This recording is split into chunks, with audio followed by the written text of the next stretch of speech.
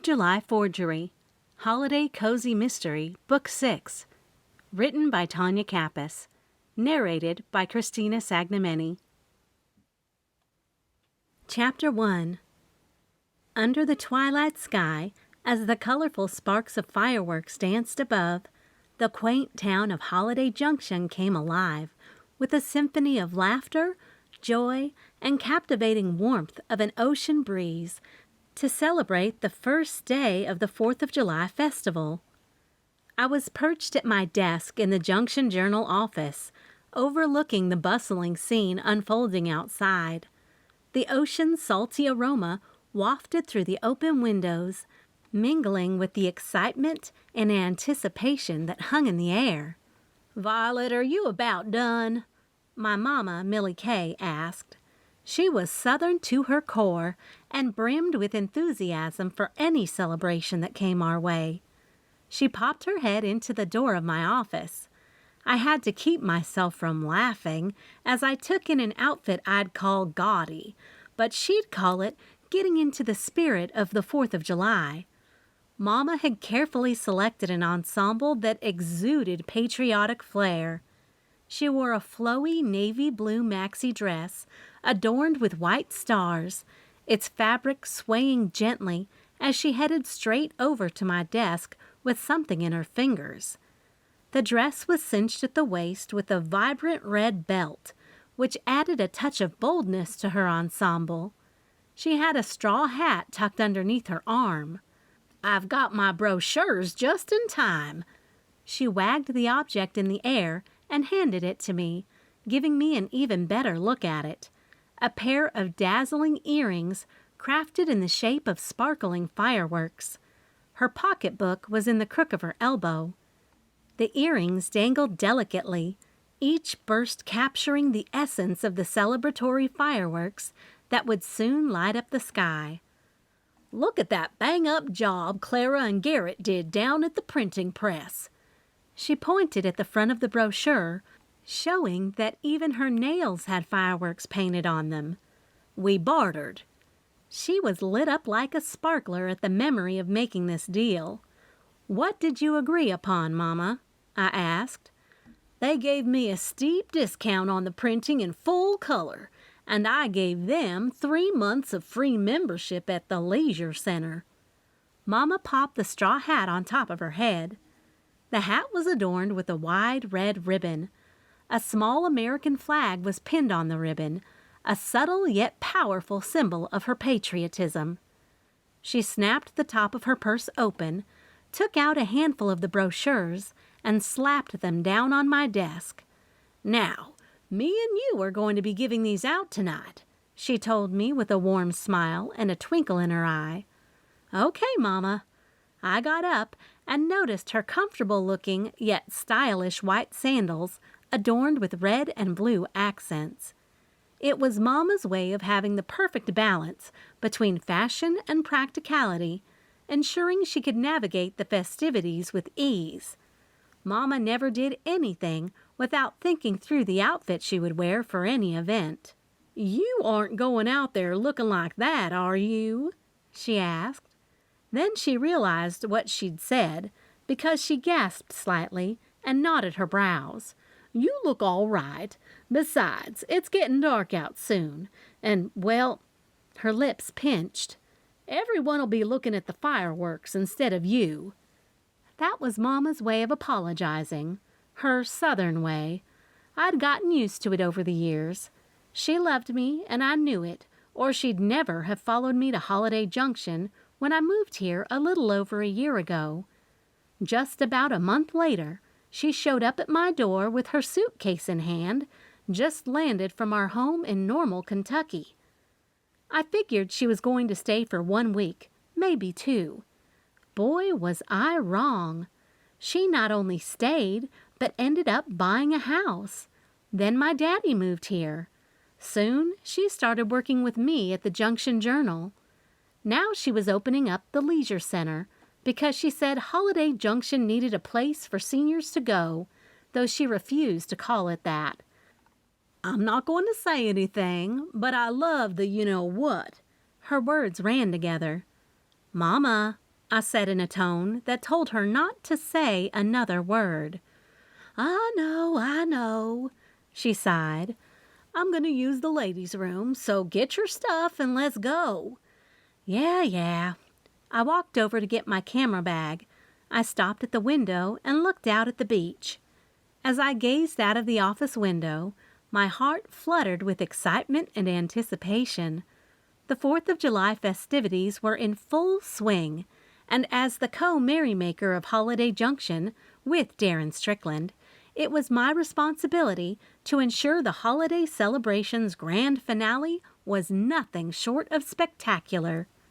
The merrymaker was one of the most important jobs, if not the most important job, in Holiday Junction, and it was secret. No one but Darren, Mama, Vern McKenna, and I knew we were the current merrymakers. Darren, with his warm smile and unwavering enthusiasm, was not only my partner in merrymaking, but also someone with whom I'd developed a budding relationship. We shared a deep connection and a love for this charming town. It was no surprise that he called the lighthouse his home, a symbol of guidance and strength that overlooked the picturesque coastline. Together, Darren and I had meticulously planned the holiday's last hurrah, a gathering that would bring the townfolks together for one final moment of joy and camaraderie. Our chosen location for this year's festivities was the beach, and to mark the spot, we had placed a magnificent 10-foot sparkly rocket that shone and shimmered in the fading daylight. Vern had made the rocket for us, using his amazing skills as a carpenter. This iconic symbol of the large rocket held a special meaning for the townspeople, signifying that the heart of the celebration would unfold right here, where the crashing waves met the sandy shore. In this place, laughter would echo, memories would be made, and the spirit of community would be ignited. As the sun began its descent, casting a warm golden glow across the beach, I couldn't help but feel a swell of pride. The atmosphere crackled with anticipation, and the townsfolk knew, without a doubt, that this was the place to be, the epicenter of the evening's revelry. Children ran along the shoreline, their laughter mixing with the sounds of the crashing waves. Families set up picnic blankets, their mouths watering in anticipation of the delicious foods and sweet treats that would be shared. The air was filled with the cheerful chatter of friends and neighbors, the people's faces painted with expressions of joy and excitement. "You ready?" Mama asked, bringing me out of the nostalgia I'd entered. "Violet?" "Yep." I grabbed the camera bag from the shelf and turned around. "I'm going to get some great photos for tomorrow's special 4th of July edition of the Junction Journal." Mama led me all the way down the sidewalk in front of all the seaside shops, giving her brochures to anyone who extended a hand. "Darling, can you believe the turnout we're having for the 4th of July festivities?" Mama exclaimed, her eyes sparkling with joy. She had stopped at Popcorn Paradise. The food stand offered a variety of popcorn flavors, from traditional buttery popcorn to gourmet options like caramel, cheese, and even spicy flavors. "The fireworks display is going to be a real showstopper this year, and I'm hoping folks will come check out the leisure center while they're at it."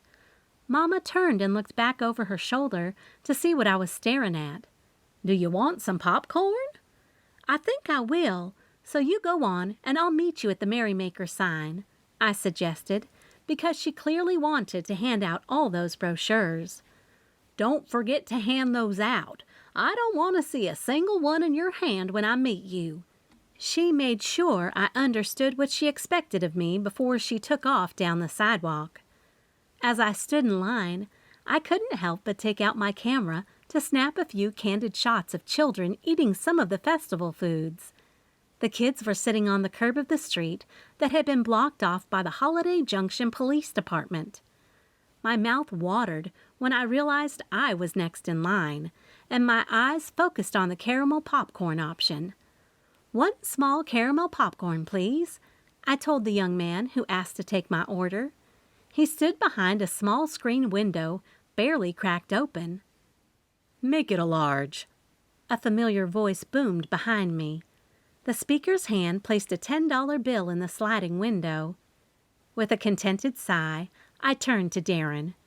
Our eyes met for a brief moment, sharing unspoken understanding and excitement. "I've been looking for you."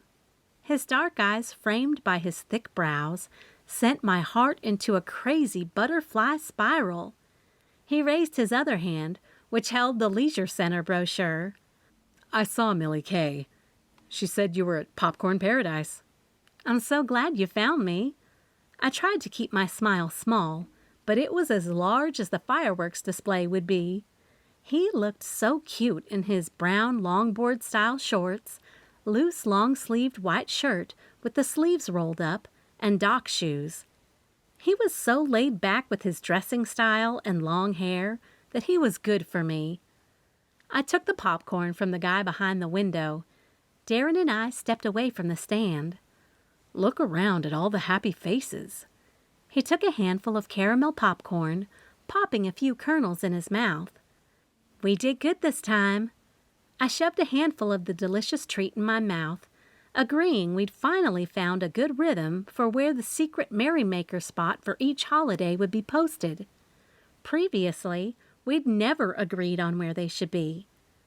With mouths full of popcorn, Darren and I took the moment to glance at our surroundings. This was our way to bring happiness and unity to the people we cherished.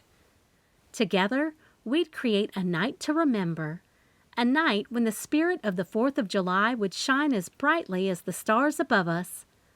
"Let's go get a front row beach seat," Darren said. He started to lead me down the road to the big wooden rocket, walking with the rest of the crowd. We took our time so I could stop and snap photos of all the food vendors. The beachside grill was a cute stand that served juicy burgers, hot dogs, and smoky barbecued chicken. Everything there looked like it was expertly cooked to perfection.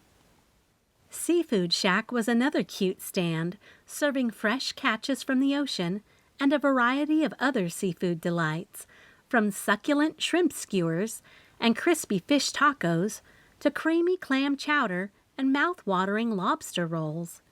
The owners boasted that seafood lovers were in for a delectable treat. "You can wash that down with one of those." I pointed at the lemonade oasis stand and watched Darren scarf down a shrimp skewer. Of course, there was a booth for people who wanted more sweets than the caramel popcorn stand offered. Sweet Treats Delight had a display of cotton candy, caramel apples, chocolate-dipped strawberries, and colorful candy floss. You could imagine how long the line was when we walked past. I think I got some really good candids for the morning paper. I quickly flipped through the digital photos to show Darren before we took off our shoes and walked on the sandy beach. "It's really crowded." Darren had stopped. He towered over almost everyone's heads as he looked over them to see if we could get a closer spot. "I say we should go up there." He raised his chin in the air. I looked up to see where he was pointing. "I'm up for it." I turned the camera off and put it back in the bag so it didn't get sandy on our way up to his lighthouse. The perfect view of the fireworks would be from the tip-top of that structure. With a touch of excitement lingering in the air, Darren and I climbed the winding staircase from inside his house. "We better hurry." Darren was ahead of me, holding a 6-pack of beer he grabbed out of his refrigerator on our way up the steps. "I can hear the booms." As we reached the top, the vibrant colors of the 4th of July fireworks painted the night sky above the ocean, creating a breathtaking spectacle. Darren had a mischievous glint in his eyes as he handed me a couple of chilled beers. Condensation glistened on the bottles. We settled ourselves on the platform, our legs dangling over the side, feeling the cool ocean breeze against our skin. As the first fireworks exploded above us, we clinked our bottles together in a toast, savoring the fizzy anticipation that mirrored the sparkling lights overhead. The symphony of crackling bursts and whistling trails filled the night, punctuated by gasps and applause from the crowd below. I couldn't help but feel a sense of awe and gratitude as we sat there witnessing the colorful bursts of light illuminating the darkness. The waves' rhythmic pounding against the shore added a soothing backdrop to the spectacle, creating a moment of pure enchantment. I better snap a few photos. I put my beer bottle down and dragged the bag closer to me. The photos would be beautiful, but nothing like being there in person. That should be enough. I wanted to make sure I was present for the rest of the photos and satisfied I'd gotten in a few good ones to use. We leaned back against the sturdy structure of the lighthouse, our gazes fixed on the mesmerizing display. Darren's presence beside me brought a warmth and comfort that I had come to cherish while we marveled at the magic unfolding before our eyes. As the fireworks painted the night sky with cascades of red, white, and blue, the world seemed to fade away, leaving only Darren, the lights, and me. Our laughter and whispered conversations filled the space between us in bursts. We shared stories and dreams amidst the symphony of colors. Time seemed to stand still as we basked in the beauty of the moment. The stars above seemed to twinkle with delight, as if they were joining in the celebration of this special night. With each explosion, I felt a sense of unity, not only with Darren, but also with the entire town of Holiday Junction. It was a moment of collective awe, a shared experience that transcended individual differences and brought us together under the magic of the fireworks. As the grand finale erupted in a shower of shimmering sparks, we sat in silence, our hearts filled with gratitude and wonder. The sounds of the cheers and applause from the crowd below reached our ears, a testament to the joy and delight the fireworks had brought to everyone in Holiday Junction. Then someone screaming suddenly took over the cheers. Darren and I stood up to see why. "What's going on?" I asked, leaning over the railing. As a journalist with an insatiable curiosity, I couldn't help but dart off back down the stairs to get an up-close and personal photo of whatever was going on. I took a deep breath, allowing the salty breeze to fill my lungs, heightening my senses. The stage was set, the atmosphere charged with anticipation. Little did I know that by the end of this night, the vibrant celebration would give way to a grim discovery, plunging Holiday Junction into a web of secrets and intrigue. As soon as we reached the beach, one last burst of fireworks illuminated the darkening sky, and I felt a surge of adrenaline, knowing that my nose for news and the light of the fireworks would lead me straight into the heart of the unfolding mystery. At the time, I didn't realize it was a dead body on the beach. Chapter 2. As I pushed my way through the gathering crowd, my heart pounded in my chest once I caught sight of the lifeless body sprawled on the sandy beach. The pale moonlight cast an eerie glow upon his wide, terror-stricken eyes, and the unmistakable marks of strangulation marred his exposed neck. Choked to death, his lifeless form had washed ashore, just as the festivities of the 4th of July had begun. With a sense of urgency, I instinctively reached for my camera and captured the grim scene in a series of haunting images. Pen and notepad in hand, I meticulously recorded every detail, knowing that this macabre discovery would soon become the town's most haunting tale. Determined to uncover the truth behind this heinous act, I was resolute in my pursuit of justice. "What are you doing?" Darren had caught up to me. "I'm getting all of this down. I'm a journalist," I reminded him in an off-putting tone. "I'm sorry, but this is my job." "Can't you turn it off for one night? There's a dead man, and, well, it just doesn't seem right."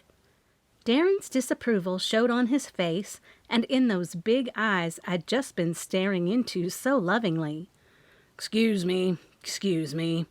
Chief Matthew Strickland, Darren's father, and the Holiday Junction chief of police made his way through the crowd.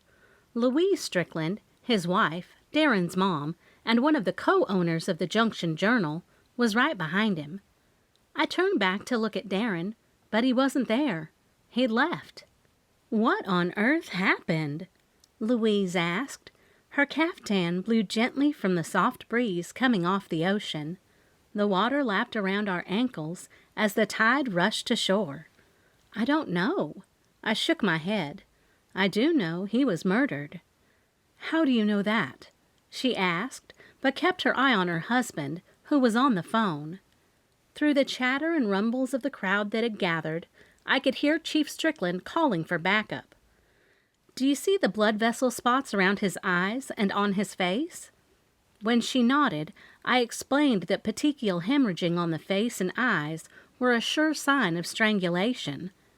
"I don't even want to know how you know this," she whispered as the other officers arrived. Their job appeared to be backing up the crowd, letting them know there was nothing to see here, and encouraging them to go on home because the night's festivities had ended with the fireworks. That included me. Even though I tried to see what information I could get from Matthew, I knew he wasn't going to tell me anything, and that it would be up to me to get any details. Those would have to wait until the morning, because Curtis Robinson, Holiday Junction's coroner, had yet to get there. "Well?" I asked Louise, the loaded one-word question as we made our way up the street along the seaside shops. "You have a job to do." That was her way of letting me know that the crossing of the fine line between her newspaper and my involvement in a murder investigation her husband was in charge of was full steam ahead. "And Marge is going to be okay with it?" I had to make sure before I literally plunged full force into finding out what I could about the victim and uncovering any details about why someone would do such a thing. "She's on board. I can promise you that." Louise gave a little finger wave and got into her golf cart, the preferred method for getting around our small town, other than a bicycle or the trolley. "I'll let you know his name shortly, but I'll see you in the morning for our meeting." Shortly meant that she expected me to go back to the office and see what I could dig up for the morning's news. As for the meeting, it was something she and Marge had told me about this morning. It wasn't scheduled. Not surprising, since they never scheduled any meetings. "See you in the morning," I called, not thinking too much about it. My thoughts were currently racing about the body lying on the beach as I returned to the Junction Journal office. The night's tranquil symphony, the rhythmic crashing of the ocean waves, provided a soundtrack for my swirling thoughts. I couldn't shake the haunting image of the lifeless body from my mind, its presence like a heavy weight upon my shoulders. The seaside had gotten deserted fast. The only sounds on site came from the police on the beach, investigating whatever happened. Something tugged at my heart when I passed the Jiggle Joint, the bar Darren owned. I called it the Jiggle Joint because it was the kind of establishment where more than Jell-O shots were jiggling, if you knew what I was talking about. "I'm going in," I said to myself, and shoved the door open. A few minutes would pass before Louise got any information from Matthew, and I had time to go in there to find Darren. I pushed open the black door, which had no window to peek inside from the sidewalk, and stood still as the door closed behind me, allowing my eyes to adjust to the dark bar and neon light show on the stage. This performance wasn't the type of show the Jiggle Joint usually had. It was the Mad Fiddlers, the band in which Darren played a mean fiddle. "If it ain't our spirited reporter." Owen stood up and saluted me. Sean popped up off a bar stool next to him and placed his hand on his heart. I'd seen Sean, the other barfly, sitting next to him, but this was the first time I'd seen Mama sitting next to Sean. It's not like I'm the American flag. I snorted and walked over to Mama. "What are you doing in here?" "I'm having me a cocktail. Now don't you be going and telling your daddy." She held up the glass and gave it a little shake. The glass's one large ice cube rattled inside it. Without even asking, I knew what the one big cube meant when it came to Mama. A bourbon old-fashioned. She only drank those when she was stressed. So instead of adding to it, I decided to join her. I waved my finger in the air at the bartender on duty and got a confirming chin lift. "When did they go on?" I asked to anyone who would answer and gestured to the Mad Fiddlers. "It wasn't planned, if that's what you mean." Owen sat back down and picked up his beer bottle. "He came in here a little while ago, and the guys were playing darts." "Yep, he told them to grab their instruments and get up on stage." Sean didn't realize he was confirming Darren was mad. It was a very recognizable action Darren took when he was angry or sad. He turned to music. Currently, I was the reason the band was up there and actually playing really well. Shoo-wee! His stress and Mama's were going to kill me, just like the body that washed up on the beach had been.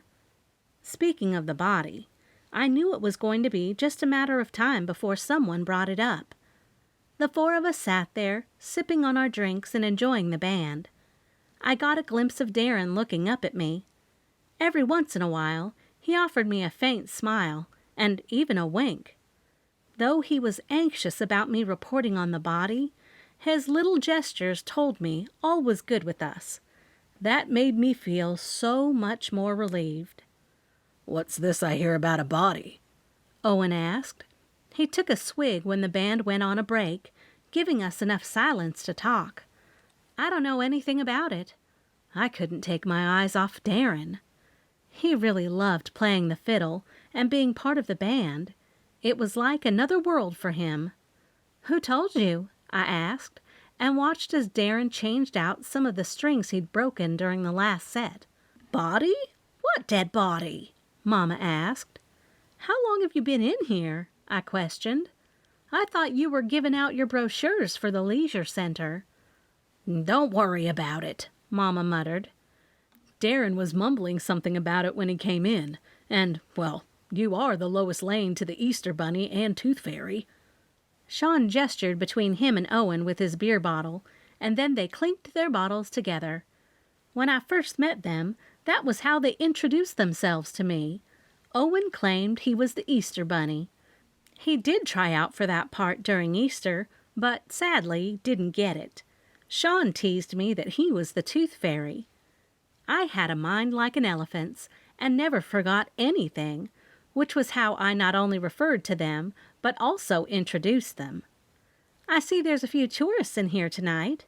I was impressed, since most nights the jiggle joint only had one or two other customers, other than the barflies, Owen and Sean. "That guy's been here a few nights." Owen pointed the bottle at a lone man at the corner table. "Huh." My eyes lowered as I tried to get a good look at him, but the bar was so dark I could only make out a shadowy outline.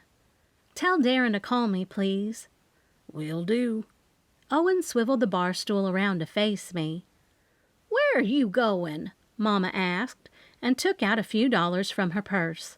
She set them on top of the bar and used the cup as a paperweight. "I've got to go see what's up with that body for the morning paper." After all, I was the only real employee the Junction Journal had. Mama was an employee too, but she didn't do any writing, though she was instrumental in the research department. She was good at that. All the meddling around was what Daddy said made Mama good. She claimed she'd never meddled. "It's not meddling if someone is telling you and you never asked them to," according to her. Mama had her own reasoning, which was fine with me. That was what made her good for the paper. When I started working for Louise and Marge, the paper was in dire need of resuscitation. With a lot of coaxing, I was able to get them to move the Junction Journal office from their home compound in downtown Holiday Junction to the cute cottage their nephew, Rhett Strickland, owned on the town's coast. That way, I could come and go as I needed to, and tonight was definitely going to be a long one as I waited for Louise to tell me the name of the victim of the brutal crime. I'm coming with you. Mama got up and said her goodbyes to the Tooth Fairy and Easter Bunny. On our way back to the office, I sorted through my mind about the man on the beach, trying to make sense of the chaos surrounding the murder. Mama must have been in deep thought too, because she didn't utter a word. My mind buzzed with questions, each one a puzzle piece yearning to be fitted together. Who was that man? What drove someone to commit such a heinous act on a night meant for celebration? The answers eluded me, but my determination burned bright, fueled by a thirst for truth and justice, even if Darren wasn't happy with how I'd handled my response. He would play his emotions out tonight, and I was confident that by the morning he'd calm down enough for us to have a reasonable conversation. I had to put all of that in the back of my head. In journalism, you had to take any and all emotions out of the task at hand, and right now I had to get the article written. After all, it could be picked up by the Associated Press, and that would be great for my career. I hurriedly made my way down the street and up the dunes toward the office, my mind filled with pressing urgency of what investigation I might have to do tomorrow. My phone chirped before I could get my key into the lock of the office door. "If that's your daddy, tell him I'm working," Mama said, making me wonder if something was going on between them. It wasn't like they'd been exempt from marital troubles. In fact, when Mama showed up on Mother's Day a year ago, she'd informed me she and Daddy were getting a divorce. She was going to leave him and live with me. I didn't get into too much of their little spat, because that was just what they did. They fussed and argued, threatened to leave each other, and then they'd be playing kissy-face in the crook of the kitchen counter where the Lazy Susan was located. Nor did I want to get into the middle of their shenanigans. It's Louise. She said she got a look at Matthew's notes, and the body belongs to Graham Winston. I unlocked the door and turned on the lights as soon as we stepped inside. "The local art dealer?" Mama asked. I don't know. How do you know? I questioned, and headed into my office, leaving her to shut the door behind her. "The Leisure Center has an art studio, and I thought it would be fun to gather some local art and hire Cassandra Furbank to teach a class a week or something. You know old people." Mama lumped all elderly folks into the same category. "They love to paint." "They do?" My brows rose at her assumption. "Don't be yelling at me in that tone," she warned. "I know you don't think we like to do things, but we like to paint." I didn't say you did, but I don't think all elderly people like to paint. I flipped open my laptop on the desk. As I waited for it to come to life, I walked over to the big whiteboard Mama and I used to plan out the various articles about the weekly recurring events, like funeral notices, houses for sale, items for sale, help wanted. You know, things that we'd get calls on. Instead of writing these events down on paper, we just went ahead and wrote them on the board, so they could sit in front of me as I prepared the paper for publication. "What do you know about him?" I asked Mama, erasing all the events on the board to make room for our murder investigation. Mama sat down at my desk and tapped away, bringing up everything she could find on the internet about him.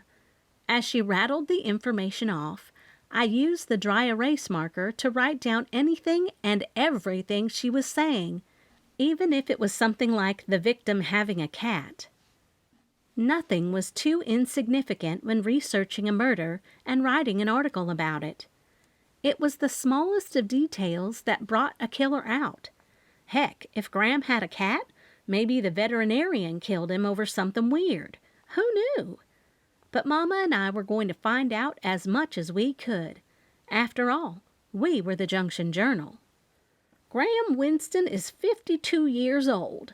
He's the owner of Winston's Art Emporium located downtown. Mama continued to read off the screen, the light glowing on her face.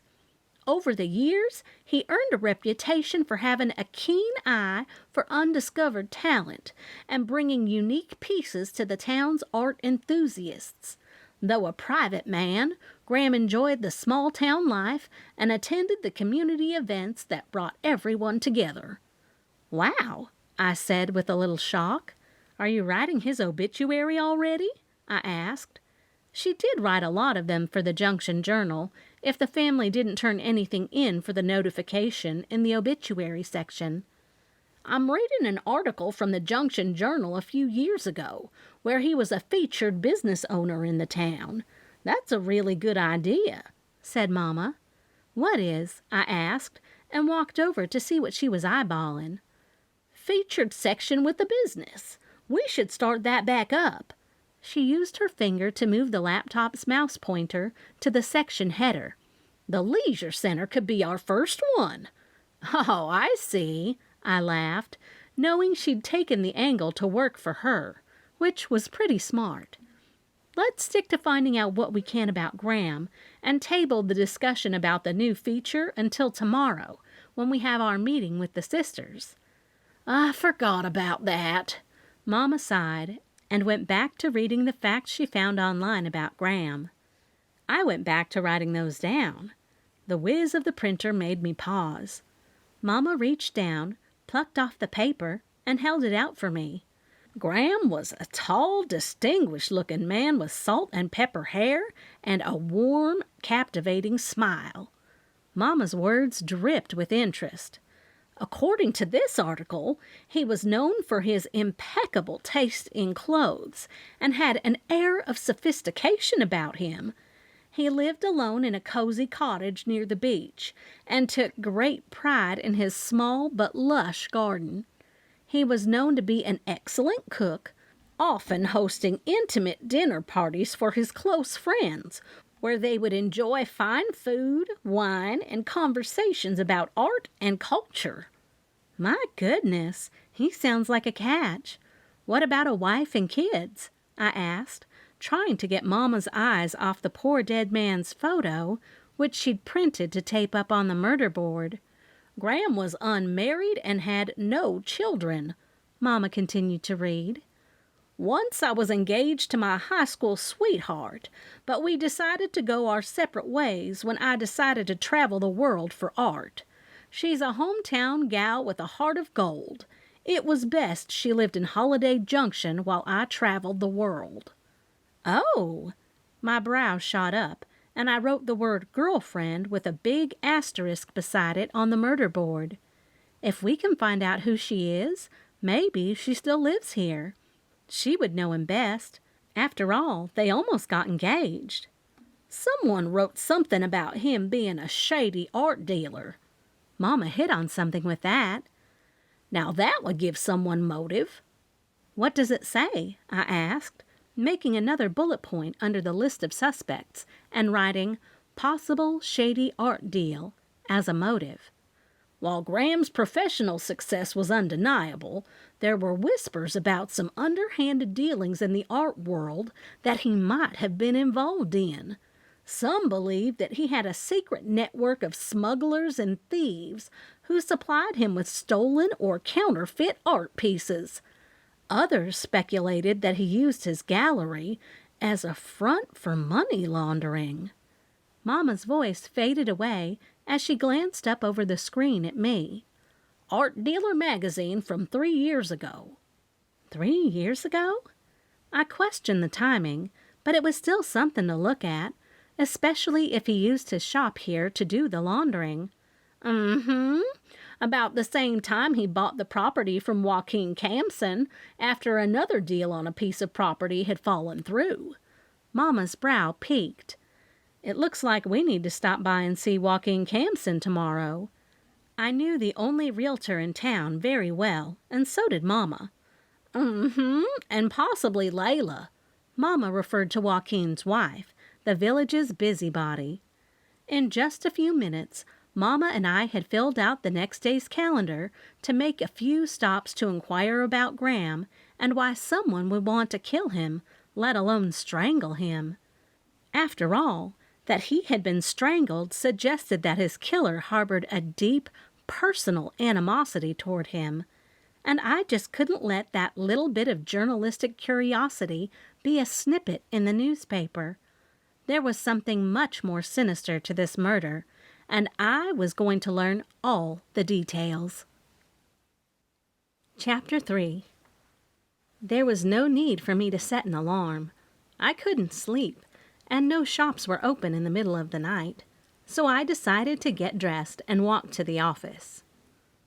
Yes, there was a killer on the loose, but I didn't think it was the serial kind. There did seem to be reasons for someone who wouldn't otherwise kill anyone to want to murder him. Under the moonlight's gentle glow, I found myself walking through Holiday Park in the stillness of the night. The warm summer air caressed my skin, carrying with it the anticipation of the upcoming 4th of July festivities.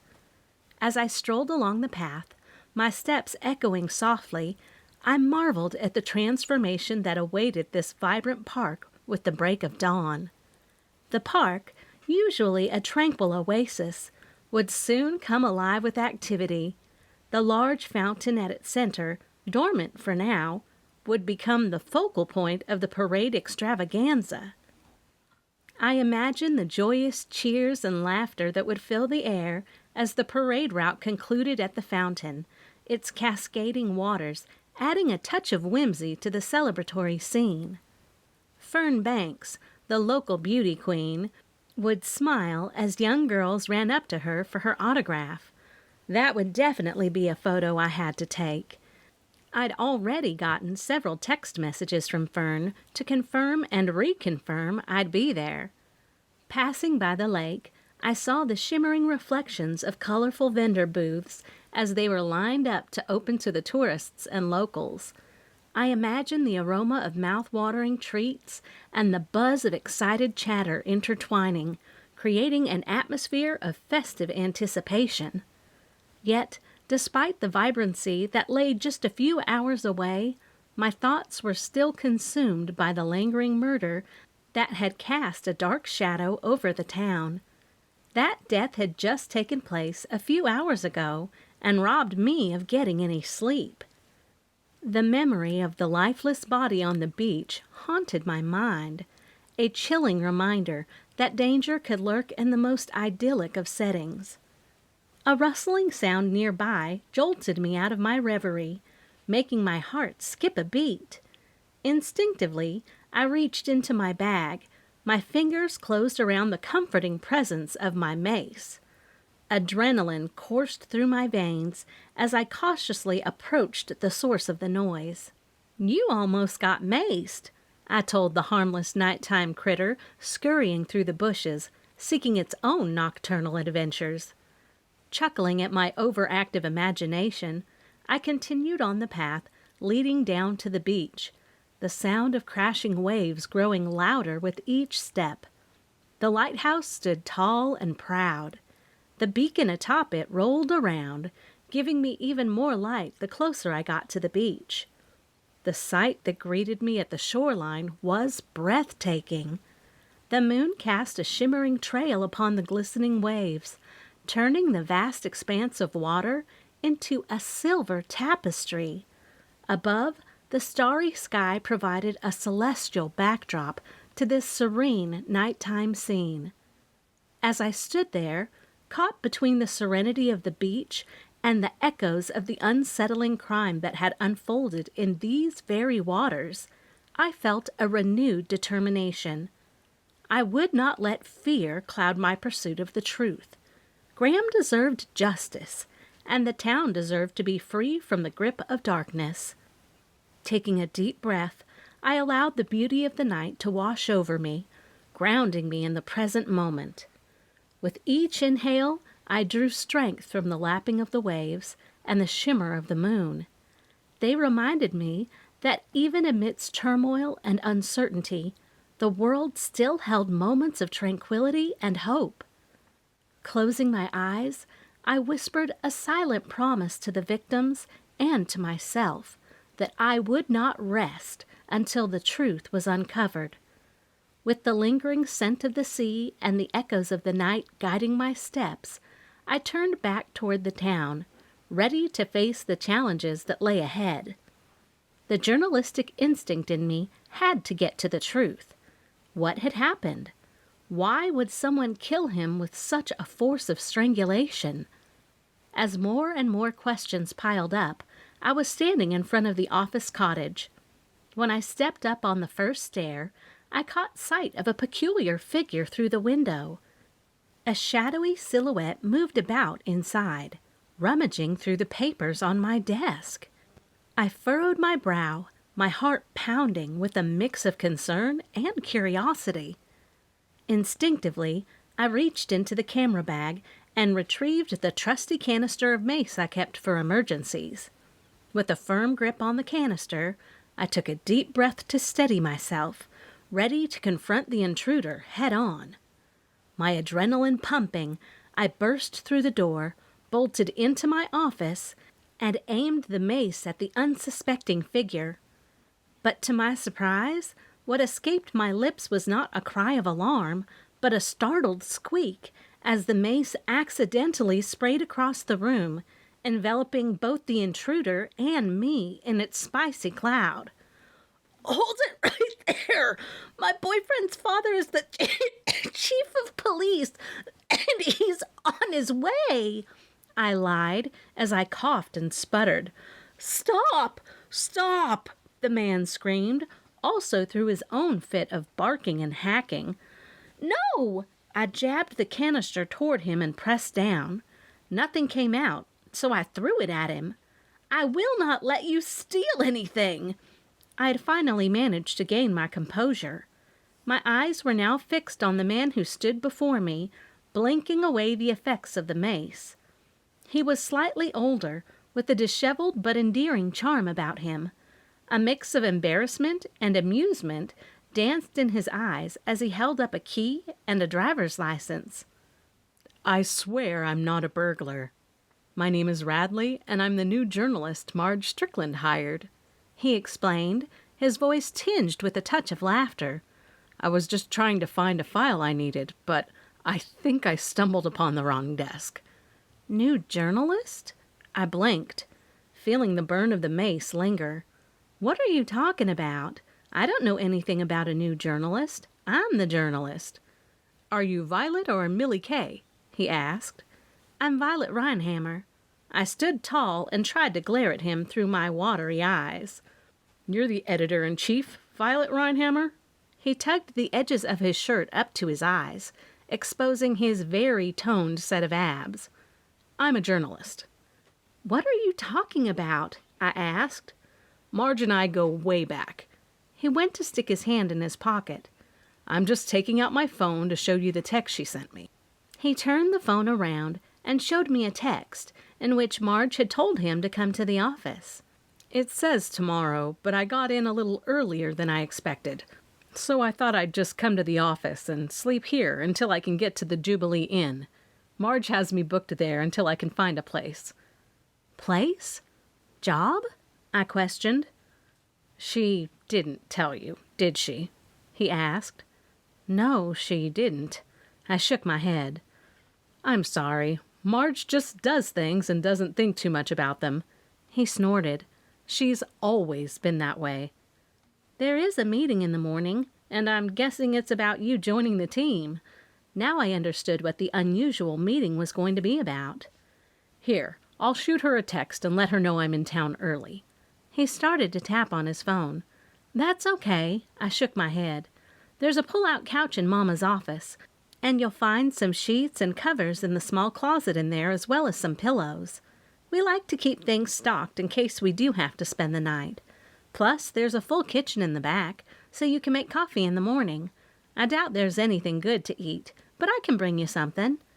My cheeks flushed, and I couldn't help but feel a mixture of relief and mirth at the absurdity of the situation. I carefully set the mace aside, making a mental note to apologize to the intruder, now revealed to be Radley, for my mistaken assumption.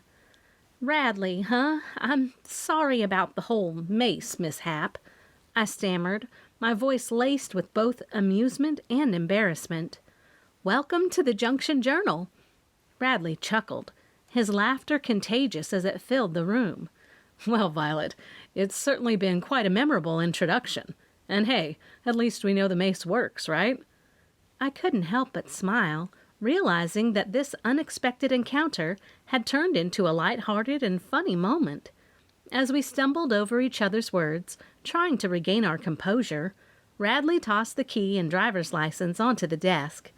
Here's the key to the office cottage and my license, just to prove that I'm not here to cause trouble, he said, a playful twinkle in his eyes. With a laugh, I reached over and grabbed the key, examining it briefly. All right, Radley, I believe you. Welcome to the team. Let's hope our future encounters are a little less spicy. How do you know Marge? She and my dad dated when I was a kid. He threw me off with that one, and I didn't explore it any more. As we awkwardly stumbled over our words, still chuckling at the absurdity of the situation, I couldn't help but feel a sense of excitement for the unexpected twists and turns that awaited us both at the Junction Journal. He seemed like a nice guy. I wasn't sure of his age, but he definitely wasn't older like I'd initially thought. With time, I figured we would know all about each other. What's the big scoop around here besides all the fireworks and stuff? He asked. A body washed up on the beach tonight. A body, huh? He asked. The color came back to his face. Murdered, dead body, I said, and watched his face light up even more. Just the kind of thing I like. What's his name? Radley walked over to the big whiteboard in my office and picked up the dry eraser. Do you mind? He asked, referring to wiping off the board. Not at all. I was curious to see what he was going to do. We don't have a name or any information on him yet. It just happened. That's why I'm here. I was going to write up a quick article for the morning edition and go through my photos. I can do that. Radley put the eraser down. Why don't you go on home? Get some shut-eye. Maybe wash your eyes out from the mace. And come back in the morning with fresh eyes. You don't need to do my job, I laughed and wondered what our roles were. Really, I don't mind. I've got nothing to do tonight anyways, since I'm sure I'll be up all night from the long airplane ride and car ride here. I can go through the photos. I'm pretty good at digital imaging, so it's not a big deal. He picked up the camera bag and unzipped it. Nice. I've used one of these before. I'll write something up, and you can look at it in the morning. If you like it, you can change it or toss it out. I hesitated. That's why I'm here, to help you out. He shooed me out to the door. See you in the morning. No, I twisted around. I'm staying. No way was I going to leave this Radley feller here by himself. I'll just call Marge.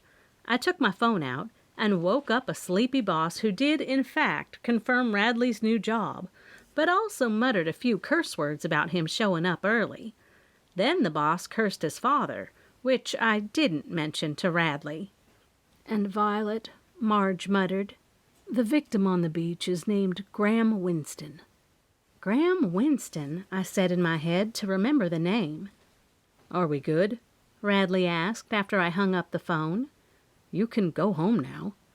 Don't touch my board, I instructed him. That's mine. We will figure out what's yours in the morning. Oh, and I turned back when I started to walk out. The victim on the beach is Graham Winston. We were going to be figuring out more than that, but that's what I left him with. Chapter 4. Mama was up bright and early, with a smile on her face and a southern drawl telling me, "Get up, we have some investigating to do." I did me a little research while you were getting your beauty sleep. Mama took a left off Hart Street, where we currently lived. No, I didn't live with my parents. Yes, I did live in the garage in their backyard, but in my defense, I paid rent. The golf cart whizzed down the main street. The wind felt good on this very early summer morning. The sunrise was now around 6:30 a.m. The time was 7:30, so the sun was already up high in the sky. "Didn't you get any beauty sleep?" I asked, and held on for dear life when Mama got a little too close to the bumper of a car. Just then, she whipped the cart into the parking spot designated for golf carts in front of Brewing Beans. I hadn't let her in on the new employee, Radley What's-His-Name. Did I even get his last name? I couldn't recall, but I did know that Mama was going to find him very interesting. And I knew Mama would interrogate him better than any lawyer or officer of the law. I'd never seen anything like it. Mama had no filter when it came to getting into people's personal business upon meeting them, and Radley would be one I couldn't wait for, especially after his little bombshell about how he knew Marge. "I'm not concerned with my beauty. It's you I'm worried about," Mama said with a tisk. I knew better than to leave the door wide open when it came to anything about beauty and my age. "You're rounding to 30. And, well, let me tell you, when I was 30, I was baking cupcakes for your 3rd birthday." "Mama," I sighed. "I know, Violet." She bent down, put the golf cart into park, and turned it off. "Things are different these days. What is so wrong with the older days?"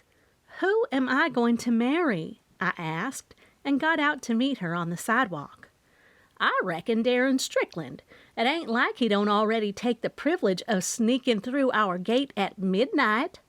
Mama stood in front of the coffee shop door, which she did not have to tell me to open for her. It was the Southern way of holding the door open for your elders, and she expected it. Even Darren didn't get exempt from Mama's rules on manners. We'd gone out to supper one night, and Mama stood at the door for what felt like an eternity until Darren got the hint she wasn't opening her own door. While she had us at the table that night, she'd spent the entire supper giving Darren Southern gentleman lessons, and he still stuck around. I was thinking he was a keeper, but it was all still very early in the relationship and only recently had gone public, so no engagement ring was ever discussed. Once we did start to do things around the village and held hands where people noticed, Mama had practically planned my wedding. "We are dating, that's it." I shook my head and headed up to the counter, where Herschel and Hazel Lynn Hudson had already gotten our to-go coffees and a box of their fresh orange scones ready for us. "What do you know about the murder?" Hazel Lynn asked. "I know you're in here too early to just be going to work." "And we've gotten really good at seeing how you do things when there's a dead body." Herschel gleamed. He was an even bigger gossip than his wife, but they were harmless. "Maybe it was an art deal gone bad," Mama chirped. "Art deal?" Hazelyn's mouth dropped. "Victor Monroe!" she cried out and brought her hand to her mouth. "I should have reported the fight between him and Graham Winston that day." She shook a finger at Herschel. "I told you I should have called Chief Strickland." "Victor Monroe?" Mama jerked back. "No, the victim is Graham Winston." "Graham?" Hazelyn cried out again, this time loudly enough for some of the customers sitting at the tables inside the coffee shop to turn around and see what the hubbub was about. "Shh!" I nudged Mama and handed her one of the coffees. "We aren't really sure of all the details." "We know it's Graham Winston who was strangled to death." Mama picked up the box of scones. "Strangled?" Hazel Lynn lifted her hands to her neck as if she could feel what had happened. "We don't know." I shook my head. "Mama, I'll meet you out in the golf cart." "Violet," Mama started to protest. "All right, fine." She turned on a dime and shimmied across the coffee shop, giving little hellos and how are yous to people she recognized. "Y'all don't forget about the new leisure center," she hollered as she waited for the customer coming inside to hold open the door for her. "Now what's this business about Victor Monroe and Graham Winston having a public argument?" I asked, turning back to Hazelyn. Go on, Herschel. It's your turn. She shooed him off to the kitchen. We take turns putting things in the ovens and making the coffee. It's his turn, but he wants to sit right here and listen to what we have to say. I snickered. The two had been married a long time. Anyways, the other day they were in here at the same time. And, well, if you know anything about their long-standing feud about this art gallery business, she rolled her eyes. I wouldn't know a Monet from Mona down the road, but those two, they got that eye. And when a painting either of them wants for his gallery comes up, they fuss and fight over who is going to win. And it turned ugly over the last one. How so? I asked, and took a few dollar bills out of my purse to give her for the coffee and scones. Victor accused Graham of a forgery. And by the way they were arguing, that's one of the worst things you can do as an art dealer. She took the cash from me and haphazardly counted it before shoving it in the cash drawer. Do you remember what painting Victor was talking about? I asked. No. Like I said, I wouldn't know a thing about paintings. She shook her head. You see that over there on the wall? She pointed at the picture I'd seen 1,000,000 times.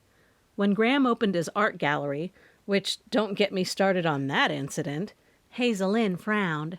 He didn't have the place to store some of his pieces, and he asked if he could do it here. Brewing Beans looked more like an art gallery than a coffee shop. He said we could keep that one on loan because it looked so pretty there. That was nice of him. I'd noticed the landscape painting many times when I came in for coffee. It showed a small beach town that was similar to Holiday Junction, but didn't have the mountains on the far side of town. The painting included a lighthouse like the one where Darren lived. Yeah, he said it wasn't worth much, but he felt like it went with the village. She shrugged. I guess I'll have to let Diffie Delk know it's here in case it's in Graham's will. Diffie Delk? I asked, knowing she meant one of the local lawyers in the village. Yep, he financed Graham's first gallery showing. Hazel Lynn made no sense to me, which told me I didn't know enough about the art world and had a little homework to do before I could really investigate. What about Emily? She asked. Emily? Hazel Lynn was throwing out so many names, I was about to take out my phone and start typing them in my notes app. Graham's assistant. Poor girl, I guess she won't have a job. Hazel Lynn glanced up when one of the baristas called for her. I've got to go. Poor Graham. Victor, Emily, Diffie. I repeated the entire way back to the office. Hazel Lynn's intriguing tidbits about Graham sparked a fire within me, igniting my journalistic instincts and sending my mind into overdrive. As the golf cart bumped along the dirt path, I mentally sifted through the possible motives that Victor could have had for accusing Graham. Jealousy, rivalry, or even a personal vendetta against him. All of these scenarios danced in my mind, each one a thread to unravel in my quest for the truth. My plan crystallized as I mulled over the next steps in the investigation. I would pay a visit to Victor in his art gallery, seeking answers and insight into his accusations against Graham of forgery. Perhaps he held valuable information that could shed light on Graham's potential involvement in the forgery. I made a mental note to approach the meeting with cautious determination, ready to use my investigative skills to their fullest. But Victor wasn't the only piece in this intricate puzzle. Hazel Lynn had also mentioned that Graham's assistant, Emily, held her own set of secrets. A conversation with her might reveal a deeper understanding of Graham's artistic practices and shed light on any questionable activities. I would need to tread carefully, delicately coaxing information while protecting my sources. The golf cart rolled to a gentle stop in front of the Junction Journal's seaside cottage office, the sunlight casting a warm glow on the weathered facade. You ready to get this day started? Mama hopped out and hurried up the sidewalk leading to the small porch of the office. She used her key to get in before I even got halfway to the cottage.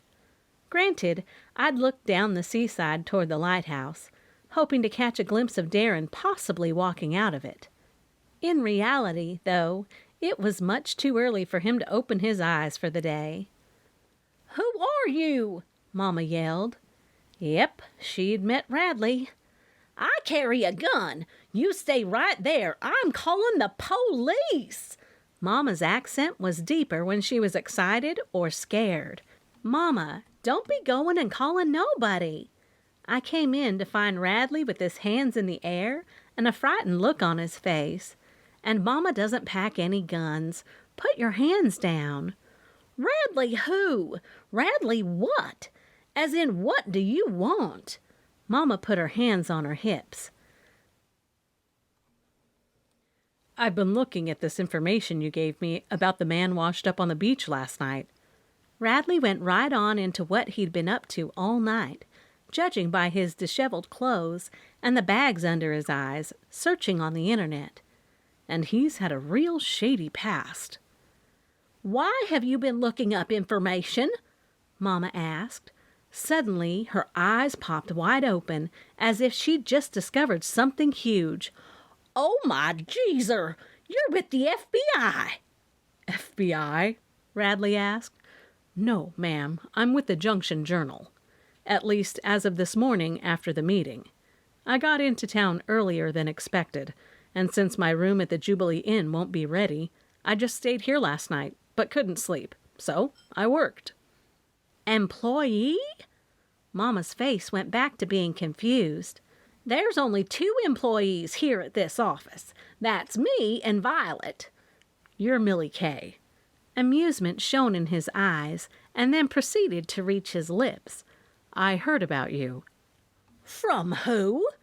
Mama jerked up and pulled on the hem of her white button-down. "I demand to know who and what they said." "Now I can't tell you all my secrets. I'm a journalist." He winked. "I will find out." Mama put the box of scones on the desk. "We bought scones today. Tomorrow you can bring something. Good to have someone else to carry the load around here." Mama took a seat at my desk and made herself a little breakfast plate while I sipped my coffee and looked at the murder board we'd started, to which Radley had added. There was a definite distinction between his handwriting and mine. Each one of them is involved with Graham. They all have some sort of relationship that would paint us a picture of what type of businessman he was. Client for Diffie and boss for Emily, I noted once we got back into the office. Mama got up from the seat and opened the window to let the coastal breeze carrying the scent of salt and adventure flutter throughout the cottage. While she did that, Radley went over what he'd found out on the internet, all of which I'd already discovered. I filled him in on what Hazel Lynn had told me this morning. The warm July morning was just beginning, and I was ready to dive deeper into the shadows of Holiday Junction, armed with my curiosity and the unwavering pursuit of truth to see just who could do such a thing to Graham. "What on earth are you going to put into this morning's edition? It's set to go out in about 10 minutes. Mama was referring to the online daily version of the Junction Journal. "I don't see a public notice on here." She was talking about the police department giving a statement to put in the paper, which told me something. They've not let the public know it was Graham Winston yet. That's why I told you not to say anything at Brewing Beans. I quickly wrote down Victor Monroe under the suspect list and added a couple of bullet points about an argument over a possible forgery. "You didn't tell me not to say anything. You just rudely interrupted me." Mama was going to turn it around on me somehow. "I reckon we can just hit publish on what you already did for today's 4th of July festivities." "There's our bosses." I pointed out the window. It was just best to let her think she was right instead of fuss with her about it. I had better things to do. Louise and Marge had pulled up in their fancy car. As they walked up, I waved out the open window. "The door's open," I said, so they didn't have to worry about fiddling with a key. "Matthew is going to be so mad." Marge rubbed her hands together in anticipation of what her brother would think after she noticed the murder board. "But we've got a paper to put out, and that's exactly what we hired you to do." "That's right. You know..." Louise waltzed into the room, her caftan fluttering behind her. It rested at her shins after she stopped in front of the board. I think Matthew wanted the Junction Journal to fail because of these situations. Louise stopped talking and looked at Radley. Who are you? This is Radley Gordon. Marge barged in and rushed over, making hand gestures in front of him like we were trying to win him on The Price is Right. I told you we needed another journalist because we are growing so much Violet needs help. What am I? Mama asked. An old shoe?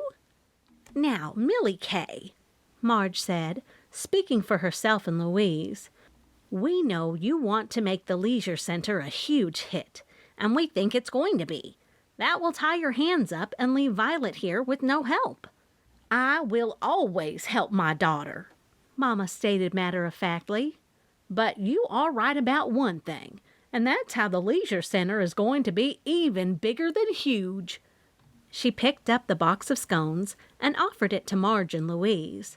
Now let's talk about what Matthew's panties are going to be in a wad about. The murdery kind of investigations? Yes. He thought just because we're family, it means we will just skip right over the bad things happening in Holiday Junction. Marge called out behind her as she proceeded down the hall to the kitchen. No coffee? Louise kept her eye on Radley the entire time, but Marge just acted as if he'd been part of the team since day one. We just got here and stopped by Bruin Beans, which I'm glad we did because now I have 3 people to interview. I finished writing down Emily's name as a character witness and Diffie Delk's. What is with Joaquin? Louise picked at the edge of the scone before delicately putting a piece in her mouth. Out of the corner of my eye, I saw Radley was taking notes. I admired him for that. I'm going to go see him about Graham's studio and who sold it to Graham, Mama said. If Mama did that, then I would have even more time to go see Victor and possibly Emily. I still need to cover some of the 4th of July festivities. I set the dry erase marker down and picked up the Holiday Junction brochure. I certainly can't miss the parade extravaganza this morning. I can't be doing several things at once. Today's activities would be kicked off with a vibrant, spirited parade winding its way through the streets of Holiday Junction. Colorful floats, marching bands, and community groups would be decked out in red, white, and blue to showcase their creativity and enthusiasm. I wanted to have a float for the Junction Journal, but the Stricklands said we didn't have it in the budget, and well, since there was one journalist and one photographer, me, I had to do it all. Let him do that. Louise pointed the end of her scone at Radley and then popped it into her mouth. I'll be more than happy to get out of this office and walk around. Check-in isn't until 3 o'clock, so I've got plenty of time. Radley tucked in his shirt tails, which made him start to look like he did when I first met him. Violet, why don't you take Radley to the Jubilee Inn and see if Christine can get him in a little earlier? Marge suggested. Sure. I shrugged and glanced up at the trolley schedule. We can catch the trolley in about 10 minutes. Why the trolley? Louise asked. Don't you want to walk down the seaside, past the lighthouse, and up the path to Holiday Park, where the parade route ends? The tone of her voice told me she wanted to make sure Darren was still at the forefront of my mind and heart. I think the trolley is part of Holiday Junction, and it's a great experience for your first full day here, Marge interjected. I was thinking Goldie Bennett could give him a little rundown of the village, like she gave me the first time I got on the trolley. It was very beneficial information for a transplant. I had not even thought about Darren, but by the way Louise was acting and treating Marge, I knew she had something else on her mind. Be sure to let him know you've got a boyfriend, Mama blurted out, because she, too, could sense what Louise was saying. And it's your boss's son. Mama wasn't about to leave out the most important detail. That's good, because I've got a girlfriend. Radley had put all the moms in the room at ease. Grab the camera bag and let's go, I told him. We excused ourselves from the informal meeting that never was. Or was it that Marge was there strictly to introduce Radley to Louise? I didn't know. The only thing I knew and appreciated was that he was here to help me. If he covered all the candid photos of the parade, I'd be able to stop by Winston Art Gallery, since they were on the list of shops that would be open during the 4th of July week of festivities. If they happened to close due to the circumstances, I'd bet the employees would talk about it. Ding, ding! The cling of the trolley bell echoed just before we saw the small vehicle for getting around the village, helmed by Goldie Bennett. As the trolley rattled along the picturesque streets of Holiday Junction, the morning sun cast a golden glow upon the town. I sat beside Radley. Goldie was a true embodiment of 4th of July spirit. She'd done what she did for every holiday, but it was pure enjoyment to see Radley's face when he looked at her. Her outfit was a vibrant expression of patriotism, reflecting her love for the holiday. She wore a flowing skirt, adorned with stars and stripes, paired with a bright red blouse that perfectly matched her infectious energy. Goldie accessorized with an assortment of jewelry, each piece intricately designed to evoke the patriotic colors and symbols of the nation. Her earrings dangled like miniature fireworks, and her bold necklace showcased a pendant shaped like the American flag.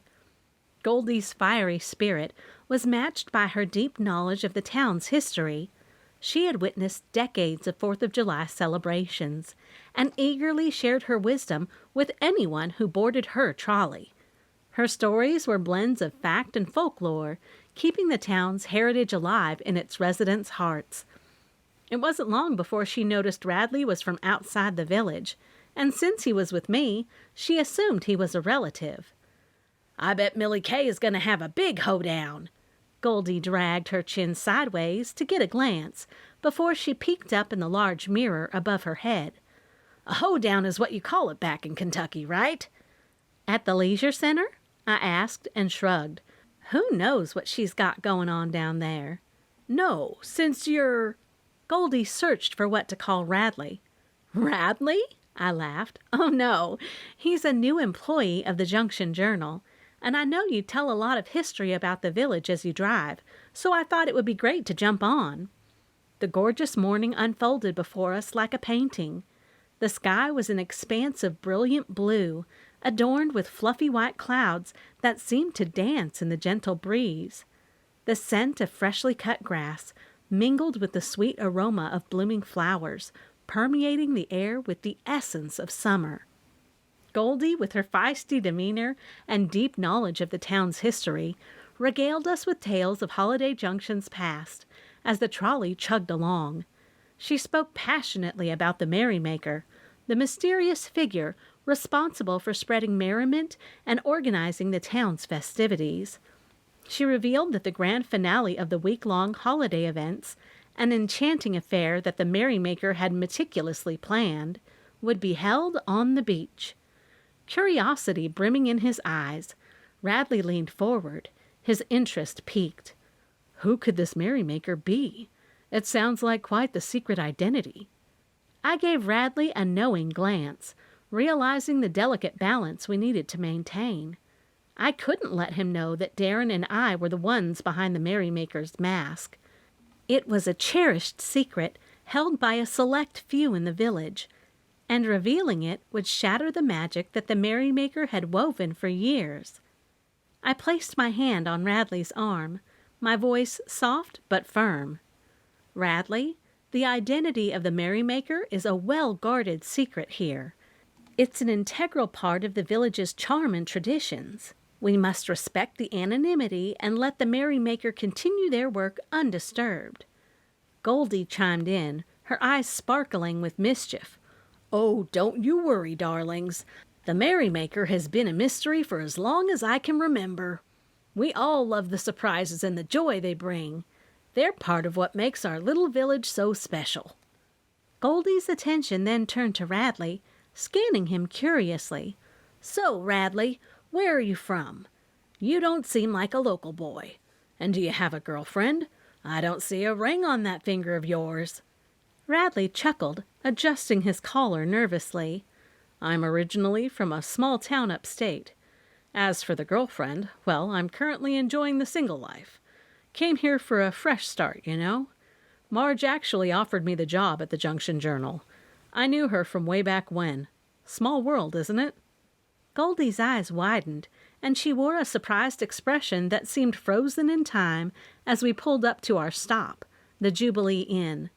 I couldn't help but smile at the sight, knowing that Radley's connection to Marge had caught her off guard. "What does that mean?" Goldie asked. "Way back?" She and my dad dated for a while. Goldie slammed on the brakes right in front of the Jubilee Inn. She muttered under her breath, "Well, I'll be. What a small world indeed." I stood up, signaling to Radley that we'd reached our stop. He joined me. We had to wait a couple of seconds before Goldie swung the lever, opening the doors to let us off. Her mind was churning about Marge and Radley's father. As far as I knew, and from what I gathered from the village folks, Marge had always been single and never mingled. But with Radley here, it seemed she had another side we didn't know. Unlike Radley, who wanted to investigate and reveal who the merrymaker might be, I wanted to know about his father and Marge.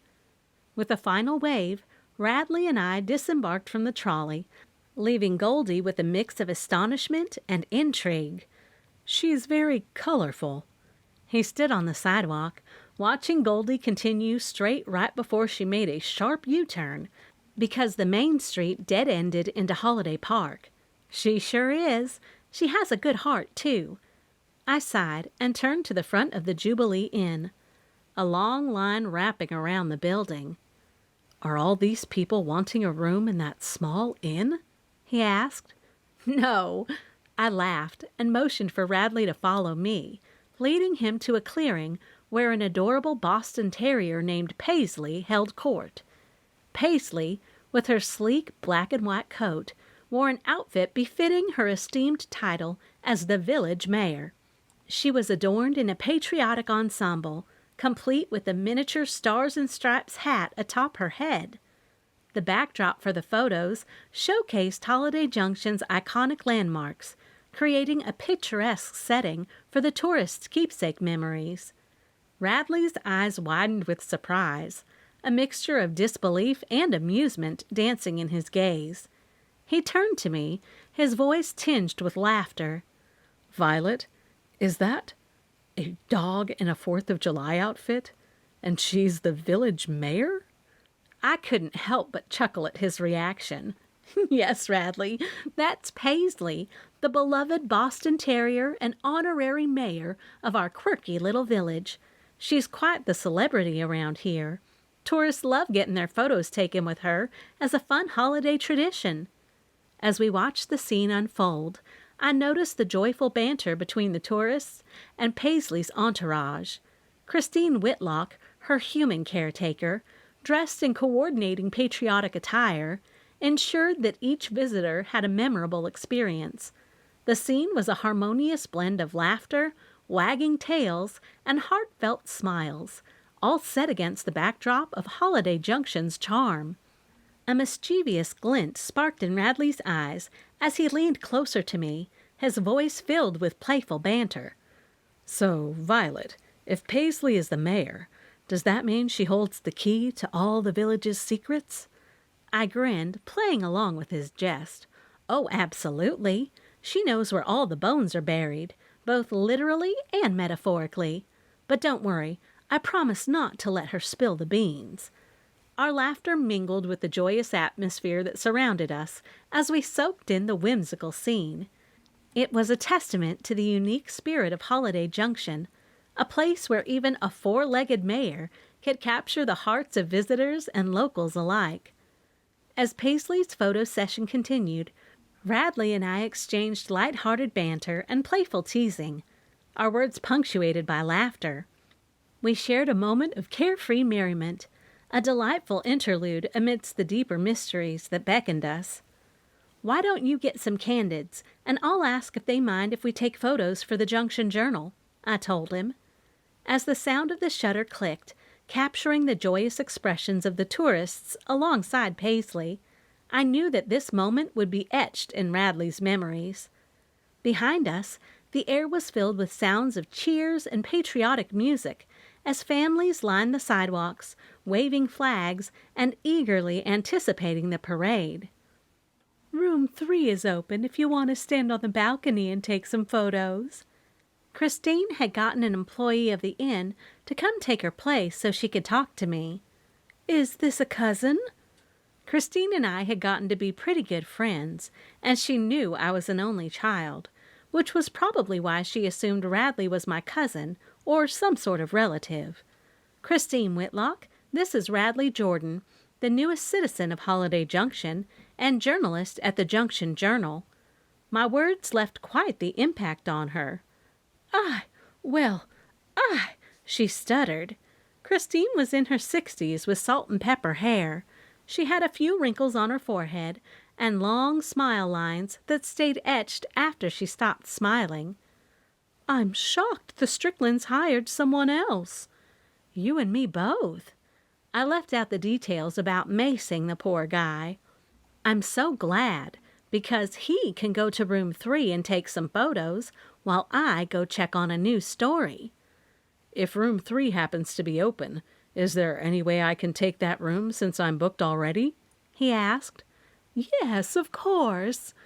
Christine had us follow her inside of the cute inn. The inside was more of an open setting, with a lounging area you had to walk through to get to the back wall, where a woman waited behind the counter. We have gadgets in the rooms for our guests' electronics. If you need to purchase anything, you can take a right out of the inn, and just a couple of blocks down next to Brewing Beans is the Jovial General Store. Christine told this to all the guests. I'd heard her exposition so many times, I could do her job. I'm guessing since you're a paper man, you have a lot of things to plug in.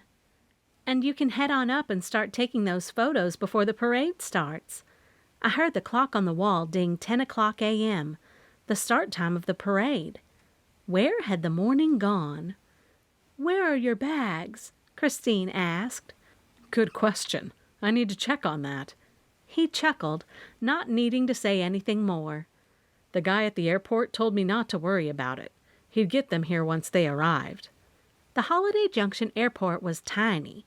It had one runway with one building that was literally just an open building with Dave, a rooster, as a security guard, or at least he was considered head of security. Apparently, Dave could sniff out anything better than a security dog, and since he was locally owned by Diffie Delk, the attorney, Dave got the job. Rhett! Christine and I said in unison before we broke out in laughter. Radley sighed, shaking his head and stuffing his hands in his pockets as the camera bag dangled over his shoulder. I'm not sure if I'm going to get used to this place. He smiled and looked at me. His amusement was cute. Room 3. Christine walked behind the counter and plucked the key off one of the rings hanging on the wall. They'd yet to go to the keyless or even card-style keys for the rooms. The inn was still a very nice place to stay. If you need anything, just ask. I'm going to go get some photos. Make me worth my salt. He started up the steps and waved his card in the air. My, oh my. Christine hummed and tilted her head to the side as we watched Radley continue his journey up to room 3. Darren Strickland had better watch out. A laugh exploded out of me. Chapter 5. As the vibrant rays of the July sun illuminated the streets of Holiday Junction, I found myself standing in front of the Winston Art Gallery. The gallery, nestled between quaint storefronts, boasted an air of elegance and sophistication. Today, however, the place had undergone a patriotic transformation in honor of the 4th of July. The sound of the high school band and cheers of the participants along the parade route were easily heard. The village was small, and even though there were many streets, they weren't very far apart. The gallery's windows showcased an impressive display of artwork that celebrated the spirit of the holiday. One striking painting showed the American flag billowing majestically, its stars and stripes capturing the essence of freedom and unity. Splashes of red, white, and blue adorned the surrounding canvases, showcasing various artistic interpretations of the nation's heritage. Stepping inside, I marveled at the gallery's interior. Soft ambient light cast a warm glow upon the walls, showcasing an impressive collection of art.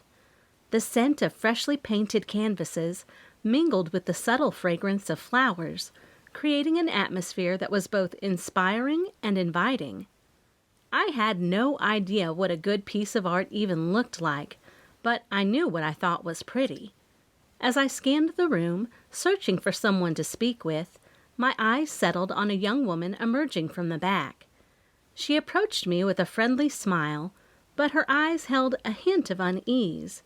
Her name tag pinned on her charcoal gray blazer was etched with her name, Emily. "I'm sorry, but we're closed today due to some unforeseen circumstances," Emily said. Her voice was tinged with disappointment. She pointed at a small plaque on the door that was turned to indicate that the gallery was temporarily closed. I nodded understandingly, my curiosity piqued by the mysterious turn of events. "I'm Violet Rhinehammer with the Junction Journal. I was hoping to speak with you about Graham Winston." "Oh, I see. The police made an announcement?" she asked. "Announcement?" I asked.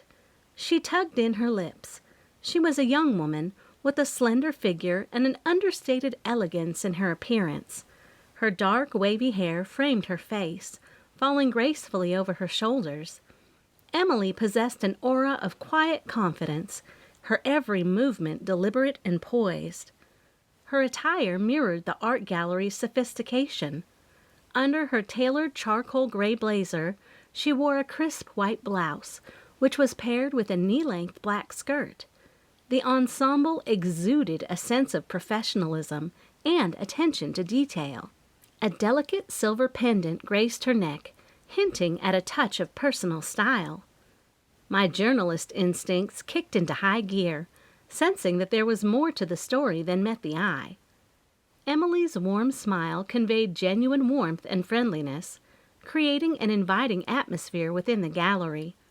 Her hazel eyes sparkled with a mix of professionalism and curiosity, reflecting her passion for the art world. She possessed a deep knowledge of the pieces within the gallery, and her love for art shone through in every interaction. "We are closed for an employees-only memorial for Mr. Winston." She sucked in a deep breath. "Is there anything you can share with me? I'm here to uncover the truth, Emily. Perhaps there's something I can do to help," I suggested. Emily's eyes darted nervously, and her voice lowered until it was barely above a whisper. "I wish I could tell you more, Violet, but I've been instructed to keep it under wraps for now. Please understand that it's a sensitive matter, and I'm sure the police will give a statement you can publish." I nodded, recognizing the gravity of the situation. "I understand, Emily. If there's anything you can share in the future, please don't hesitate to reach out. The truth has a way of revealing itself, and I'm here to shed light on any hidden secrets. After all, we want Graham's killer to be caught." Emily's expression softened, as though she appreciated my understanding. "Thank you, Violet. I'll remember that. For now, I must tend to matters here. Feel free to come back another time when the gallery reopens, and we can discuss art and the mysteries that surround it. Here's my card." I took my card out of my purse and handed it to her. "Call me anytime, day or night." I couldn't help but wonder how she fit into the larger puzzle, and what role she might play in uncovering the truth behind this unexpected turn of events. She was definitely hiding something. I just wasn't sure what it was. Yet. As I reached for the door handle to leave the art gallery, Emily gently laid a hand on my arm, stopping me in my tracks. I turned to face her, and what I saw in her eyes sent a shiver down my spine. Fear, raw and palpable, gripped her features, replacing her usual composed demeanor. "Violet, please," Emily pleaded in a voice barely above a whisper. "I don't want to be next. You have to be careful." My heart skipped a beat, the gravity of the situation sinking in. The unexpected turn from a simple investigation sent shock waves through me. I knew I had to tread carefully, to gather the truth without putting myself or others in harm's way. Emily, her voice trembling with fear, handed me a small piece of paper. "These names. These are the people you should look into. They might have answers about Graham's death. But please be discreet. I'm scared, Violet." Once I took the list from her trembling hand, I folded it carefully and placed it in my pocket. I met her gaze, and determination laced my voice. "I will do everything I can, Emily. I'll dig deeper, uncover the truth, and find justice for Graham. But I need you to trust me and stay safe. If you remember anything else or have any doubts, reach out to me. We're in this together." A flicker of relief crossed Emily's face, mingled with fear. "Thank you, Violet. I believe you. Please be careful." We shared a brief, understanding nod before Emily retreated into the gallery, seeking solace in the familiar surroundings. As the door closed behind her, I took a moment to gather my thoughts. The weight of the investigation had intensified, and the list of names now burning a hole in my pocket became my roadmap to uncovering the truth behind Graham's untimely demise. If anyone knew anything, I would say it was Emily. She had worked closely with him. Or had she? I was pretty sure she didn't put her name on the list. Her name automatically went on mine. Stepping out onto the sunlit streets of Holiday Junction, I couldn't shake the sense of urgency that gripped me. The quiet whispers of a small village held secrets, secrets that threatened to unravel the fabric of the community. If they went to great lengths to conceal the merrymaker's identity, I could only imagine what someone who killed someone else would do. With each step, I carried the weight of responsibility on my shoulders, determined to navigate the treacherous path ahead, uncover the truth, and bring justice to those who sought to silence Graham forever. As I turned the corner to head toward Holiday Park, I saw the first signs of the floats as they took the circle and veered right. They were going toward the end of the route, the business district called Central Square. There, the hospital, police, and welcome center were located. I noticed Radley was on the corner, snapping photos and even crouching down as if taking photos of someone on the catwalk. "What's up?" I asked when I got closer to him. "I'm waiting for Miss Holiday Junction. She's quite the beauty." He was smitten with her, like most men in the village. "Oh, Fern." I shrugged and leaned around him to see what float was next. "She's not that great." He laughed and took his eye away from the sights of the camera. "I think I see her float coming now." He moved the camera back to his face and continued to snap. "Be sure you get Mayor Paisley," I told him, before I excused myself to go back to the office, where I would go over the list of people Emily had given me.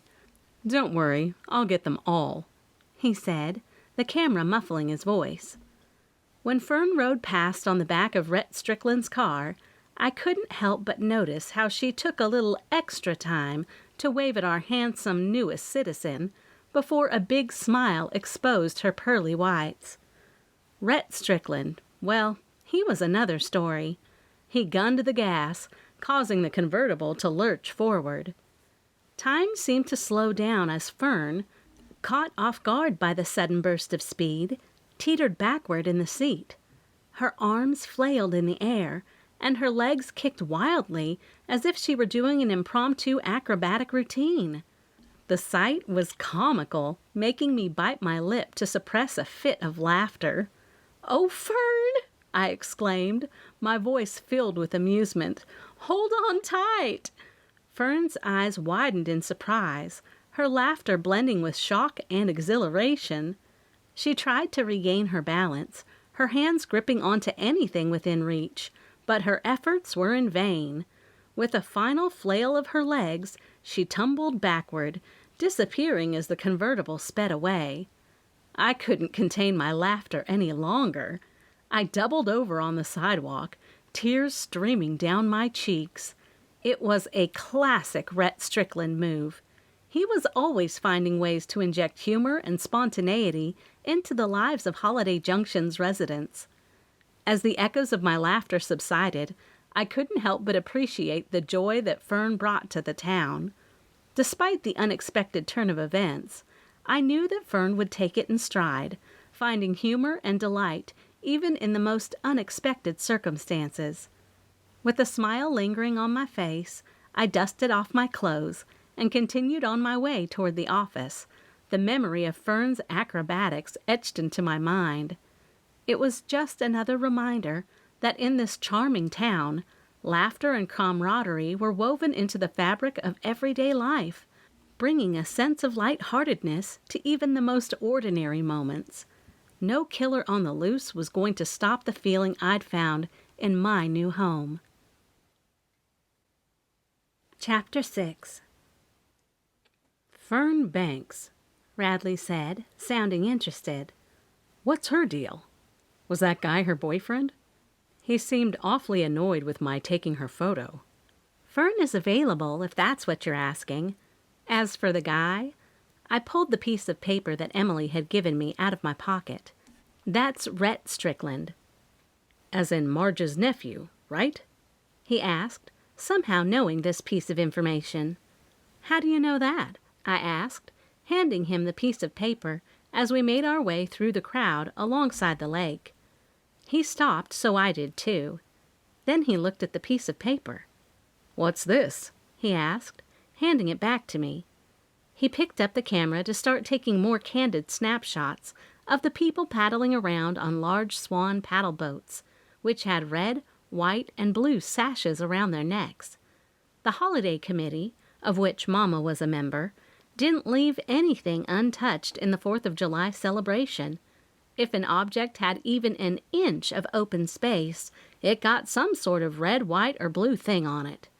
The environment looked like a large firework had exploded, throwing up all the glitter over the entire village.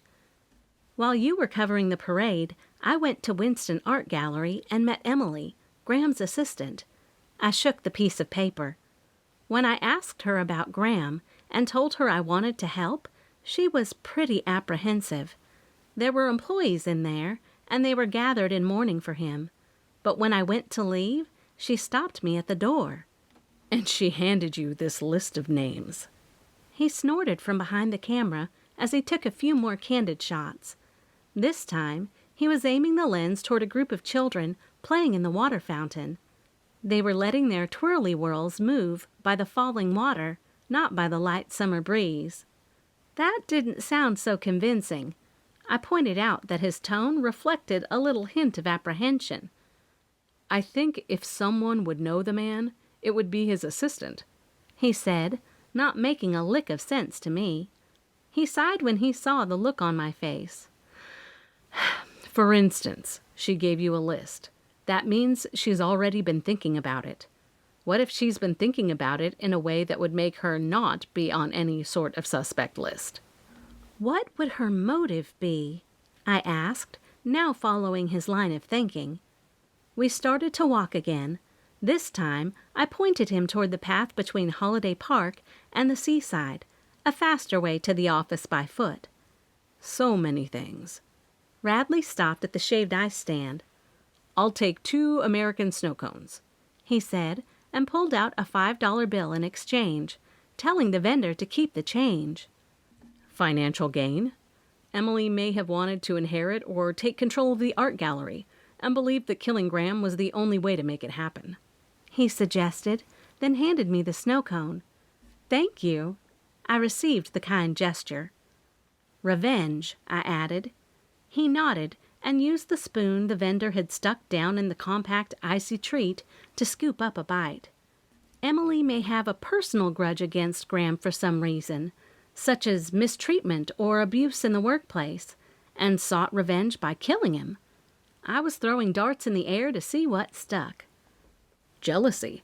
Emily may have been jealous of Graham's success and felt that killing him was the only way to level the playing field.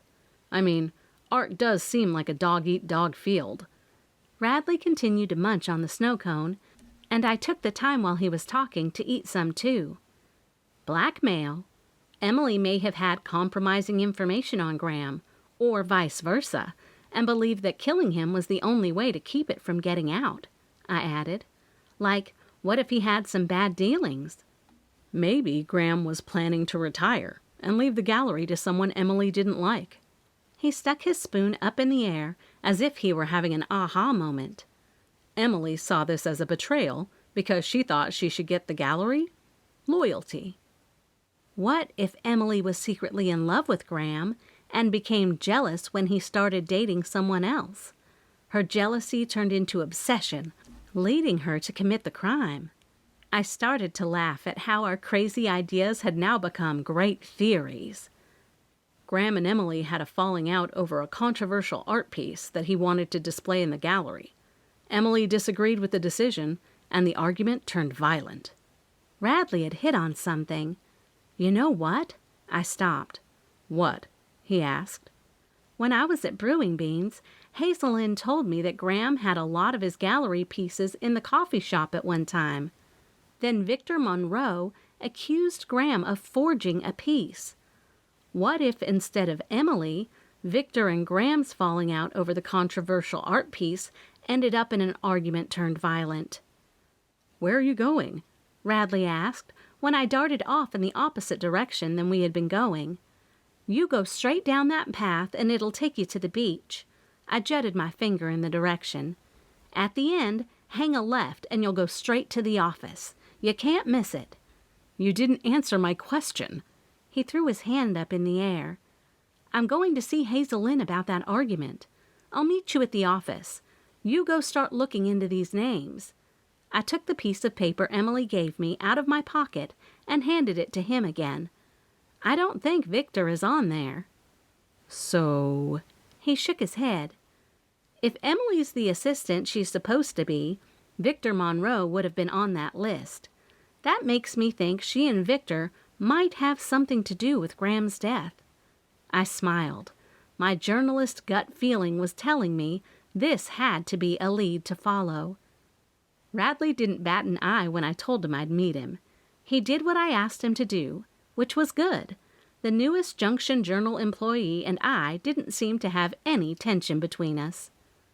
With the 4th of July festivities in full swing, I hurried through the streets, heading for Brewing Beans. The sun beamed down, warming my skin as I weaved through the crowded sidewalks. I had time to go through the list of names Emily had handed me, but something seemed off. Victor was conspicuously missing. I couldn't help but wonder if he and Emily were in on something together. Emily's failure to mention their disagreement made her look all the more suspicious. The downtown area was teeming with life. Boutique shops and street vendors alike showcasing their patriotic window displays and merchandise. The aromas of food trucks wafted through the air, blending with the scents of sizzling hot dogs, buttery popcorn, and the all-American apple pie. The cheerful chatter of families and friends created a lively atmosphere, and I found myself exchanging greetings with familiar faces as I continued on my mission. As I zigzagged among the throngs of people, I admired the town's dedication to the holiday. Red, white, and blue bunting adorned storefronts, and American flags waved proudly from every street corner. My surroundings made a picturesque scene of small-town charm and unity. Once I reached Brewing Beans, I quickly scanned the cafe, searching for Hazel Lynn. Hazel Lynn! Hazel Lynn! I said her name when her back was to me as she stood behind the counter. Back again? She smiled. I wanted to see if I could ask you a few questions about Graham. I tilted my head to the side, where we would have some private space for us to talk. You have some leads? She asked, her eyes big and round. I'm trying to tie a connection. I hesitated to tell her about the list of names, but I was doing my journalistic job. I went to see Emily at Winston Art Gallery. She gave me a list of names, and there was a name not on there. Victor Monroe. That's odd, Hazelyn said immediately, because she was with Graham the day he and Victor were in here arguing. Then she mentioned something to me about how Victor came in there all the time, causing trouble for Graham.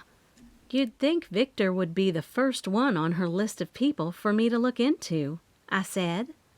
None of this made any sort of sense, unless Emily had an ulterior motive for not placing Victor on the list. It was time to confront Emily about the omission of Victor's name. "Hazelyn," Herschel called, gesturing to the bustling coffee shop for her to help. "I've got to go, but if I remember anything else, I'll call you." Hazelyn turned to Herschel. "Coming!" I stepped back outside and took my phone out to call Radley, but realized I didn't have his number. I wanted him to do a quick search on Victor Monroe, but then decided to just do one on my phone. Cell service was spotty in the village, but I was able to pull up a photo of the man. Victor Monroe was middle-aged, with a stocky build and a slightly balding head. He had a thick, bushy mustache and a square jawline. His eyes appeared to be dark and piercing. In the photo, he was dressed in an expensive suit and wore a gold watch on his wrist. That was one thing I did know: fashion.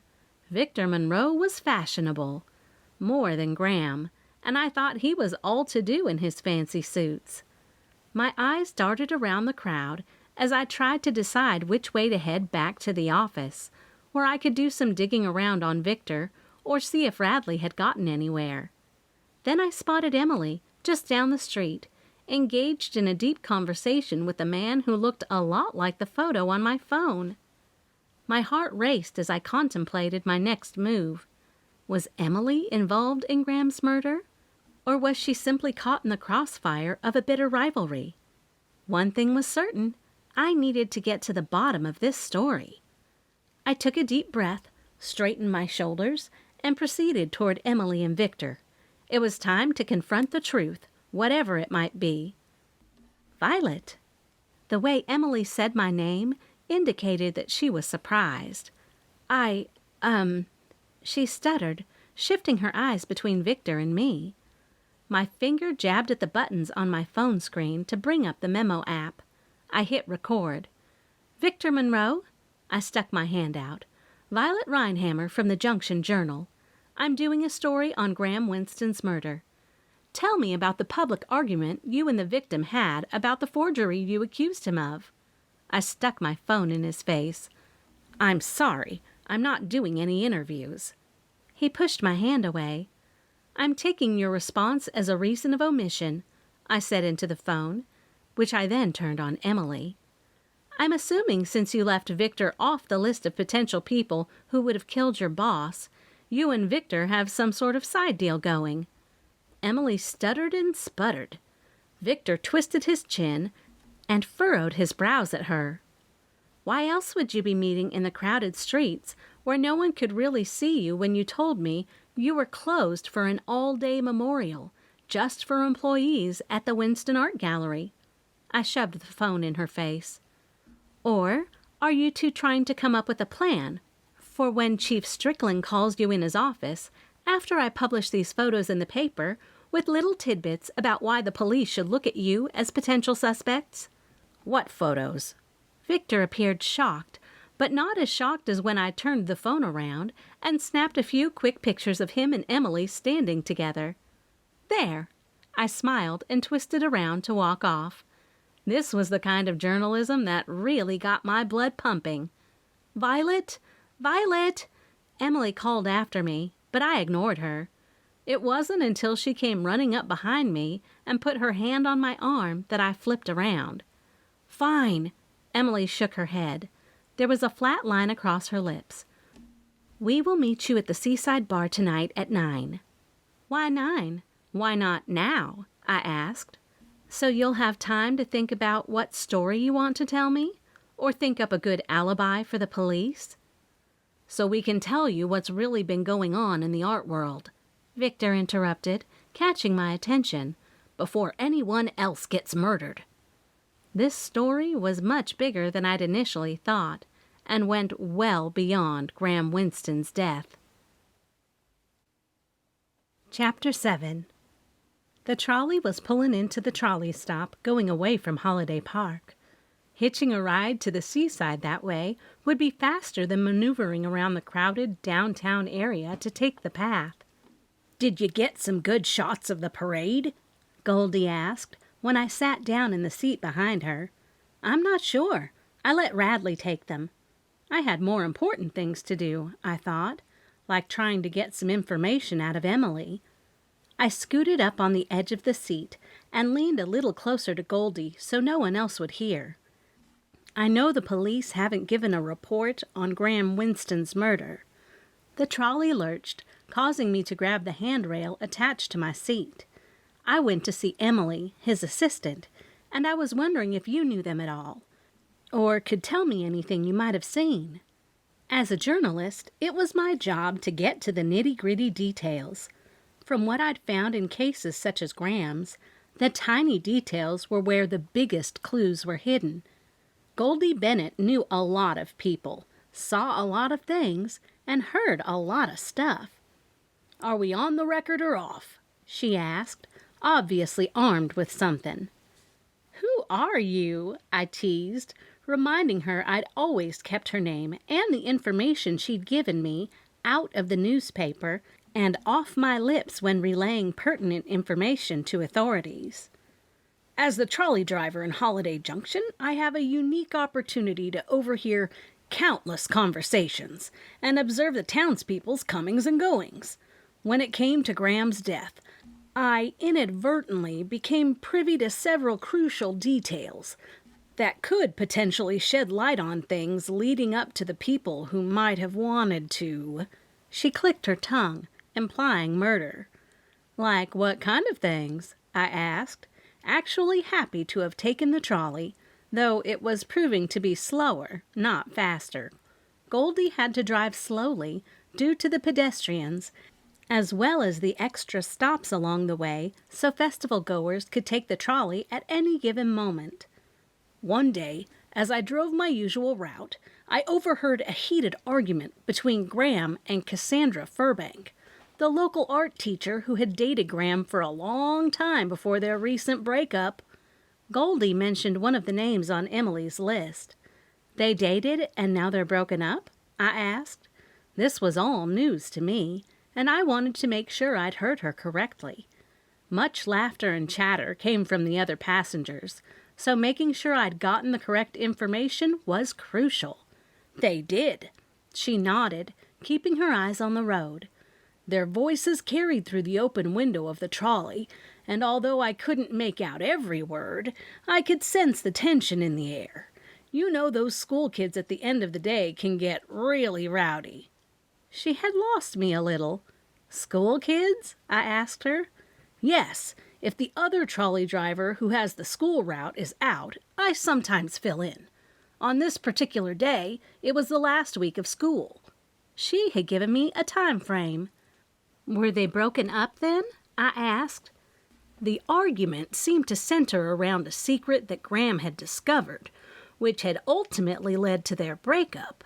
So they weren't broken up when I heard the argument." She stopped the trolley and let a few people off and a few others on before she continued her story.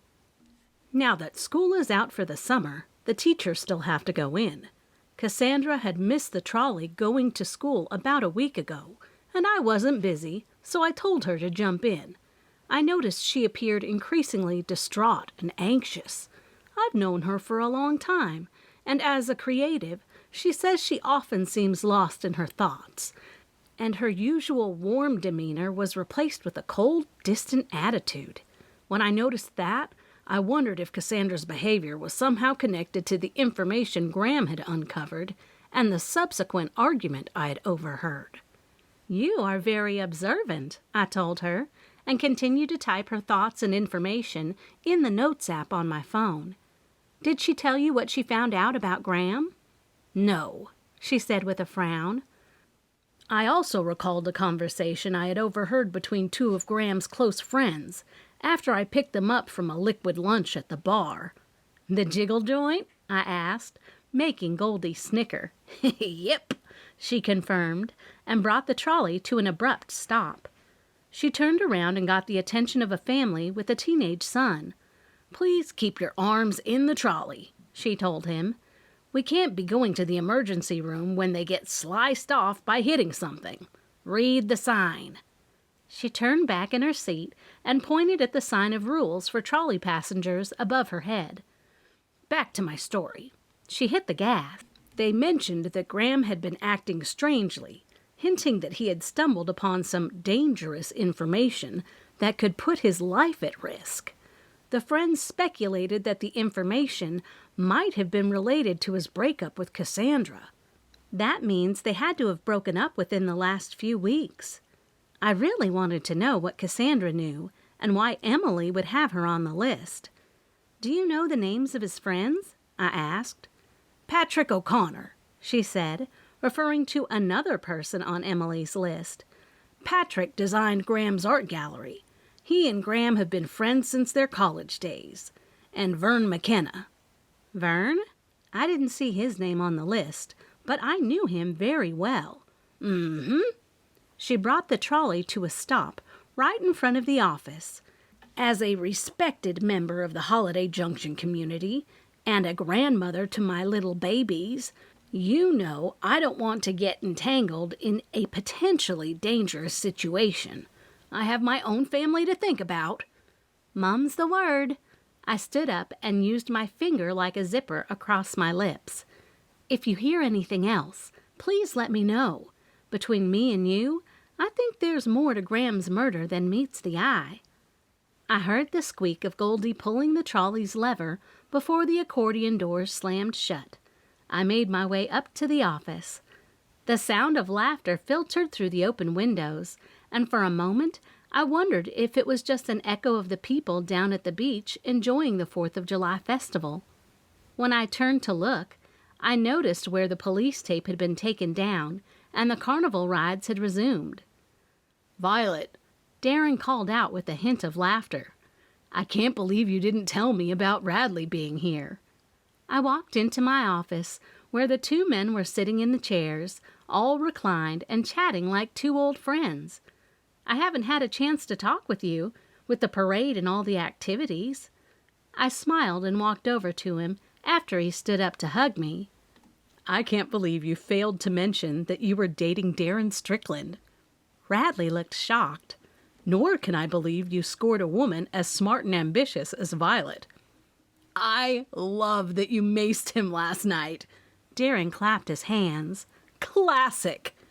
How do you two know each other? I asked, and noticed Radley had already written something on the whiteboard, as well as the names Emily had given me.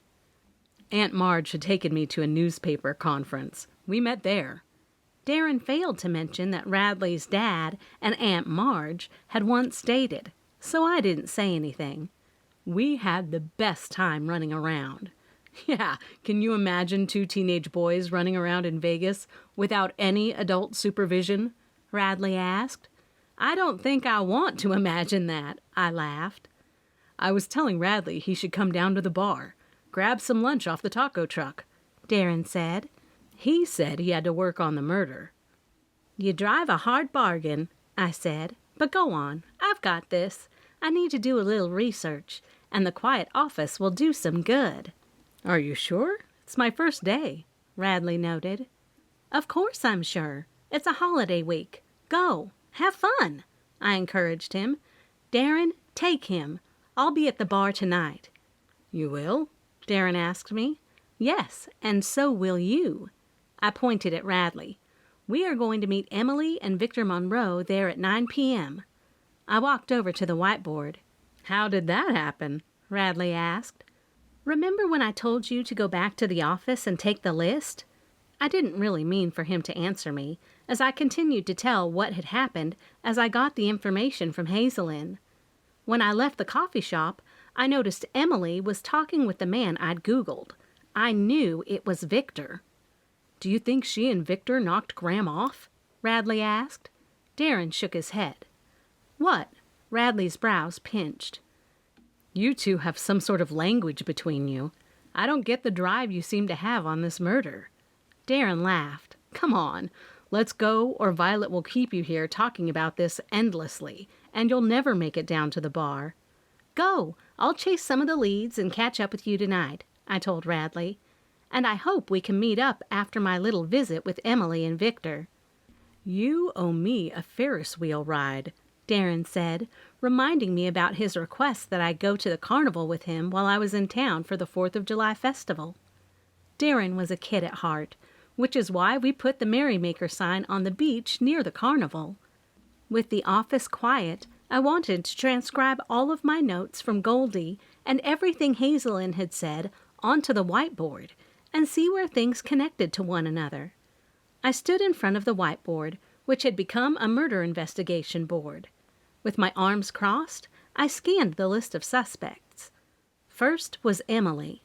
I wasn't so sure what her possible motive could have been, but I did know Radley and I had come up with a lot of speculative theories. When I saw her with Victor, another suspect who had a solid motive for committing the murder, it made me wonder if Victor and Emily were in on something that led to Graham's murder. Had Graham found out Emily had given some information to Victor, his #1 enemy? Or did Graham know something about Victor and Emily that would cause them to get rid of him? If they did have some big secret, it was buried with Graham. Or so they might think. In my experience, most buried things had a way of resurfacing. The secrets involving murder never stayed hidden for long. Then there was Victor. Even before I saw him with Emily, he was already the primary suspect on my list. The mere fact that he and Graham had an argument in which he accused Graham of forgery mattered. From what I'd Googled, forgery was the most immoral, if not illegal, thing an art dealer could do. If Victor accused Graham of forgery, why would Victor have killed Graham? Wouldn't it have been the other way around? From what I'd gathered, there was more to their relationship than just this whole forgery theory. I would definitely ask him about that tonight, when I met up with him and Emily. What about Cassandra? I couldn't forget what Goldie had overheard. What secret did Graham uncover that would make him and Cassandra break up? I couldn't wait to find out what Patrick O'Connor and Vern had to say. According to Goldie, they'd discussed the possibility that Graham's life could have been in danger. That made me think Patrick and Vern were probably the two most important people to see. If they had some information that involved Emily, Cassandra, or Victor, then that would be my first big lead. "What are you doing here?" Mama asked, scaring the living daylights out of me. "Didn't you hear me call your name when I came in the door?" No, I was so wrapped up in my thoughts about this investigation and how to go about writing an article for the paper on it that I tuned out the world. I sighed. "How has the festival been today? Did you get to the parade?" "One question at a time. Dear me." Mama sounded exhausted. "I've been running all over, handing out my brochures and making sure everyone comes to the leisure center for the big opening tomorrow night for fireworks bingo." "Fireworks bingo?" I snorted. "That sounds dangerous." "Only if you consider free food, free entertainment, and great prizes dangerous." Mama walked over and looked at the board. "Is that Cassandra Furbank, the art teacher?" "Yeah." I leaned back and looked at Mama. "Do you know her?" "Know her?" Mama put her hand on her hip. "Don't you listen to anything I tell you. She's going to be teaching art classes at the leisure center full-time during the rest of the summer and part-time when school starts back up." "You didn't tell me about any sort of art classes," I said.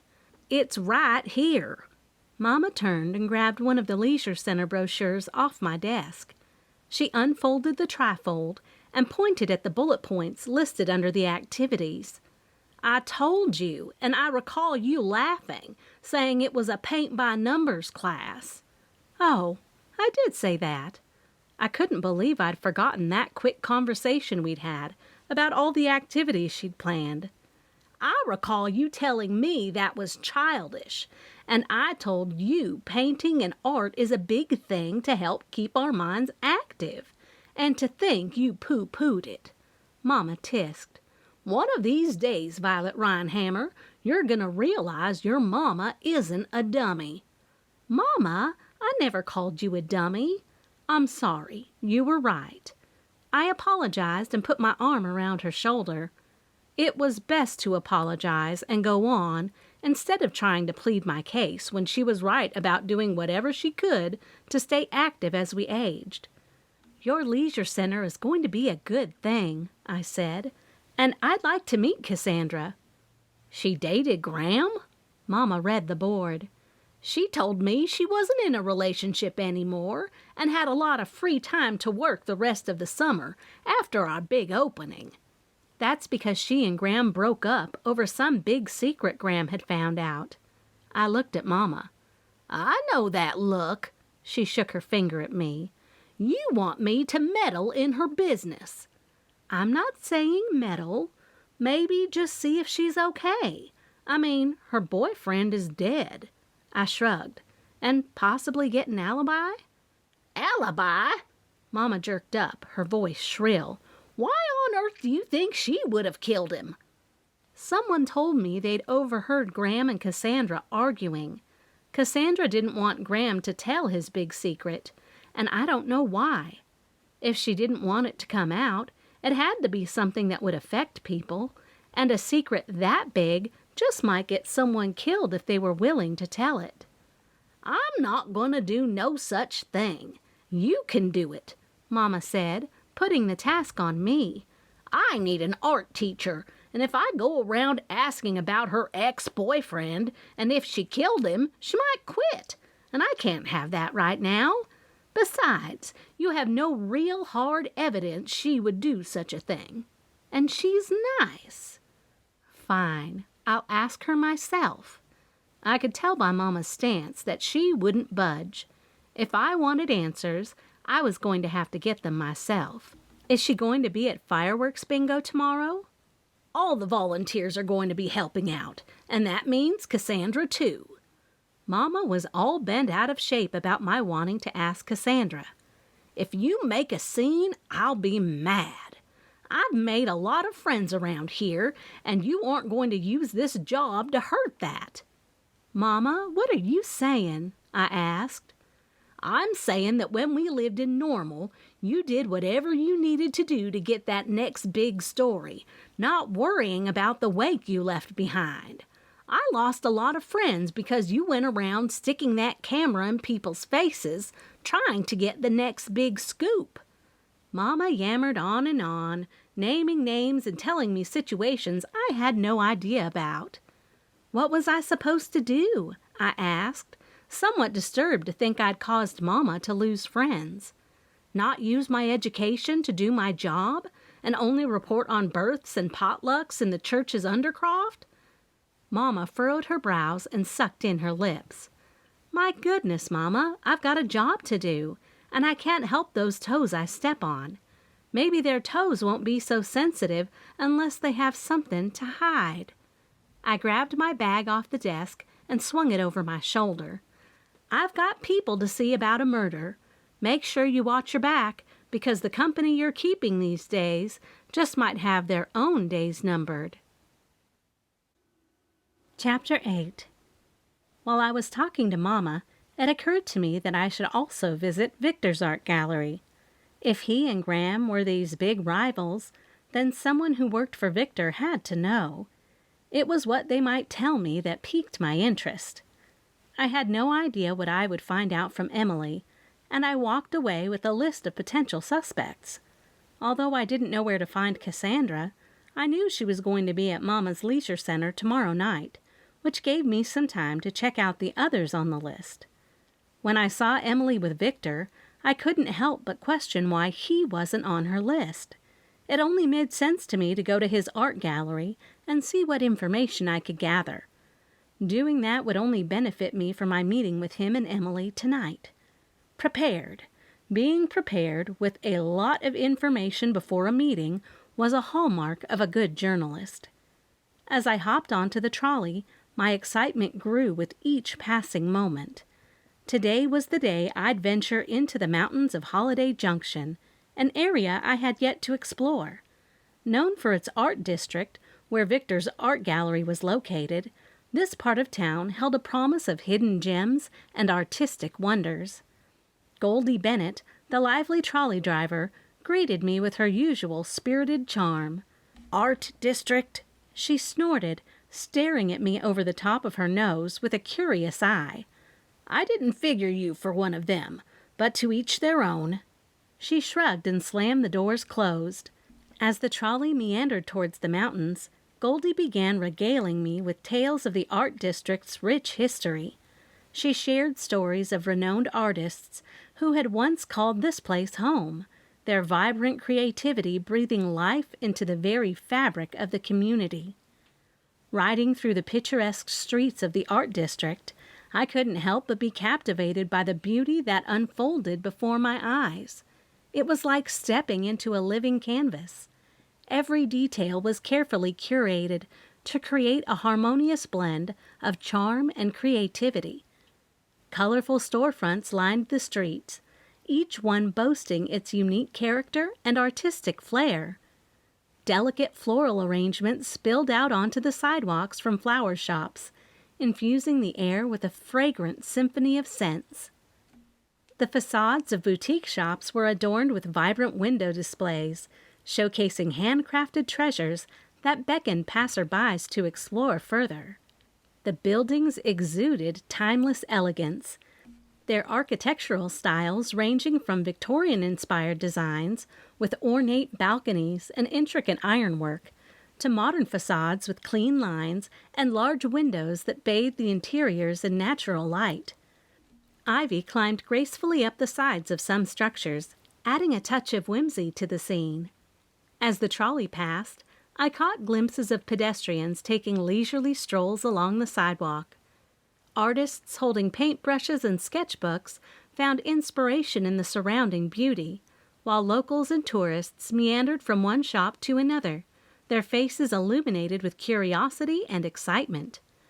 The sound of laughter and animated conversations filled the air, creating a palpable, vibrant energy. The art district was clearly not just a place to shop or admire art. It was a gathering spot for kindred spirits, a community united by a shared love for creativity. The sunlight filtered through the canopy of trees that lined the streets, casting dappled shadows on the pavement. Colorful clusters of flowers bloomed in window boxes and hanging baskets, their petals dancing in the gentle breeze. This scene seemed to exist outside of time. The present melded seamlessly with the past, and the pursuit of artistic expression was celebrated. As the trolley continued its leisurely journey, I couldn't help but feel a sense of gratitude for being able to witness the art district's beauty firsthand. In this haven of creativity, where the picturesque streets whispered stories of inspiration, I knew that I was fortunate to be a part of such a vibrant and enchanting community. For a moment, I caught myself picturing what it would look like to live in this part of Holiday Junction. The art district traces its origins back to the early settlers who sought refuge in the mountains, finding solace and inspiration amidst the serene beauty of the landscape, Goldie told me. Over the years, artists from various backgrounds and disciplines gravitated toward the area, drawn in by the tranquil surroundings and the opportunity to immerse themselves in their craft. It truly was like I was in an entirely different town, a different country for that matter. As you can see, there's not a speck of 4th of July celebration up here.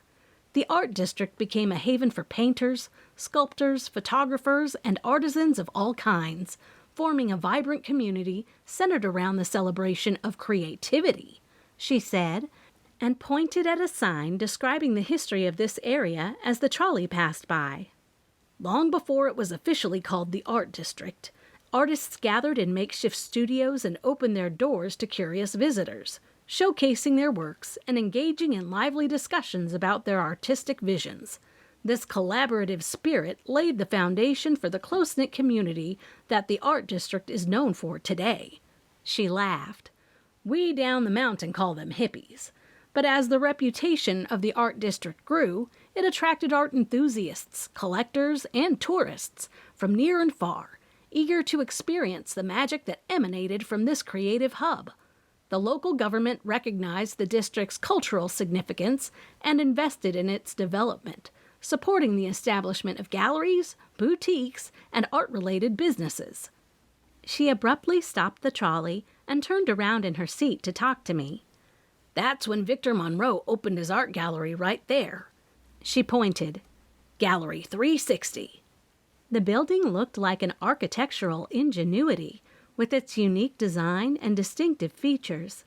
The exterior of the gallery was adorned with large glass panels that served as windows, letting natural light flood the interior and allowing me to see inside and get a glimpse of the artistic treasures inside. With a final burst of enthusiasm, Goldie bid me farewell, urging me to explore and embrace the magic that the mountains had to offer. Take your time. Before you come back to town, you should try Palette Cafe.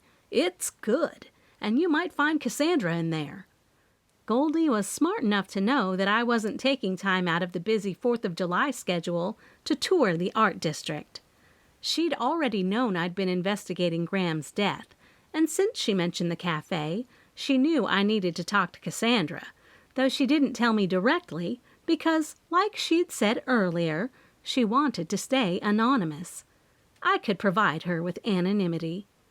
Stepping off the trolley, I took in the crisp mountain air, ready to immerse myself in the art district's vibrant energy and uncover the truth that lay within its creative embrace. There was no time to dilly-dally, so I made Gallery 360 my first stop. The building itself was a blend of contemporary elements and artistic touches. It featured clean lines and sleek surfaces, lending a modern and sophisticated vibe to the structure. Vibrant murals adorned the walls, showcasing the talent of local artists and serving as an enticing invitation to step inside and explore the world of art. As visitors entered Gallery 360, they were greeted by an open and spacious layout, allowing the artwork to take center stage. The white walls created a gallery-like ambiance and provided a blank canvas for the art to make its statement. Adjustable track lighting illuminated each piece with precision, casting a spotlight on its intricate details and vibrant colors. These were just a few things I'd noticed right off the bat that were vastly different from Graham's gallery. That made me wonder why Graham's gallery wasn't located in this district. Can I help you? The employee who had greeted everyone must have noticed that I'd tried to slip past them.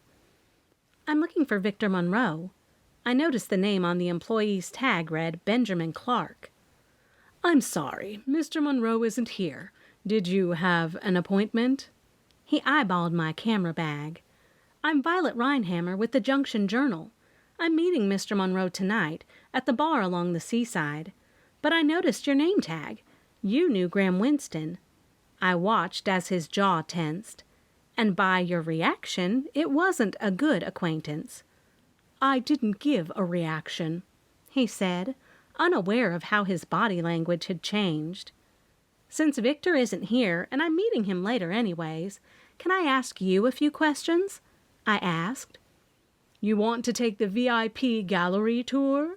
He asked when another person with a name tag on walked by. I guess? I hesitated and looked at him, wondering what he was up to. It'll be $200 cash. He held out his hand. I laughed out loud, but he didn't seem to think it was very funny. Are you saying I have to pay for information? I asked. The VIP tour comes with questions and answers if you pay cash. He shrugged and turned to walk away. Come back when you'd like to take that special tour of the history of the galleries located here and in the town of Holiday Junction. Ah, I sighed and got it. If I wanted any information concerning the history of the two gallery owners, Graham and Victor, I was going to have to pay Benjamin for it. Fine, I'd love the VIP tour right now. I dug down into my bag. I'll take payment during the tour. He shifted his eyes and gestured for me to stop trying to pull out my wallet, as if someone was going to see me pay him off. Right this way. As I followed Benjamin Clark through the halls of Gallery 360, I couldn't help but be captivated by his presence. Tall and slender, he exuded an air of quiet confidence as he moved with grace and purpose. His wavy chestnut hair fell effortlessly across his forehead, framing his chiseled features and piercing blue eyes that seemed to hold a depth of artistic insight. Dressed in tailored trousers and a crisp white shirt with rolled-up sleeves, Benjamin emanated a sense of refined elegance. His attire complemented his artistic persona, a perfect blend of sophistication and creativity. I noticed a smudge of paint on his hand, a subtle reminder of his dedication to his craft. As we walked through the gallery, Benjamin's passion for art shone through his every word. He spoke with an animated enthusiasm, gesturing toward the paintings and sculptures that adorned the walls. His eyes sparkled with an infectious energy as he shared the stories behind each work of art, revealing the inspiration, techniques, and emotions that shaped its creation. With every step, Benjamin's gestures became more animated, his hands moving gracefully through the air, bringing the art to life through his descriptions.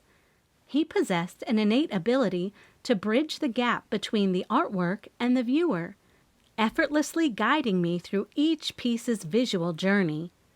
His voice carried a gentle cadence, rich with an artistic appreciation for the subtleties and nuances of every brushstroke, every lump of clay.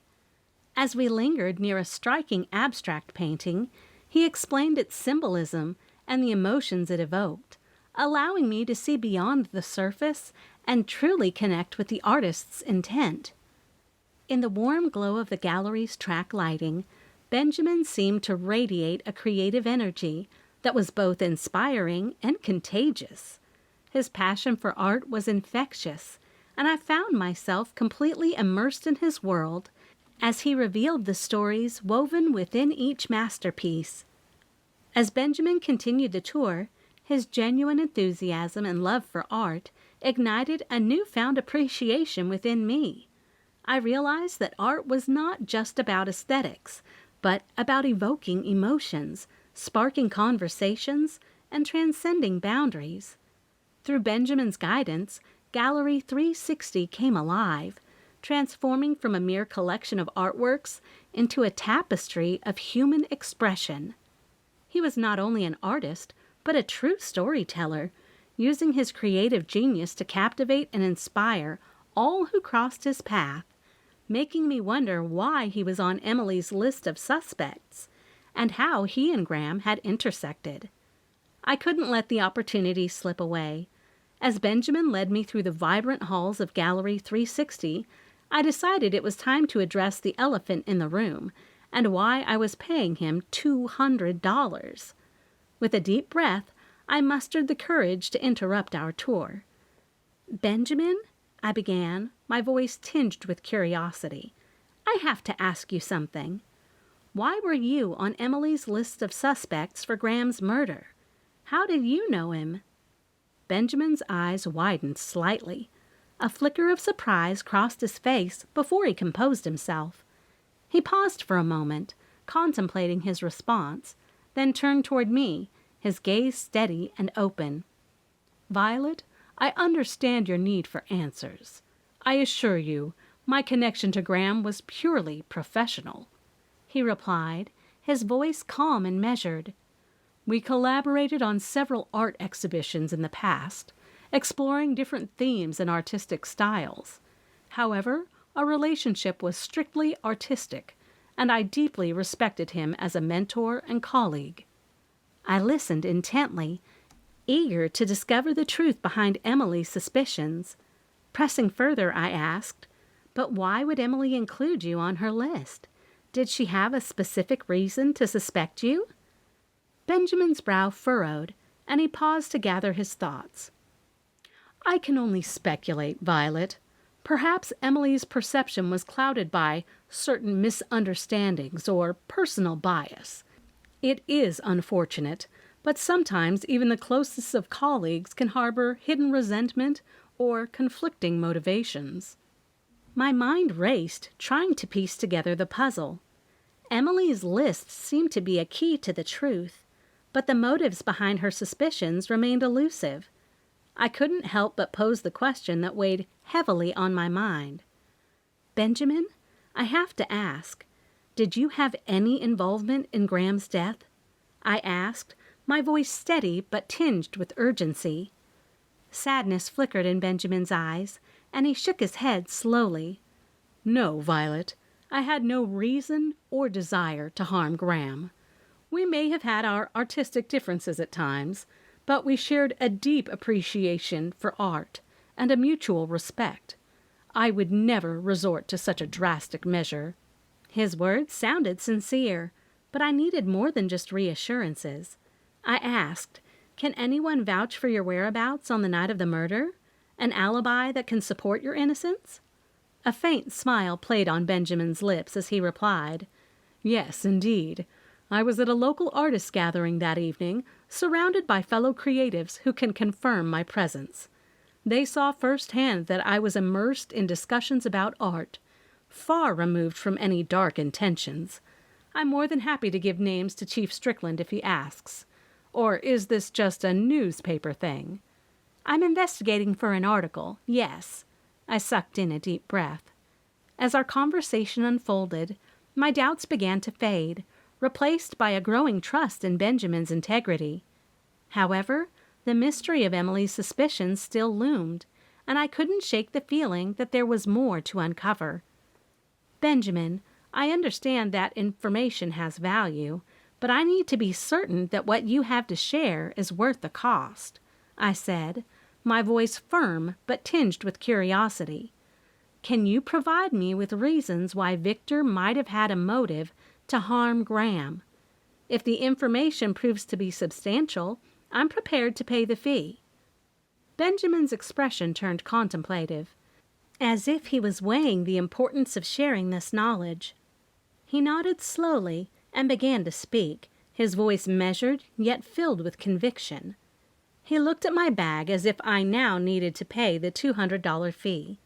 This time, he didn't stop me from opening my bag and retrieving the cash. "Victor and Graham were not just rival art dealers. Their disagreements ran deeper. It all revolved around a painting. A forgery, to be exact," Benjamin revealed, his words carrying a weight of significance. "Victor had accused Graham of attempting to sell a forgery, a deceitful act that threatened both their reputations and the integrity of the art community. Victor was known for his meticulous attention to detail and his unwavering commitment to the authenticity of artwork. Graham's alleged involvement in the forgery would have struck a blow to Victor's professional standing, potentially leading to financial losses and a tarnished reputation." As Benjamin spoke, the puzzle pieces began to fall into place. The conflict between Graham and Victor had escalated beyond mere rivalry. It had become a battle of integrity and artistic authenticity. It seemed plausible that such a clash of ideals could have ignited a flame of resentment and fueled a motive for revenge. Everything came back to what Hazel Lynn had mentioned about forgery. That made two people who mentioned forgery, which made me believe Graham was involved in fake art somewhere. How would I figure out what was a forged painting and what wasn't? There were a lot of heated arguments between them, accusations flying back and forth, Benjamin added, his voice carrying the weight of revelations. It was a clash of egos, driven by their unwavering dedication to their respective visions of art. Victor saw Graham's alleged forgery as an act of betrayal, one that he might have deemed worthy of drastic response. My mind whirled as I absorbed the implications of Benjamin's words. The forgery accusation presented a compelling motive for Victor to seek retribution against Graham, shattering their once professional relationship and spawning a fierce rivalry. Victor vowed he'd never forgive Graham for the hell he'd caused over this building. Benjamin caught my ear. "This building?" I asked. "Oh, yeah. The village council shut down the gallery for an entire year because Graham told the environmental agency the building had some sort of asbestos and was sitting on some land that would harm the environment. I don't know. I was off on my yearly art retreat, traveling around the world painting gorgeous landscapes." "When was this?" I asked. 2, 3... His eyes rolled up and back as he tried to recall the time period. "Not sure, but Victor lost a lot of artists who didn't want their paintings in a rotted-out building. As you can see, a lot of our paintings are in glass enclosures or a fair bit of distance from the viewing lines, so the art won't be compromised. Each gallery has a very delicate air quality, and the smallest piece of bacteria can harm a piece of art, including sculptures." I thanked Benjamin for his honesty, assuring him that I aimed to uncover the truth and bring justice to Graham's memory. As we continued our tour, our conversation took a lighter turn, returning to the realm of art and creativity. Behind it all, though, the lingering question of Emily's motives remained, fueling my determination to uncover the secrets that lay hidden within Holiday Junction's art district. Chapter 9. Benjamin had told me so much to think about. If what he said about his alibi was true, then he'd be off the list. Emily's list. Even though he claimed he was with artist friends, Emily put him on that list for a reason, and so the answers to my questions would have to wait until I confronted her at the bar tonight. But my questions about Cassandra Furbank wouldn't have to wait if she was in the Palette Cafe where Goldie said she'd be. Passing by the picturesque streets, I noticed more charming eateries lining the sidewalk than just the Palette Cafe. The aroma of freshly brewed coffee floated on the air, enticing passerby to indulge in a steaming cup of liquid inspiration. The Palette's Edge. I noticed a quaint art supply store that catered to artists of all mediums, offering a wide range of paints, brushes, canvases, and other materials to inspire creativity based on the display window. "Mosaic Dreams," I said, reading the sign of the captivating boutique. I put my hands up around my eyes as I peeked into the window and saw the shop specialized in mosaic art. Intricately designed pieces adorned the walls and shelves. This shop celebrated the beauty of this ancient art form, from colorful mosaic tiles to handcrafted mosaic sculptures. It would be a fantastic place to get someone a gift, but today wasn't the day for that. Sculpture Haven was the next shop I passed. It appeared to be a gallery showcasing stunning sculptures in various styles and materials, boasting everything from elegant marble statues to whimsical contemporary creations. This shop displayed the mastery of sculptors from near and far. Definitely different from Ceramic Celebrations located at the seaside, which was more for tourists and locals rather than sculptors to do pottery and clay. "Oh!" I squealed when I passed Artistry Blooms. I couldn't help myself.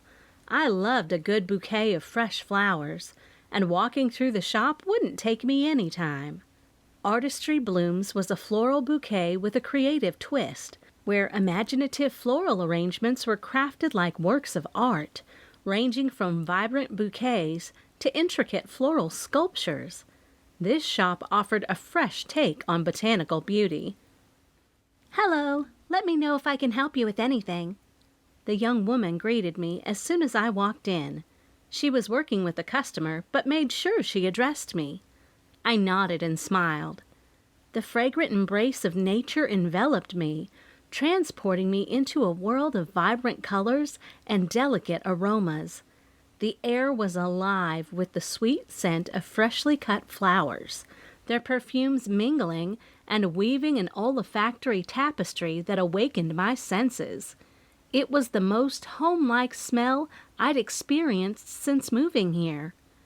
The floral shop's interior greeted me with an explosion of colors, as if a painter's palette had come to life. Lush greenery adorned the walls, cascading down in a beautiful display of nature's grace. Pots of blooming flowers were scattered throughout the space, their vibrant hues captivating the eye and uplifting the spirit. The arrangements were a sight to behold, masterpieces crafted by the florist's skilled hands. Bouquets of roses, lilies, and daisies stood tall in their glass vases, radiating elegance and charm. Each petal seemed to glow with life, capturing the essence of its natural beauty. Some of the floral creations were artfully arranged in bouquet-style mesh, showcasing the delicate intricacies of the blooms. The mesh added a touch of modernity, creating a juxtaposition of the natural and contemporary. Other arrangements were nestled in paper wrappings, reminiscent of gifts waiting to be unwrapped, their colors and patterns adding an extra layer of charm. The balms of fresh blooms filled the air, a symphony of scents that mingled harmoniously. The sweetness of roses, the citrusy zest of daisies, and the delicate perfume of lilies blended seamlessly, creating a fragrant melody that danced on the breeze. The florists moved with grace and precision, their hands carefully selecting each stem and blossom to create arrangements that were both visually striking and emotionally evocative. They expertly combined different flowers, foliage, and textures, ensuring that each arrangement was a work of art. As I explored the shop, I marveled at the attention to detail. Colorful ribbons and decorative accents added the finishing touches, enhancing the beauty of the floral creations. The variety of plants, from small succulents to towering orchids, added depth and diversity to the shop's offerings. Artistry Blooms was a haven of botanical wonder, a place where nature's artistry was celebrated and shared with those who stepped through its doors. It was a testament to the power of flowers to uplift the spirit and bring joy to the everyday. Surrounded by the vibrant colors and delicate fragrances, I couldn't help but feel a deep appreciation for the artistry that bloomed within those walls. Amazing, right? A woman sidled up to me and pointed at the fresh flowers I'd picked up. And all from the mountains here.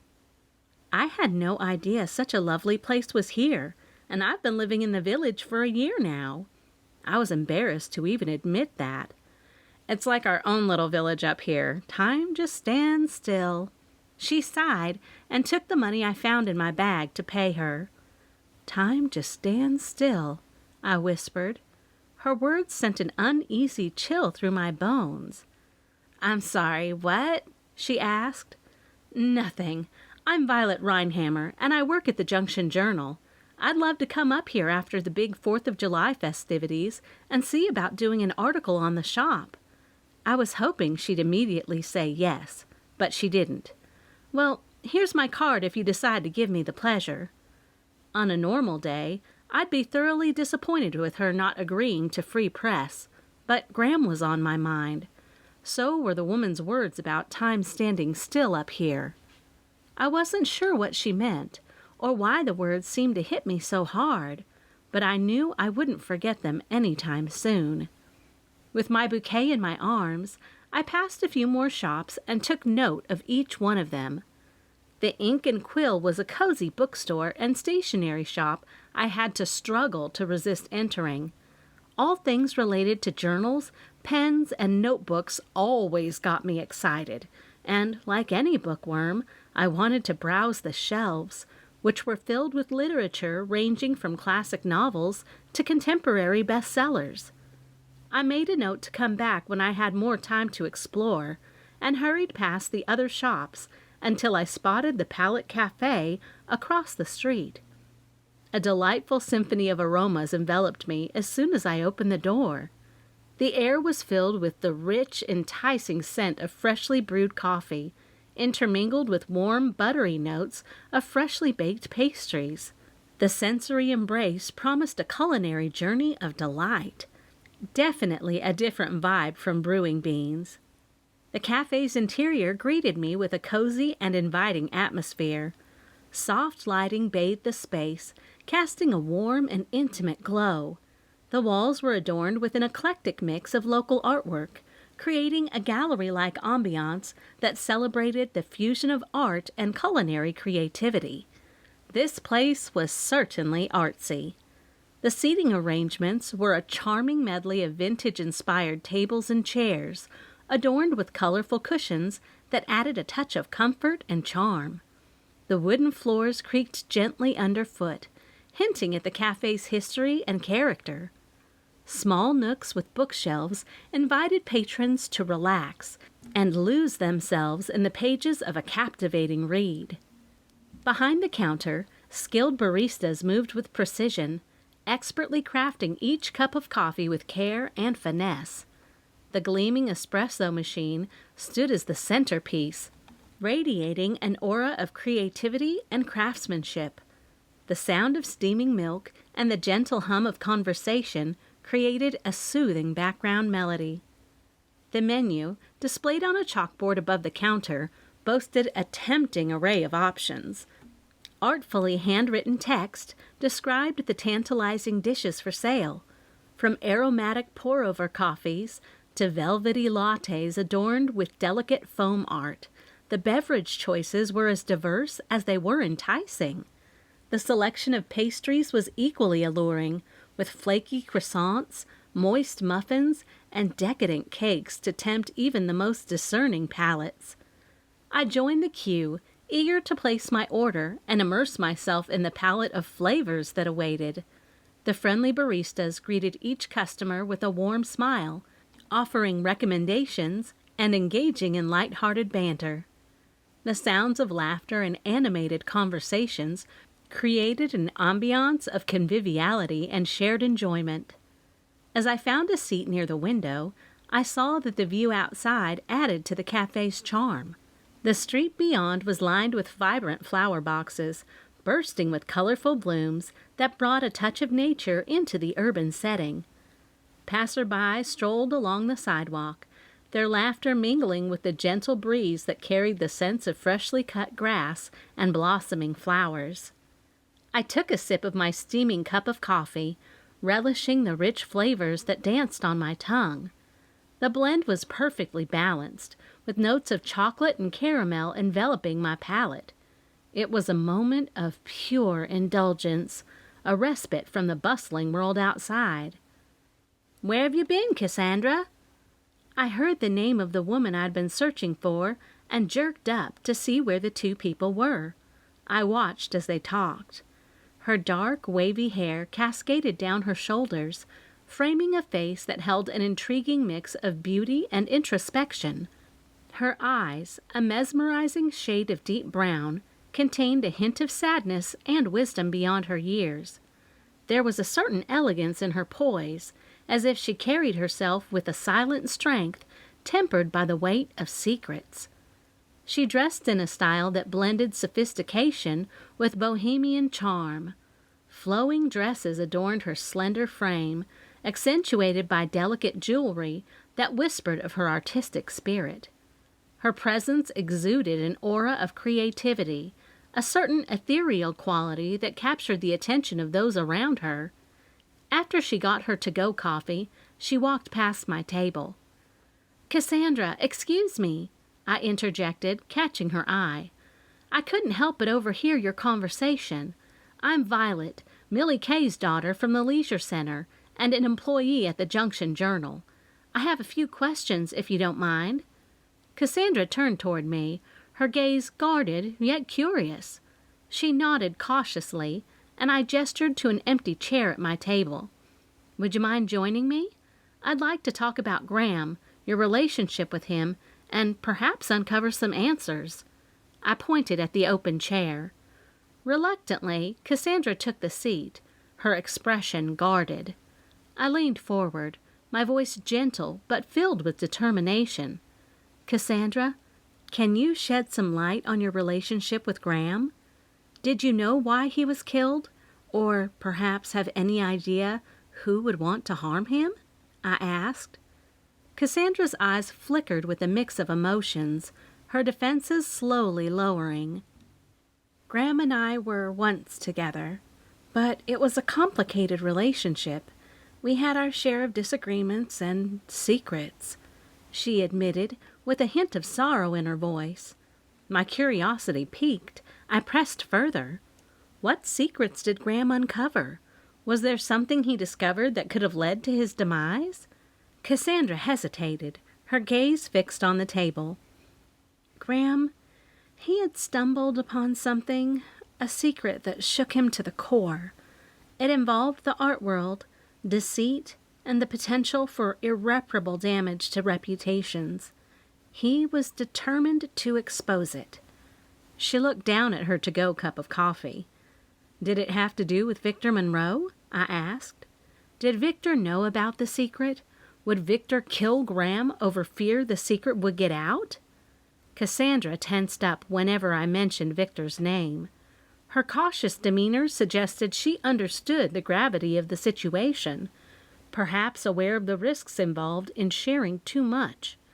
Her evasiveness hinted at a deeper involvement or knowledge that connected Victor to the secret Graham had unearthed, which only fueled my curiosity even more. I watched as Cassandra's guarded expression flickered with a mix of hesitation and apprehension. My inquiries were clearly treading upon delicate ground. Determined to uncover the truth, I leaned forward, my voice filled with earnestness. Cassandra, I understand the risks, but we need to know if Victor is involved in all of this, I implored, my eyes locked with hers. Don't you want justice for Graham? You two dated for so long, and now he's gone. We owe it to him to find the truth. Cassandra's gaze faltered, a hint of sadness flashing in her eyes. Violet, I can't say any more. It's dangerous.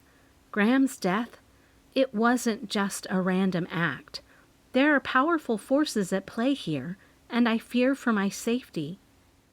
My heart sank as I realized the weight of Cassandra's words. Fear was gripping her tightly, suffocating any desire to reveal the full extent of her knowledge. Wanting to offer comfort and reassurance, I reached out, my hand barely grazing her arm. Cassandra, I understand your fear, but we can't let fear hold us back from seeking the truth. I pleaded, my voice filled with conviction. Graham deserves justice, and we need to uncover the secrets that led to his demise.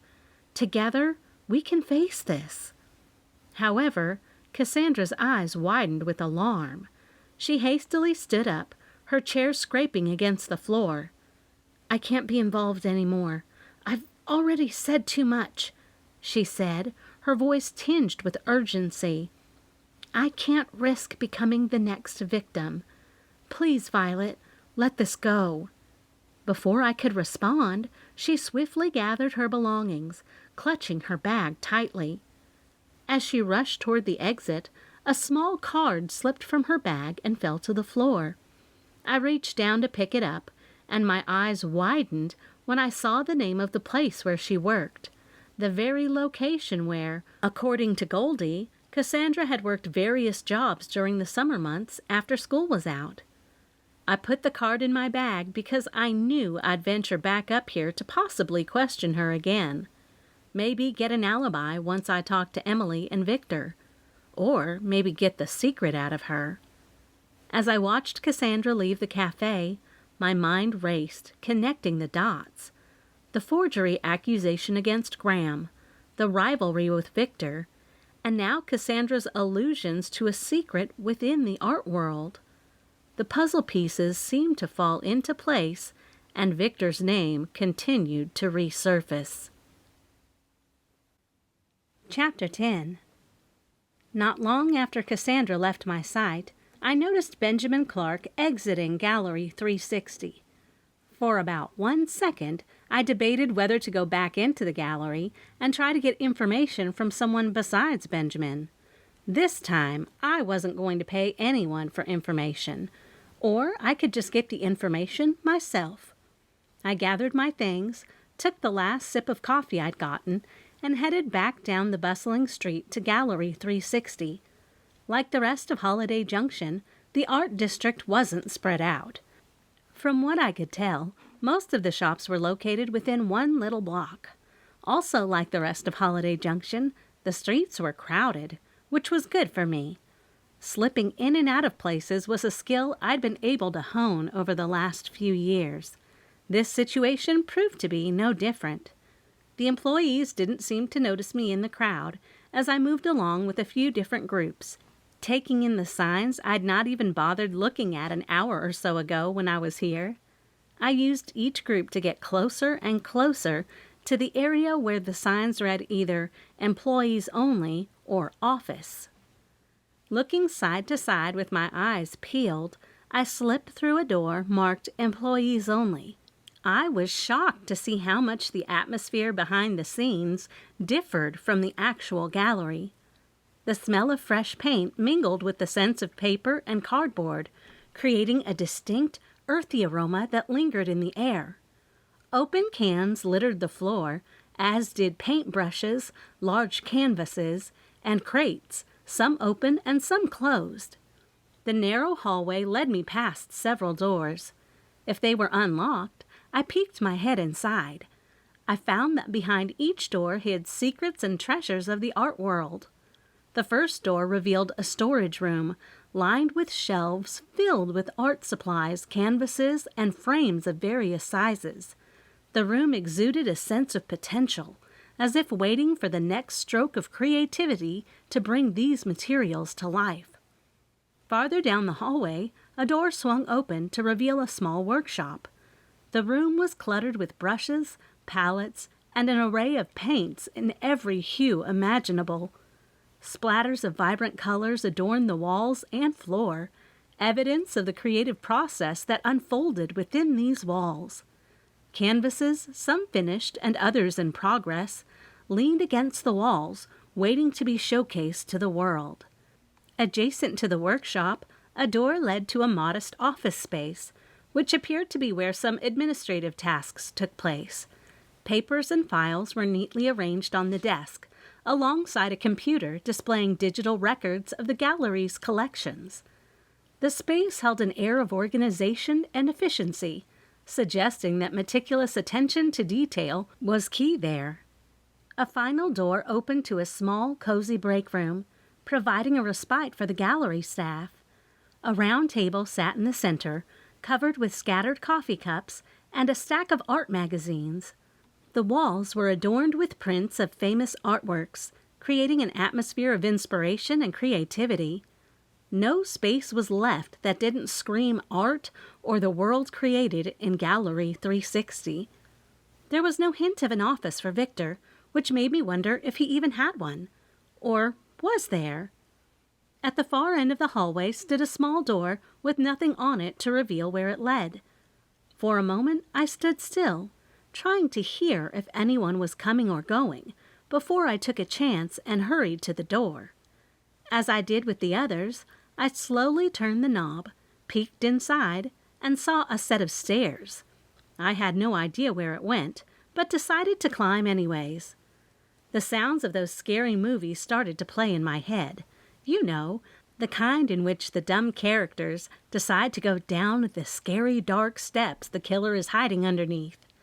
The movies in which people walk straight into their untimely deaths as dark music plays in the background, causing the viewer's stomach to lurch with excitement and fright. That was exactly what I was feeling, and I ignored what could happen. "Wow!" I gasped, when I got to the top and saw the most spectacular view of the mountains through the windows. Literally, I did a 360-degree turn, like the name of the gallery, and was awestruck at how gorgeous it was up here. I snorted back a laugh and smiled when I realized this was Victor's office space. The sunlight bathed the room in natural light, casting a warm glow upon the meticulously arranged furnishings. The office reflected Victor's refined taste. A sleek mahogany desk stood at the center, adorned with a collection of antique trinkets and a carefully organized array of documents. On one corner of the desk, a framed photograph captured a moment frozen in time. A smiling Victor standing alongside renowned artists, their camaraderie evident in their expressions. Bookcases lined the walls. Their shelves were filled with an assortment of art books and catalogs, showcasing Victor's passion for arts. Sculptures, both intricate and abstract, were carefully displayed on glass shelves, captivating the eye with their intricate forms and craftsmanship. The room seemed to pulsate with creative energy that emanated from each carefully curated piece. The desk itself held a smattering of personal mementos, a photo of him with Mayor Paisley, a small keepsake from what looked like a memorable trip, and a vintage typewriter that hinted at Victor's appreciation for the classics, an item I would love to have in my office. His office was definitely an amalgamation of artistic inspiration and personal touches, reflecting the depth of complexity of its owner. Every detail within Victor's office spoke of his dedication to the arts and his status within the art community. This room was clearly not just a workspace, but a reflection of his identity as an art dealer, leaving an indelible impression on all who entered. Underneath the bookcase was a set of drawers. One of them was slightly open. I used the toe of my shoe to open it and saw a file stuffed in there with a few art magazines. That wouldn't have been unusual if not for the name Winston written across it in big red ink. "What do we have here?" I asked. Following my journalistic instincts, I picked it up and didn't care what the repercussions would be if I got caught, which I did not plan to do. Here goes nothing. With bated breath, I opened the folder, revealing a wealth of information Victor had painstakingly compiled. The pages were filled with damning evidence and shocking revelations about Graham's questionable practices in the art world. It seemed that Victor had delved deep into Graham's past, unearthing a web of deceit and manipulation that Graham had carefully concealed. Photographs of forged paintings, detailed financial transactions, and correspondence with dubious individuals were neatly organized within the file. Victor had clearly been on the trail of Graham's illicit activities, amassing evidence to expose his fraudulent schemes. As I studied the contents, my eyes widened in disbelief. The scale of Graham's deception was staggering, involving art forgeries, money laundering, and shady dealings with unscrupulous art collectors. Graham's dark side would definitely give someone a reason to have him murdered. But Victor? What on earth could Victor's motive have been? I gulped. What if Victor and Graham were arguing about all the things Victor had uncovered? Was this one of those cases in which the discussion got heated? Graham was going after Victor, I told myself as I looked out the windows over the mountains, never focusing on a single tree, but instead on the images of the new theory. My mind whirled with the implications of this newfound knowledge. Graham's actions had jeopardized the integrity of the art world, tarnishing the reputations of artists and collectors alike. No wonder Victor had been so determined to expose him and put an end to his deceitful practices. That's why Victor confronted Graham, and he had to defend himself or Graham was going to kill him. I jerked around when I heard someone clapping. Victor! Wow, that's some sort of journalistic detective work. kinda like those crime podcasts, but your accent makes it more like a joke." He walked over to me with his hand out, obviously wanting the file. "I was told someone stopped by to see me." I let myself in. I stood tall, so he didn't see the shivering taking place inside me. "I can see that." He continued to hold his hand out. "I think I should keep this for the police." I curled the file against my body. "I can see why you'd have killed Graham." "I heard your little theory on my way up the steps. I was thinking you were on the phone telling someone, but when I found you in here talking to yourself, I couldn't help but think it was pretty darn good." He ripped the file out of my hands. "But it didn't happen like that. I never got to talk to him, at least in the way I wanted to talk to him." "Are you trying to tell me you didn't kill Graham Winston with all the evidence you have on him?" I pointed at the folder. "Actually, I did talk to him downtown a while back." He shook his head and gestured for me to take a seat while he sat in his office chair. "I went to his gallery, if you want to call it that, and that's when Emily told me he was getting some coffees at Brewing Beans." He was retelling his side of the story that Hazelyn had overheard and told me, anonymously. So I didn't tell him I knew about it. I let him talk. "Anyways, I went down to the coffee shop, and I was shocked to see the painting on the wall. I don't leave the mountains too much, and we have a fantastic little cafe down the road here for getting coffee." "Palette Cafe." I smiled and nodded. "I see you've been enjoying our little district up here." He grinned. "I think you're going to find it hard to leave." "I will admit I was very surprised to see how neat it is," I said, but quickly got back to the story. "Are you talking about the painting on the wall that resembles Holiday Junction?" "Yes." Victor flipped the file open and shuffled through the papers before he settled upon one photograph. He took it out and turned it to show me. "This one." "What about it?" I asked. "The one he is trying to pawn off as the original is fake, a forgery," he said. "And how do you know that?" I asked. "Benjamin, who you met, is an artist. He has a very good eye for brush strokes." Victor must have noticed I wasn't following what he was saying, so he began to break it down in my language. It's like how every journalist has their own unique spin on how they deliver the news. Every artist has a different style or technique. Your questions covering a story might be different from the ones Marge Strickland might ask. The same with an artist. Two artists can be looking at the same tree, but when they start to paint them, they turn out vastly different. The way they stroke the canvas, hold their brush, mix the colors, every little detail is different. And in this particular case, how do you know the one hanging up in Brewing Beans isn't the original?" I asked. "Because we have originals from the artist and have been in contact with him several times over the year. In fact, we are scheduled to get the original of this exact painting in a couple of weeks," he said, with confidence that he would be able to prove the piece's originality beyond a reasonable doubt. "What was your argument with Graham about?" I asked, knowing he might have me on the forgery piece, but in reality, I was here to try to uncover a motive for Victor to have killed Graham. I told him he'd better stop trying to sell it. I also told him I had been in contact with the artist, but he refused to believe me. He said he had the original and it wasn't going anywhere. That we'd get the two paintings looked at, and as far as he was concerned, there weren't any more paintings from this artist. Victor rolled his eyes. We got into an argument. "Did you kill him?"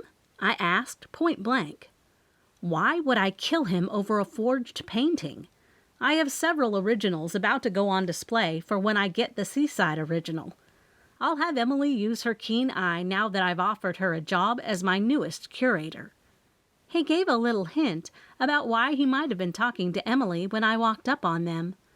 "If anything, Graham would have motive to kill me." "Why?" I asked, wondering what Victor's line of thinking was. "He didn't want me to expose him." He shrugged.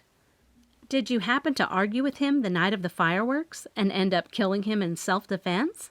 I asked, knowing it had to be some sort of self-defense if he went to the trouble of strangling Graham. No, I was right here in this office watching the fireworks from afar. He turned toward the other side of the office, where the view of the ocean was visible in the distance, and Emily was here with me. Are you and Em an item? I asked. No. Graham was a workaholic. He also made sure his staff worked long hours like he did. Graham told Emily he was going to a meeting during the fireworks, and she had a moment to take me up on my offer to just listen to what I had to say. The only opportunity was during the fireworks.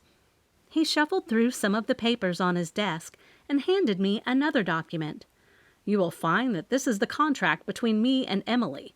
It's dated and time-stamped and notarized by my attorney, Diffie Delk. Diffie does everyone's work, I commented, and looked at the notary, which was dated and stamped for the time of the fireworks. That meant neither Emily nor Victor could have made it from the art district to the seaside in time to have murdered Graham. Someone else had a much bigger motive than I would have, he said, and took the contract back.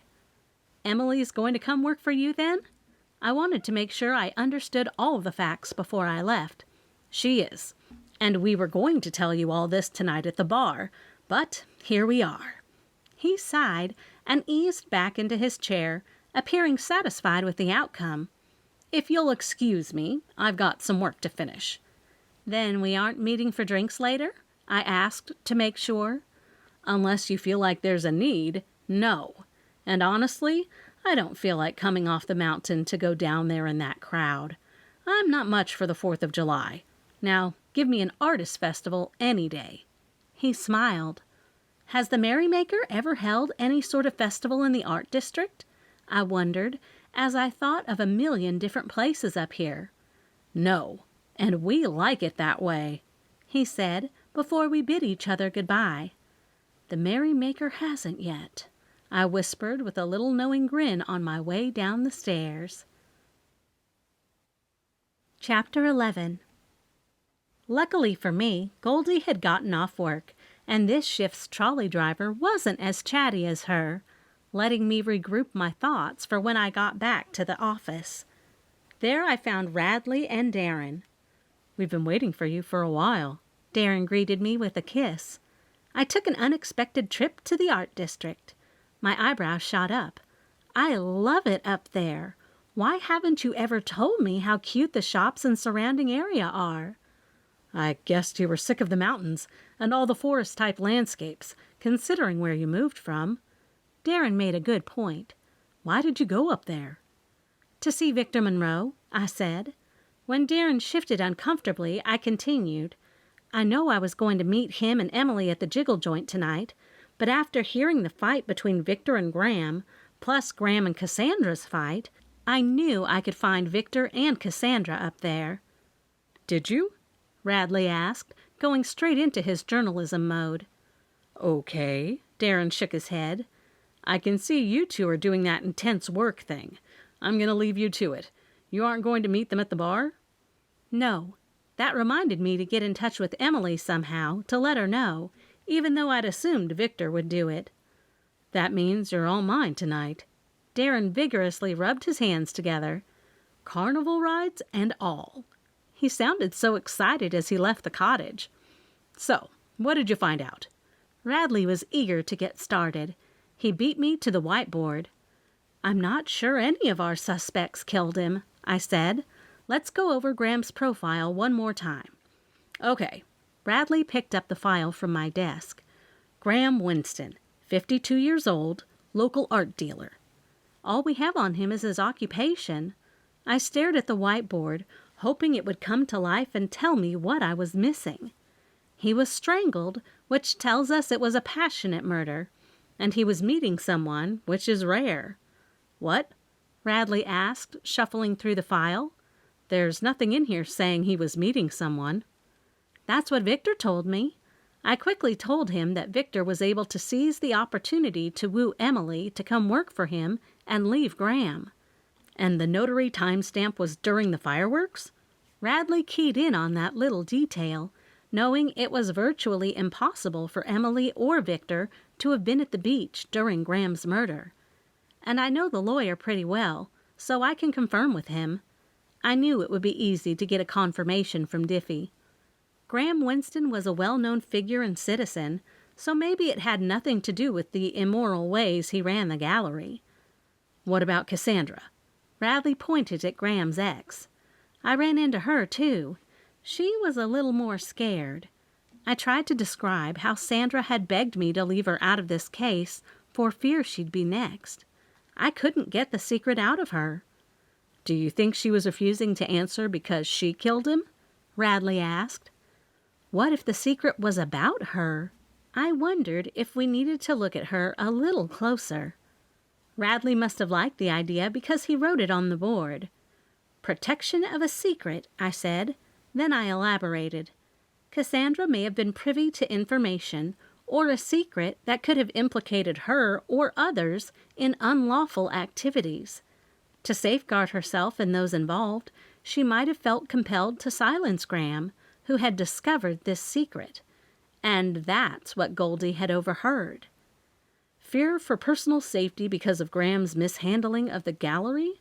Radley offered another good motive. She's in that world, and what if she isn't as clean as she appears? She was saying she was in fear for her own life and even my safety. I made the point. Then let's go back to this secret. On the board, Radley had written secret under Cassandra's name and circled the word a few times. Loyalty and allegiance? I asked, giving the idea a new spin. Cassandra might have had a deep sense of loyalty towards someone involved in Graham's schemes. She could have been on a date with him during the fireworks. That's the reason Graham took off work. Radley made several bullet points under her name. They got into an argument over the secret, and for self-preservation reasons, Cassandra would have had motive rooted in aiming to protect her reputation, career, or personal interests. I threw it out there. And it looks like we need to see Cassandra again. Make her talk. Get her alibi if she has one, he said, before Mama rushed into the office. "Turn on the television!" she hollered, tossing the brochures on the desk. They skittered in all directions. "Fine," Mama choked out. Apparently, we weren't moving fast enough for her. She grabbed the remote, turning on the television herself. On the television, Chief Strickland prepared to address the town in a live press conference. Too bad he didn't let me know so I could be there live. He stood before the podium, exuding an air of authority. "Ladies and gentlemen of Holiday Junction," Chief Strickland began, his voice steady and resolute. "I stand before you today to address the tragic incident that has shaken our peaceful community. It is with heavy heart that I confirm the murder of Graham Winston, esteemed art dealer and cherished member of our town." He continued. His words were measured yet compassionate. "Our dedicated team of investigators has been working tirelessly to uncover the truth behind this heinous crime. Rest assured, we are leaving no stone unturned in our pursuit of justice." He went on to tell the town, "While this incident is undoubtedly a tragedy, we have reason to believe it is an isolated incident. The safety and well-being of our residents remain our utmost priority, and I want to assure everyone that the 4th of July festivities will proceed as planned. Holiday Junction will continue to embody the spirit of celebration and togetherness that defines us." Chief Strickland's words carried a sense of reassurance, a reminder that the indomitable spirit of Holiday Junction would not be dampened by the events that had transpired. As the press conference concluded, my mind buzzed with thoughts and questions.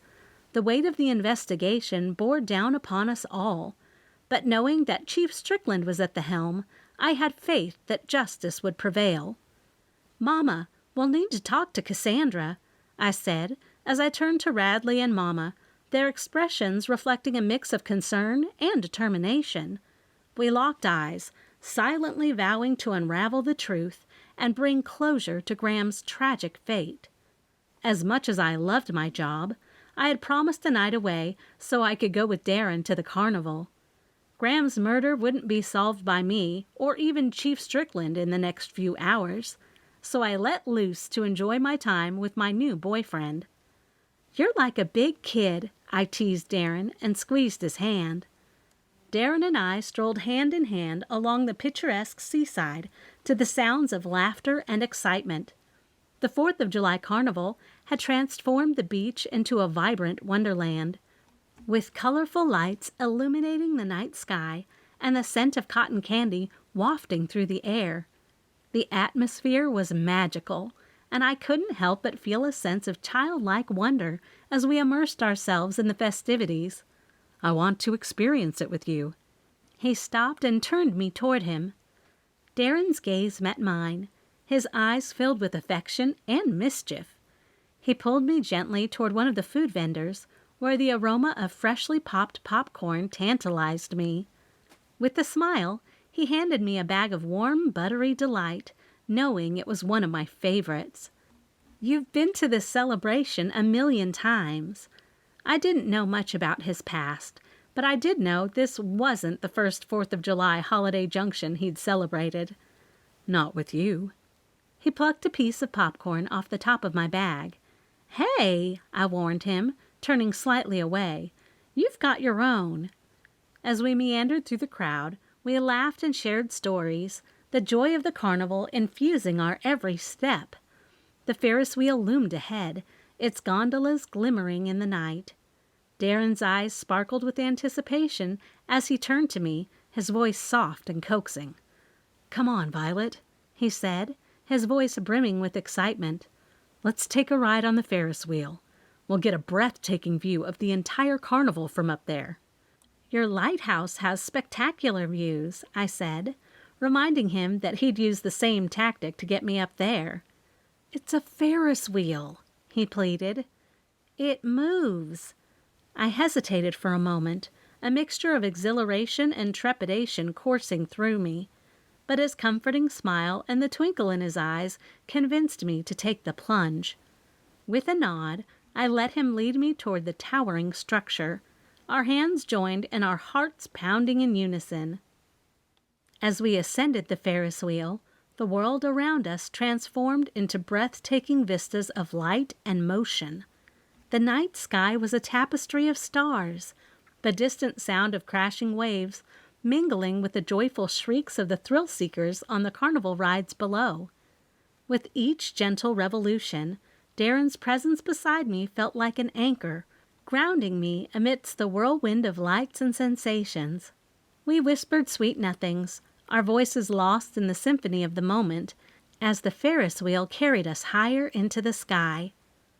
"Violet," he whispered in a voice filled with adoration, "being here with you, surrounded by the magic of this moment, feels like a dream come true. You bring light and joy into my life, and I'm grateful for every single day we share together." Our lips met, and the anxiety I was feeling about being on the moving ride fell away, allowing me to really enjoy the moment. The view was nothing short of awe-inspiring. The vibrant carnival spread out beneath us in a kaleidoscope of colors and sounds. The soft breeze carried with it the scent of ocean air, blending with all the scents of funnel cake and sizzling hot dogs from the nearby food stalls. Time seemed to stand still as we took in the beauty around us. The 4th of July fireworks exploded in bursts of color in the distance, painting the night sky with their dazzling displays. It was a scene straight out of a fairy tale, and I couldn't help but feel grateful for this enchanting night spent with the one I cherished.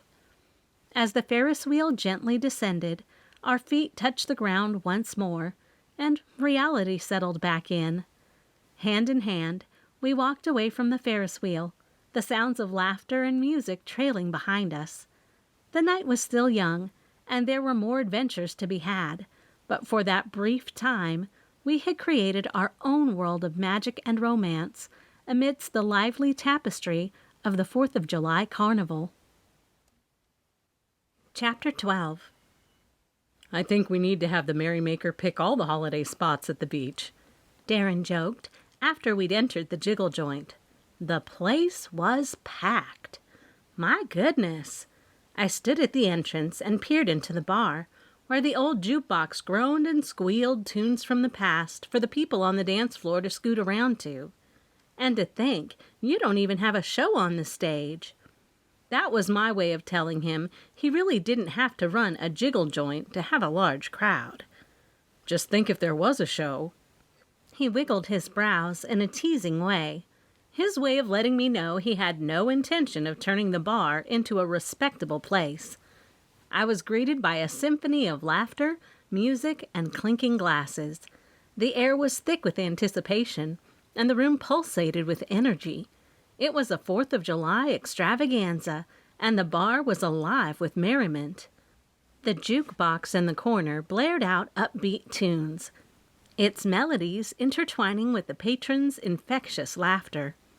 The dance floor was a whirlwind of movement as couples swayed and twirled, their joyous spirits reflected in their bright attire. The bar itself was a hub of activity, lined with patrons eagerly waving cash, waiting to order their favorite drinks. As we made our way through the crowd, I couldn't help but notice the colorful spectacle that surrounded me. The patrons were decked out in all the 4th of July regalia, proudly displaying their patriotism. Red, white, and blue hats adorned with glittering stars, neon glasses with glowing frames, and cascading bead necklaces that shimmered in the dim light brought an element of festive whimsy to the scene. No doubt the festival goers had gotten some of the items from one of the vendor carts just outside. The bar itself was transformed into a patriotic haven. Streamers in the shades of red, white, and blue cascaded from the ceiling, while cutouts of sparkling fireworks adorned the walls. Miniature American flags peeked out of every available space, proudly proclaiming love for our nation. The bartender's station itself was a visual feast, with a dazzling display of colorful cocktail ingredients and garnishes, tempting even the most discerning palate. "Did you two throw up the 4th of July in here?" I asked Owen and Sean, who were still sitting in their same spots. Of course we did. Owen snorted and nodded toward Darren, who was walking around the bar, helping his employees with a crowd waiting to be served. Do you think he was going to do anything? You're right. I laughed because Darren never went all out on decorating for the holidays. He only fulfilled the bare minimum requirement from the holiday committee, and that was to just put up a display in the window. Lucky for Darren, there were no windows in the jiggle joint, so he would pacify the committee members by taping something on the door to signify the holiday in question. The energy in the room was infectious, a buzzing celebration of the holiday spirit.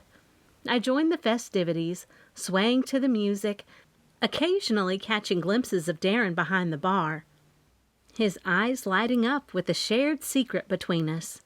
The night was filled with love, laughter, and the indomitable spirit of Holiday Junction.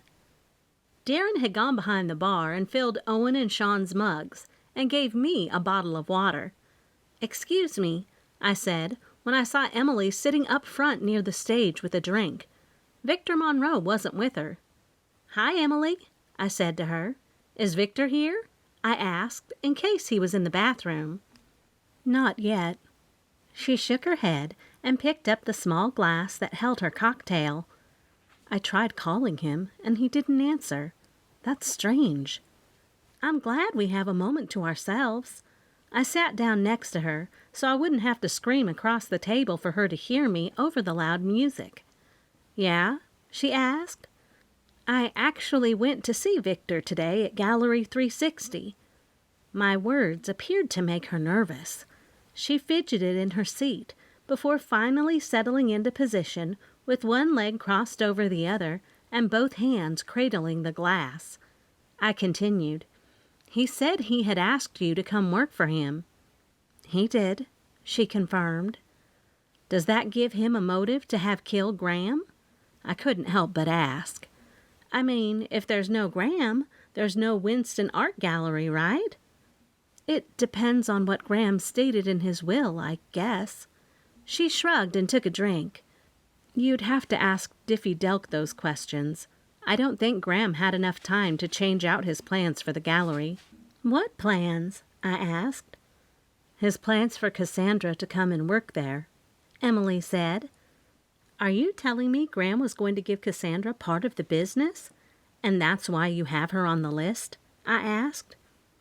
He said the art department at the school was getting a budget cut, and since Cassandra has her curator's degree already, she could easily step into the role. I overheard them talking about it at the beginning of summer, and she said she needed part of the business. But then he said he wasn't ready to make the commitment, but if it made her happy, then he'd do it. Emily shifted. He had me make an appointment with Diffie Delk. A few days ago, Mr. Delk called the gallery and left a message for Graham. He said the papers were ready. Did he specify what papers? I asked. No. When I told Graham about the message, he mumbled something about needing to change them again, now that he and Cassandra were broken up. Emily had just given me a definite motive for Cassandra. Had Graham made Cassandra part owner of the gallery? If he died, would that give Cassandra full ownership? You've not heard anything from Diffie or Cassandra since Graham's death? I asked, so I could be armed with all the information before I went to see either of them. Not that Diffie would give me any information. I was sure he wouldn't, but I bet if I went back to see Cassandra with enough nuggets of what Emily was telling me, Cassandra would have something to say. Nothing. But I'd been talking to Victor about a job, because I'm just shy of my degree to be a curator, and he said he was looking for someone. She looked around and then picked up her phone before placing it face down on the table. I noticed some scrapes on her hands. The little dots of dried blood were a sign the scrapes were pretty fresh. I don't know where he is. He's very punctual. She finished her drink and picked up the glass. What happened to your hands? I asked. Work injury. She laughed, putting the glass back down, and stuck her hands in between the folds of her legs. When you work in an art gallery, you get all sorts of scrapes and bruises. What do you know about Graham being accused of forgery? I asked. Victor has been accusing Graham of it without any proof. Now that Graham is gone, she gulped as if she had a lump in her throat. He wants me to talk to the artists Graham had deals with to get them to move to Gallery 360. That's what he initially wants me to do. Can you do that without a curator's license? I asked. No, but Victor said I could use his as his understudy and employee, though he'd have to sign off on them to complete the deal. She looked back again toward the door. Really, I have no idea where he could be. What about Benjamin from Gallery 360? He was on your list. I wanted to question her about each name on the secret list she'd slipped into my hand. I saw him and Graham arguing, but when I asked Victor about it, Victor told me Graham had come to Gallery 360 and accused Benjamin of helping Victor. You know Victor has been accusing Graham of the forgery. In this business, if you get a bad name, you're out. No art dealer or buyer will do any business with a curator if they believe they are selling forgeries. What would have been Benjamin's motive? I asked. Benjamin, like the rest of us, is also an artist, and when you're accused of something, you naturally want to defend yourself. Benjamin was right about the whole environmental thing. She opened the door for me to ask her a question about the month Winston Art Gallery was closed. You mean when Victor had Winston Art Gallery shut down? I asked. Yes. It was awful and a bad move on Victor's part. Benjamin had told Victor it was bad for Gallery 360's reputation, and that Graham was brilliant to move his gallery showing to Brewing Beans. She smiled. I thought Graham was crazy when he said he wouldn't worry about Victor's scheme to get the gallery shut down, because so many more people went to get coffee than came into the art gallery. Why did he think he could sell fancy paintings in a coffee shop? I asked. Graham said common people, like those who didn't collect art. She smiled to make sure she didn't offend me. I smiled. Didn't really know they needed art until they saw something they liked, she said. They'd never venture into an art gallery. They go to places like big box stores to get poster-type art. So Brewing Beans gets lots of foot traffic, and the customers who linger in there get to actually see the paintings. I saw exactly how Graham's logical thinking really did work. The painting hanging in Brewing Beans came to my mind immediately. I wouldn't go to an art gallery to purchase a picture to hang on my wall, because I would assume I couldn't afford such a piece. When people see it in some place like an everyday coffee shop when they're sipping their coffee like they would at home, then they see themselves at home with the picture, making the purchase much easier. Emily laughed. Brilliant, right? Yeah, actually it is. And Victor's little plan to have Winston Art Gallery shut down backfired. I snorted. Why was the gallery shut down?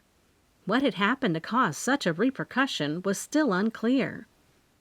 That's why I have Patrick on the list, Emily said, and picked up her phone again.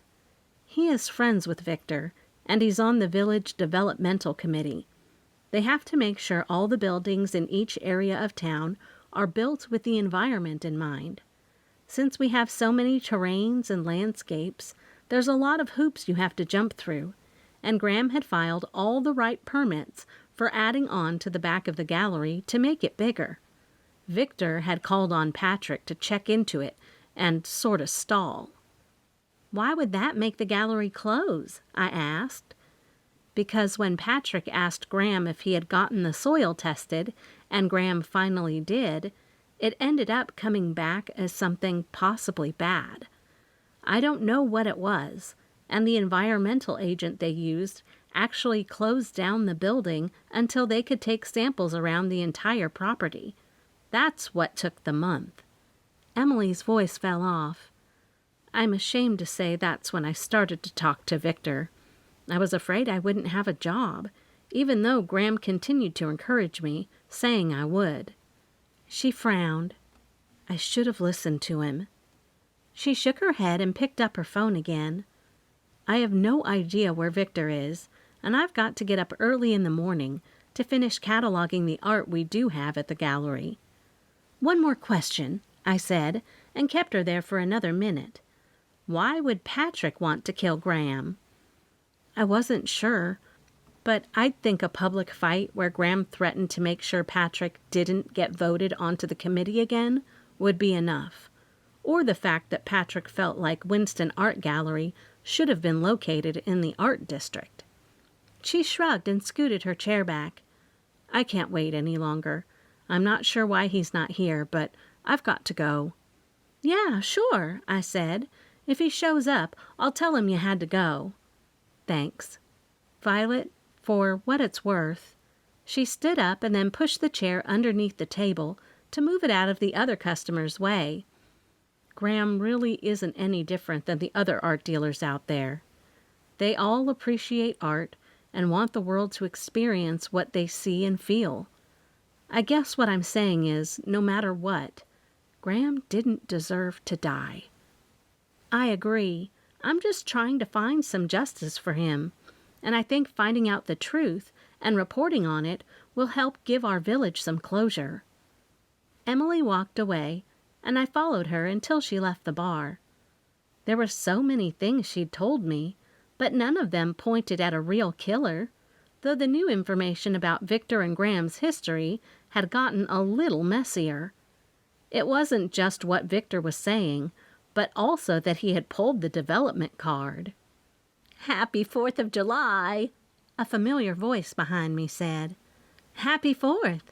I turned to greet Lenny and Vern McKenna, both of whom were decked out in matching 4th of July outfits. "Did you make those?" I asked Lenny. She was the local tailor and could take any fabric, add a few stitches, and work her magic to make an amazing piece of clothing. "I did. Doesn't Vern look great in his jacket?" She tugged on the edge of it before she ran her hand across his back, picking off some piece of lint. "He does," I said, even though I wasn't sure Lenny heard me, because her attention had already shifted to another resident. They hollered at each other across the bar, and Lenny took off to talk to her. "I hear you've been looking for me." Vern's bushy brows rose. "Darren told me." "Yeah, I was wondering about your friend Graham, and you know." I frowned when I saw the look in his eyes. "Darren specifically said you were asking about Patrick. Patrick didn't kill Graham. They had their differences about the gallery location, but that was years ago." Vern pulled out the chair previously occupied by Emily and sat down. "What about the environmental thing?" I asked. He smiled. "He only did that because he had to. Whenever there's a report filed, they have to check it out. It just so happens there was some sort of mineral in the soil that ended up being nothing. But it didn't go without Graham being a jerk about it. Poor Danielle." Vern tisked. "Danielle?" I asked. "Yeah, the young lady who's in charge of doing all the testing for the company we used." Vern's eyes rolled back as if he was searching for something. Then he snapped his fingers. "Danielle Quillen." "Thanks. I might go see her." I made a mental note. My phone chirped with a text. I pulled it out of my pocket and saw it was Louise. "I hope you have a great 4th, I said to Vern, and excused myself. I thought I'd misread her text, but when I went over to the corner of the bar to open it, I saw I hadn't. "Get over to Brewing Beans. Victor Monroe is dead." There weren't enough exclamation points in her message to compare to the shock resounding inside me. Chapter 13. The sound of Louise's voice and news repeated in my head as I hurried down the seaside and up the path. Well, Darren and I hurried. He'd seen my face when I got her text, and he witnessed me bolt out of the jiggle joint without telling him where I was going or what news I'd just received. Don't get me wrong, I was still on cloud 9 from our date, and the warm breeze coming off the ocean felt good against my skin, making it one of those nights when sleeping on the beach would feel so nice. Plus, the stars were out, and moonbeams flittered across the gentle ocean while the moon hung as far back as the eye could see. Normally, it would be one of those nights. But right now, my heart was pounding to the beat of my feet slapping the sidewalk, and Louise's voice made the melody a little more frightening. Louise's voice had cracked through the phone, urgency ringing in her words after I didn't respond to her text. "Violet, you need to get over here. Brewing Beans, it's Victor." The weight of her words hit me like a sucker punch. Victor Monroe, the man I had planned to meet earlier that night, the prime suspect in Graham Winston's murder, was now... What? "What happened, Violet?" Darren uttered. "I don't know." My mind raced with the possibilities. Your mom said to just get there. The phone line went dead as abruptly as it came to life. Neither of us said a word as we started up the path leading to Celebration Park. I clutched Darren's hand a little tighter than usual. "You're fine. We are fine," he assured me, knowing my suddenly squeezing of his hand meant I was leery that the killer could be hiding in the forest on either side of the path. We were met with the eerie sight of Holiday Junction as a ghost town draped in the aftermath of the day's 4th of July celebrations. Streamers rustled in the breeze, their cheerful red, white, and blue colors mocking the grim reality of the moment. The remnants of the day's festivities lay strewn about, the patriotic decorations fluttering in the warm wind, as if the town was stubbornly clinging on to the spirit of the holiday so it could hide the 2 deaths. Brewing Beans was just a few shops away, but the way there felt like an eternity. The empty streets lay under the watchful gaze of the lampposts, adorned with half-deflated balloons and bunting. The occasional firework exploded in the distance, a painful reminder of the day's joyous beginnings that had turned into a chilling nightmare. the flashing lights of police cars, and the coroner's vehicle near Brewing Beans painted an ominous scene. Did it happen in Brewing Beans? Darren asked, his jeans making a swooshing noise as his legs rubbed together in our half-run, half-walk movements that took us closer and closer to the scene. I don't know. All she said was Brewing Beans, or at least that's all I heard. I noticed the shop's front window was shattered, shards of glass glittering in the harsh lights. My heart pounded in my chest as I approached, fear and anticipation gripping me. As I crossed the threshold, my gaze landed on the lifeless form of Victor Monroe.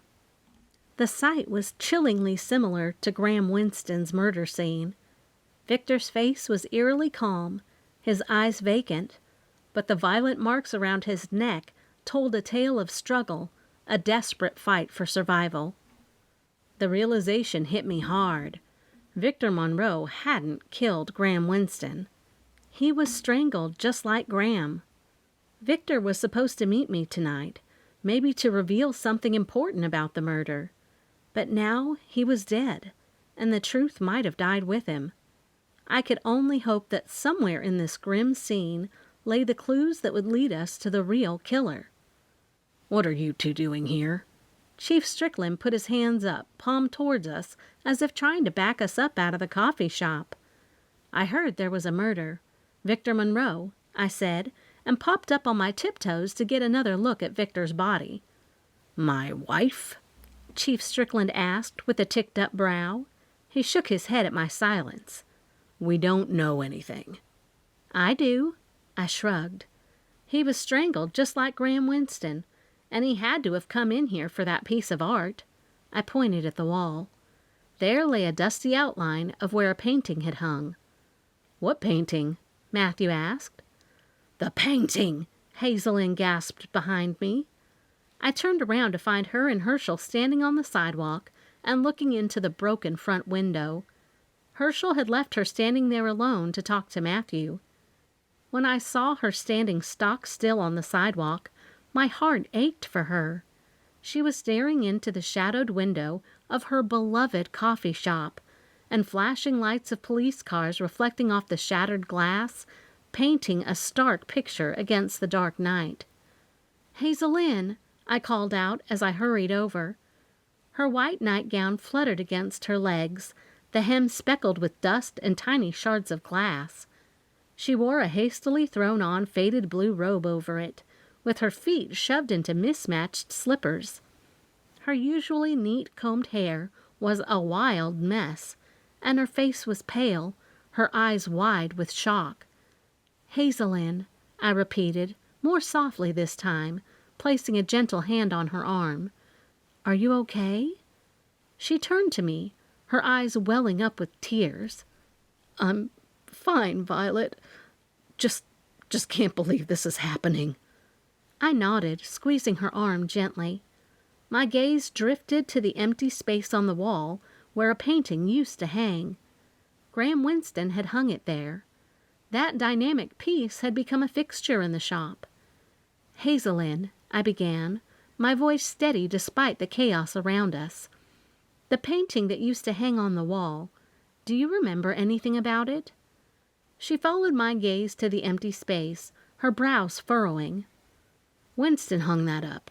Said it was by some unknown artist. But he never told me the name. Why?" "Did he ever mention anything about it?" I asked, pulling my notebook and pen out of my bag. "Anything at all?" Hazelyn shook her head, her eyes flicking back to the shattered window. "No, he just said he liked it, that it added character to the place." I jotted down her words, my mind spinning with possibilities. The painting, the artist, and now 2 dead men. I was missing a crucial piece of the puzzle. "I'm sure you're in shock." I put the pen and paper away, knowing it was time to be a friend and not a journalist. "If you remember anything about the painting, can you call me?" "Sure, honey." She nodded and raised her chin when Herschel walked back over. "Matthew asked if he could see the cameras, and when I took him back there, the 4th of July decorations were covering the only security camera we have." He shook his head, a defeated look on his face. "Nothing they can see?" I asked.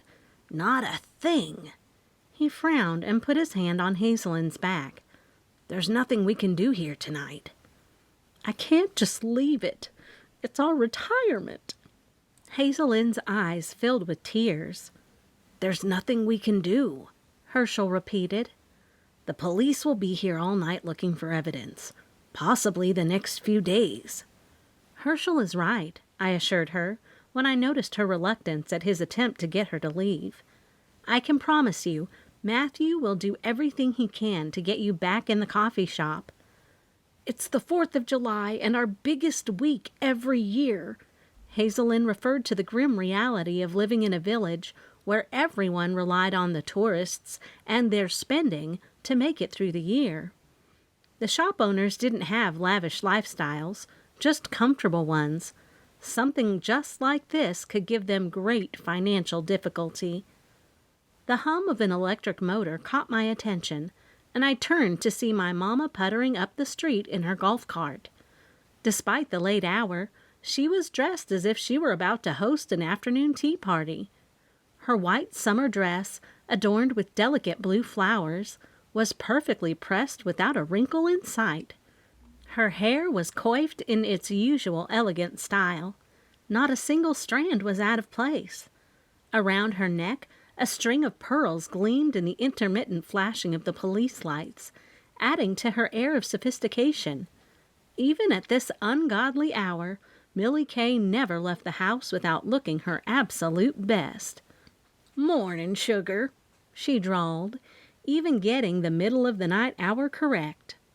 She hopped out of the golf cart with surprising agility for the early morning hour. Her attention turned immediately to Hazelyn. Mama took in her disheveled appearance and the coffee shop's damaged facade. "Oh, darling," Mama said, wrapping an arm around Hazelyn's shoulders. "I heard it on the police scanner. I'm so sorry, dear." Hazelyn sniffled, leaning into my mother's embrace. "I just don't know what we're going to do, Millie Kay. We can't open the shop during the investigation. It's going to hurt us financially." Hazelyn sniffed. Mama patted Hazelyn's hand, looking thoughtful. "Well, darling, I think I may have an idea." Mama always had an idea, so her reply didn't surprise me. "Tomorrow's the grand opening of the leisure center. How about you and your lovely coffee come be our official guest? You can set up shop there, and we can put up a big banner on the front of your shop diverting customers to the center." Hazelyn's eyes widened, and a small smile tugged at her lips. "Millie Kay, that's brilliant." Relief flooded me, and I couldn't help but smile at Mama. Once again, she had come to the rescue, her southern charm and quick thinking turning a dire situation into an opportunity. That was the way of life in Normal, Kentucky, where we were from. Mama had dragged all that southern hospitality with her, and even in the darkest of times, she showed the fine folks of Holiday Junction how to rally around one another. It was the thread that held our little village together, the spirit that made us more than just a community. We were a family. "I'll take care of this, and you take care of that," Mama whispered to me as she gave Hazelyn one last hug. And Mama was going to make sure we all came together, not only to help Hazelyn, but also to find the killer before they struck a third time. Chapter 14. The sun was just beginning to peek over the horizon, the golden rays filtering through the window of my garage apartment. It was 6 a.m, and the world was just waking, but I was already up and ready to face the day. Ready to face more questions I needed to find answers to, now that 2 murders were concerned. I quickly freshened up, pulling on a light summer dress and tying my hair back in a loose ponytail. Grabbing my bag, I stepped out into the fresh morning air, the scent of blooming flowers and dew-laden grass filling my senses. My parents' house didn't look like anyone was up, so I slipped out of the side gate, knowing I'd be hearing from Mama sooner rather than later. She'd driven me home last night after it was decided Hazelyn and Herschel would have a pop-up coffee shop at the leisure center. She also told me that I needed to write up a quick online article letting everyone know about the coffee shop and giving Mama's leisure center a little marketing. Of course, I was happy to do so, but for now, I knew I needed to get to the office and write Victor Monroe's name on the murder board alongside Graham Winston's. Just a few minutes' walk away lay the trolley stop.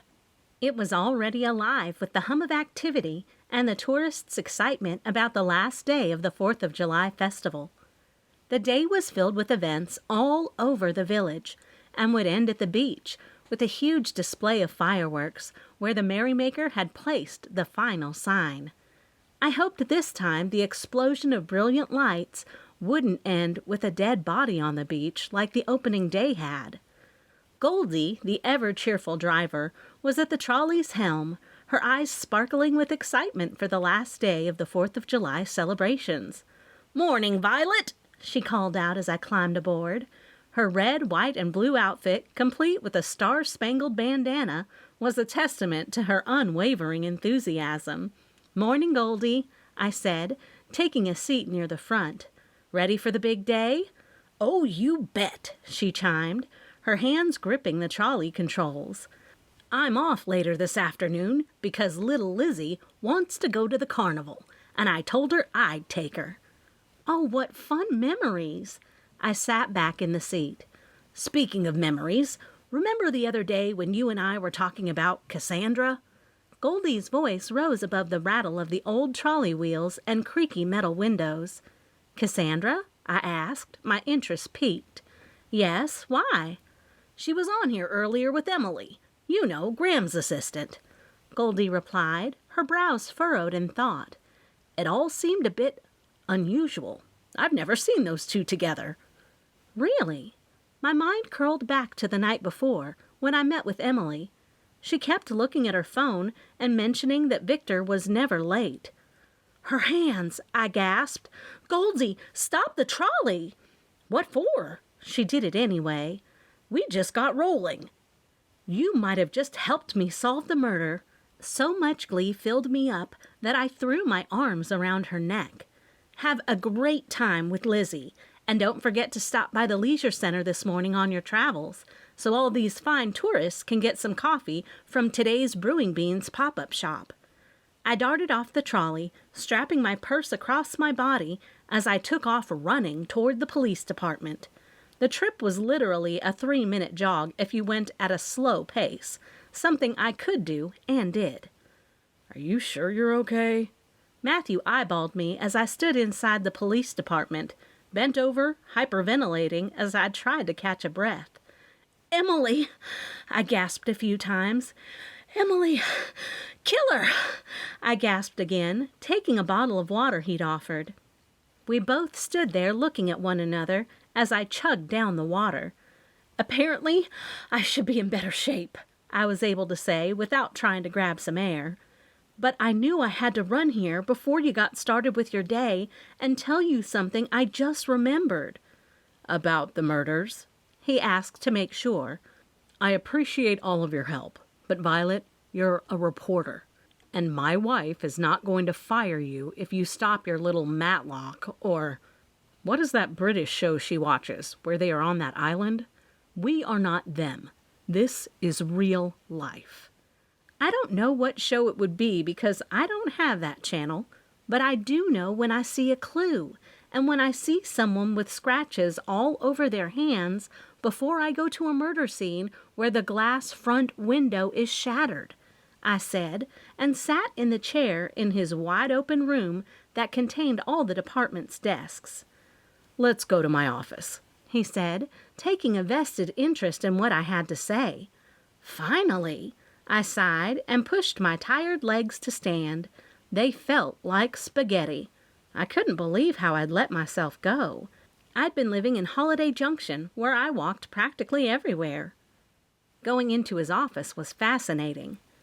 "This is exactly like those shows you were just mentioning," I said, looking around at the boards bearing photos of all the people I'd been investigating. Graham, Victor, Cassandra, and Emily. I plucked her photo from the board and held it out to him. "This is your killer." I let go when he took it. "She has motive." Matthew looked at the photo and then back at me. Graham Winston's assistant? Then he asked, Why do you think she's the killer? Emily had clear motives for wanting to kill Graham Winston. I paced back and forth as I told him the bullet points of what I'd found out. She was getting her degree so she could be curator, but Graham had made Cassandra the beneficiary to his will, which Diffie Delk would know. I gave him that little tidbit so he could check it out. And she gave me a list of people that would have motives for killing Graham. I knew I was rambling, but I continued. She gave me that list of bogus names to give herself time to get her story straight, because she knew I would be chasing after the leads. Cassandra didn't do it. She had broken up with Graham because he had this secret, a secret I'm sure Emily knew. Then there was Patrick O'Connor. That was far-fetched. I continued to rattle off the list of names Emily had given me. What about Benjamin Clark? I snorted. She just wanted me to go to the art district to get me out of the village so she could meet up with Victor and solidify whatever little scheme they had going. You were doing a whole lot of mental chattering. Matthew looked a little frightened by my way of reasoning. I'm not even sure if Cassandra knew about Victor's death before today. The two of them were on the trolley this morning, and Goldie said she's never seen them together. I couldn't help but hear Matthew snicker under his breath, so I looked up at him. Are you mocking me? No, but you can't say that you and I killed someone simply because we're seen together, or that you've become a deputy because you show up at all the crime scenes. He was pointing out that all of this was circumstantial and that I needed more than just assumptions. What if I told you Victor had offered Emily a job? I can only imagine what Graham said the evening he was murdered. He probably told her, "Fine, go," and that's when she got angry, strangling the poor man. I was reaching for so many things that could point directly at her killing him. Then Graham had a secret. Emily was his assistant. She knew all the secrets, including that Graham had been accused of art forgery and that the painting that went missing from the coffee shop was one of Graham's.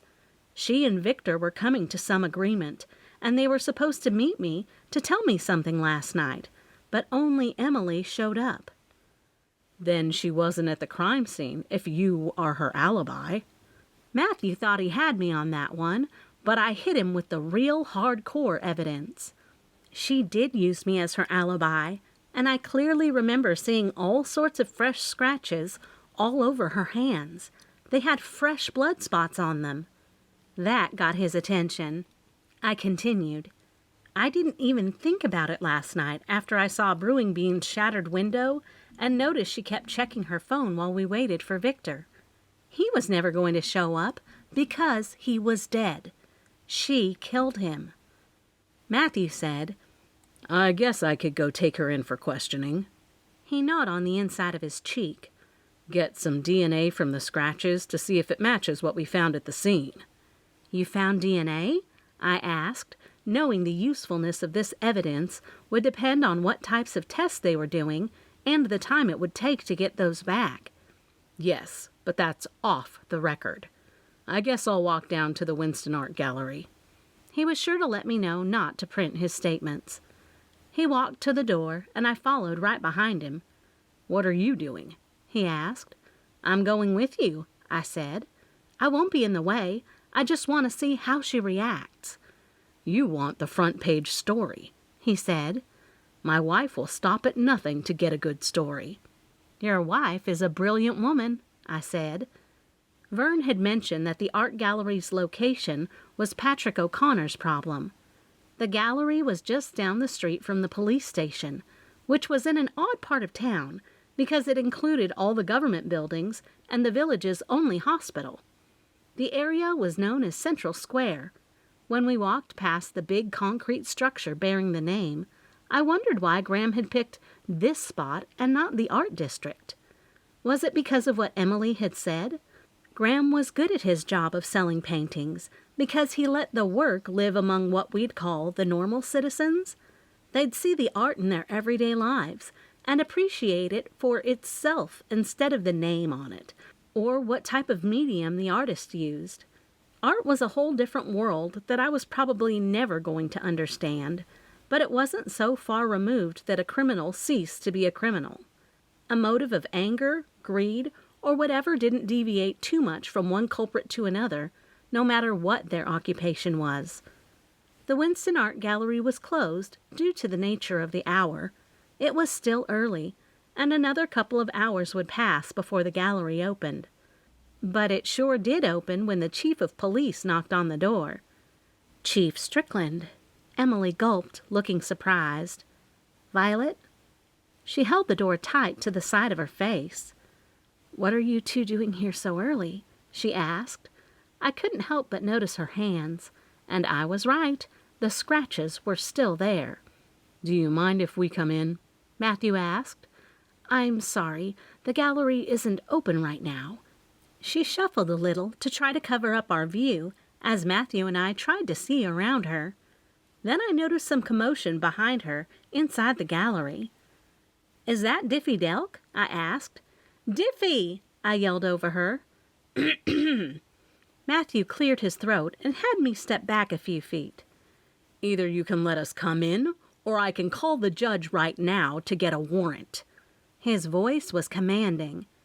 "Can you hold on for just a second?" She must not have really wanted his answer because she shut the door, leaving us outside on the sidewalk. A couple of minutes later, Diffie Delk opened up the door for Matthew and me. "Diffie, just the man I need to see." My brows rose. Out of the corner of my eye, I saw Matthew looking at me. "I didn't know you were working for the Holiday Junction police."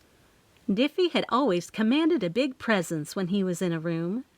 My eyes couldn't help but be drawn to his distinct appearance. He wore a toupee that perched precariously on his head, its deep hairline accentuating the artificiality of his hairstyle. The strands appeared unnaturally thick and perfectly arranged, giving him an air of pretense. Diffie's choice of attire matched his slightly unscrupulous reputation. He dressed in garishly colored polyester suits, as if trying to use boldness to compensate for a lack of style. The fabric clung to him in a way that suggested both discomfort and an attempt to appear more sophisticated than he truly was. His face wore a perpetual slick smile, adding to his smarmy demeanor. He seemed ready to charm or deceive, his eyes glimmering with a mix of mischief and self-interest. Every movement he made, from the way he adjusted his tie to the calculated tilt of his head, exuded an aura of calculated cunning. Clearly, he was a man who thrived on the art of manipulation. His appearance, with the telltale toupee and polyester suits, formed a visual representation of his willingness to bend the truth and cater to his own agenda. As our eyes briefly met, I couldn't help but feel a shiver down my spine. I'd never been on this end of the relationship. I'd gone to Diffie for not only personal legal issues, but also professional ones. Only this time, I was accusing his client of murder, and thanks to the way he was portraying himself, the air in the room held a sense of unease, as if his deceptive nature was contagious. His involvement on Emily's behalf obviously held the potential to further complicate the already tangled web of secrets surrounding Graham's murder. "Hey, Matthew." Joaquin Canson walked into the gallery from the open door. "Violet, Diffie." He nodded as he greeted each one of us. "Emily." He grinned. "Joaquin, someone else I need to see," I stated with satisfaction. Then I was caught off guard when Cassandra walked from a back room in the gallery to join us. "Violet," she said, greeting me with a different attitude than she had yesterday. Cassandra, seeing her standing there, shocked me to the core. I'm guessing you're surprised to see me." Her eyes danced as though my reaction had delighted her. "I'd heard you two were on the trolley, and that's when I knew I had to take all my information to Chief Strickland." I gulped and decided it was time to take my chance at solving Graham and Victor's murders. I walked around and drew in a big, deep breath, gathering my wits and my confidence at the same time. I stopped. I turned around to face everyone. I stood in the middle of the Winston Art Gallery, surrounded by an uneasy silence. Chief Strickland, Diffie Delk, Cassandra, Joaquin, and Emily all stood before me, staring at me with a mixture of curiosity and trepidation. It was time to lay out the motives, to connect the dots, and to shed light on the truth that lay hidden in the shadows. Taking a deep breath, I began to speak, my voice steady but laced with an undercurrent of determination. Chief Strickland, Diffie, Joaquin, Cassandra, Emily. It's time to face the motives that lie at the heart of Victor and Graham's murders. Motives that drove not one, but both murders. Chief Strickland raised an eyebrow, his gaze steady as he leaned forward, waiting for me to continue. Diffie, with his slick smile, seemed intrigued, while Cassandra and Emily exchanged nervous glances. I turned to Cassandra, my voice firm as I laid out the evidence. "Cassandra, you had motive to kill Graham. Your relationship with him was tumultuous, and you were no stranger to his shady dealings. You feared that he would expose your involvement in his schemes, tarnishing your own reputation as an artist. You wanted to protect yourself and your future." Cassandra's eyes darted around the room, guilt and fear playing across her face. She opened her mouth to speak, but the words got caught in her throat. Turning my gaze to Emily, I continued speaking, my voice measured. "And Emily, your motive was not just for Graham's murder, but Victor's as well. You were Graham's loyal assistant, always in the background while he soaked up the spotlight. You resented his success and the way he took credit for your hard work. Killing him meant stepping out of his shadow, reclaiming your own talent and recognition." Emily's face contorted with anger and desperation. Her voice shaking, she interjected, "You don't understand, Violet. It's not what you think." But I pressed on, determined to lay bare the truth. The evidence indicates a deeper connection between both murders, a secret they shared. Graham had discovered something that threatened not just Cassandra, but also Victor. It was a secret that would expose their collusion and fraudulent practices. I pointed at Cassandra. Cassandra was going to take over the art gallery, which would put Emily out of the future she thought she had.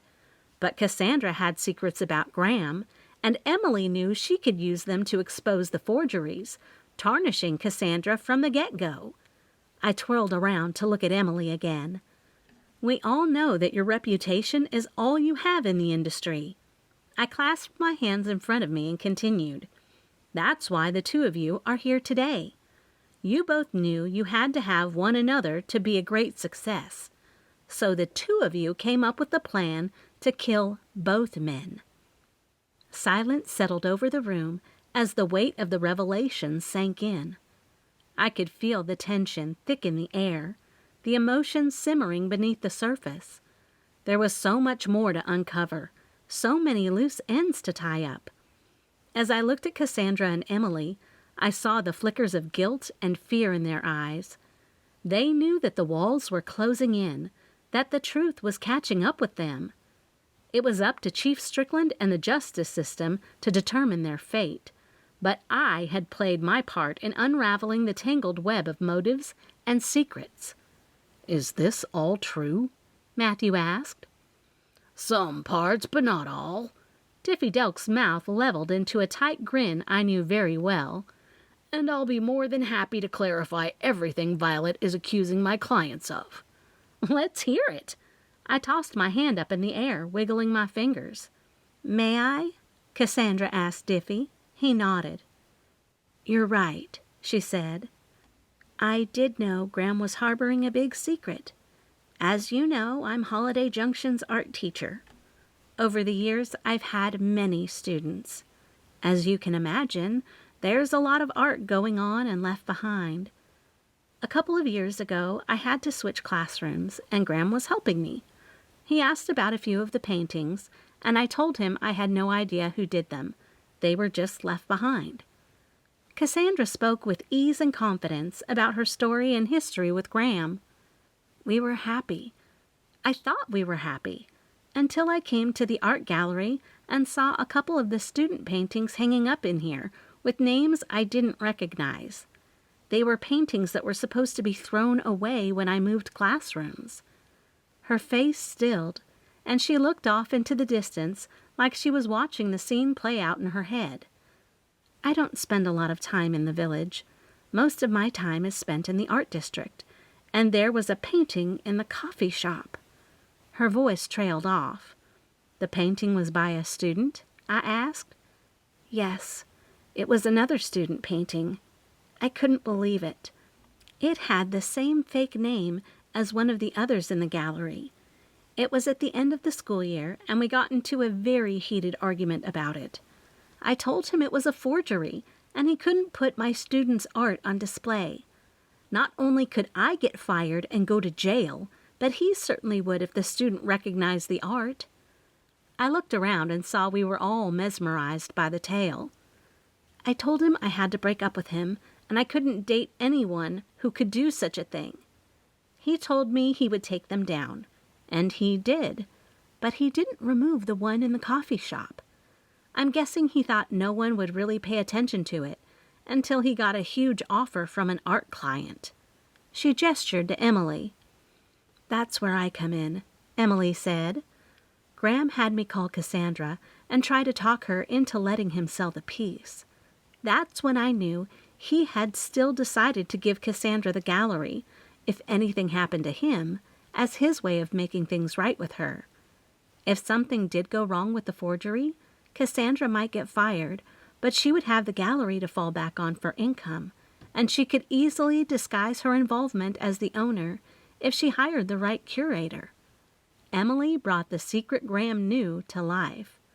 But I didn't and don't want the gallery, Cassandra added. I want the artist to come forward if possible, and that's what we were going to do. Victor was willing to take the gamble on his reputation and help us find out who the anonymous client was by letting them know it wasn't for sale. Then Victor, Emily, and I were going to see if we could get the painting from the coffee shop, or even somehow take a photo to plaster all over social media to find the true artist. I'm not sure what happened, but my fear is Victor was going to the coffee shop to meet someone he'd gotten in contact with about the painting, and things went south. And that's when he was killed. Emily's voice choked. Last night, when we were meeting you at the bar, we'd planned on asking if you'd do an article in the newspaper about the painting in the coffee shop. Help us get the word out and find the artist. I knew he had found something out about the painting, because when we were talking on the street while you saw us, Benjamin had called him to let him know someone had called back. Victor didn't tell me who or the details, just that he was going to have a quick meeting with whoever it was. The next thing I know, we're all standing here with two dead art dealers and fingers pointing at us. As you can see, Diffie said, my clients were not involved in killing anyone. They were trying to make sure all of Graham's forgery pieces were actually going to be truly certified by the rightful artists. Diffie talked in art industry terms and legalities that I didn't need to know or bother to concern myself with.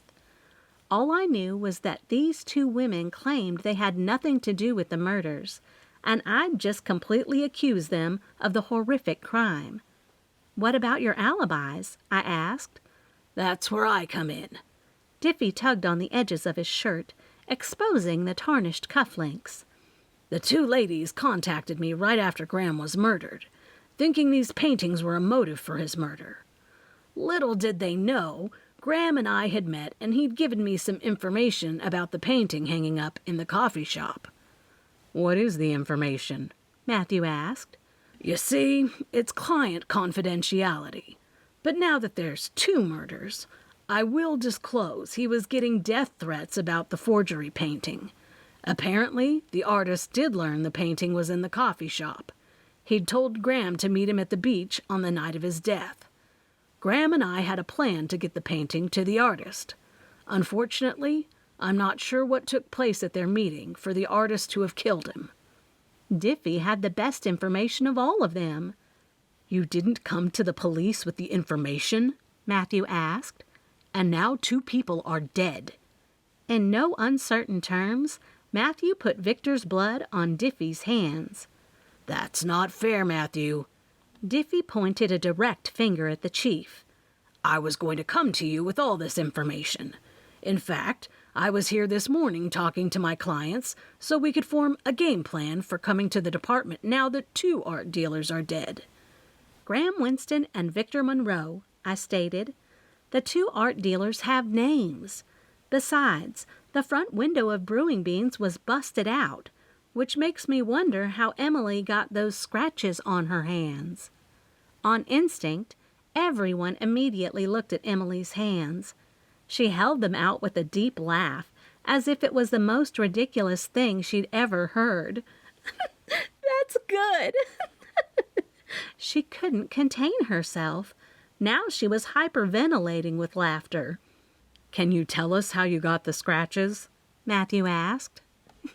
Tell you? She giggled. "I can show you." We all followed her through the gallery and into the back room where Cassandra had come from.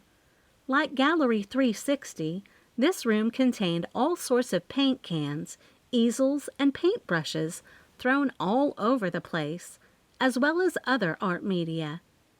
Emily walked over to a tarp that held large pieces and small shards of glass in red, white, and blue tints. This canvas had a few pieces of glass glued onto it and was turning out to be a piece of art. "I'm an artist. I work with glass, and my hands are always chewed up by the sharp pieces.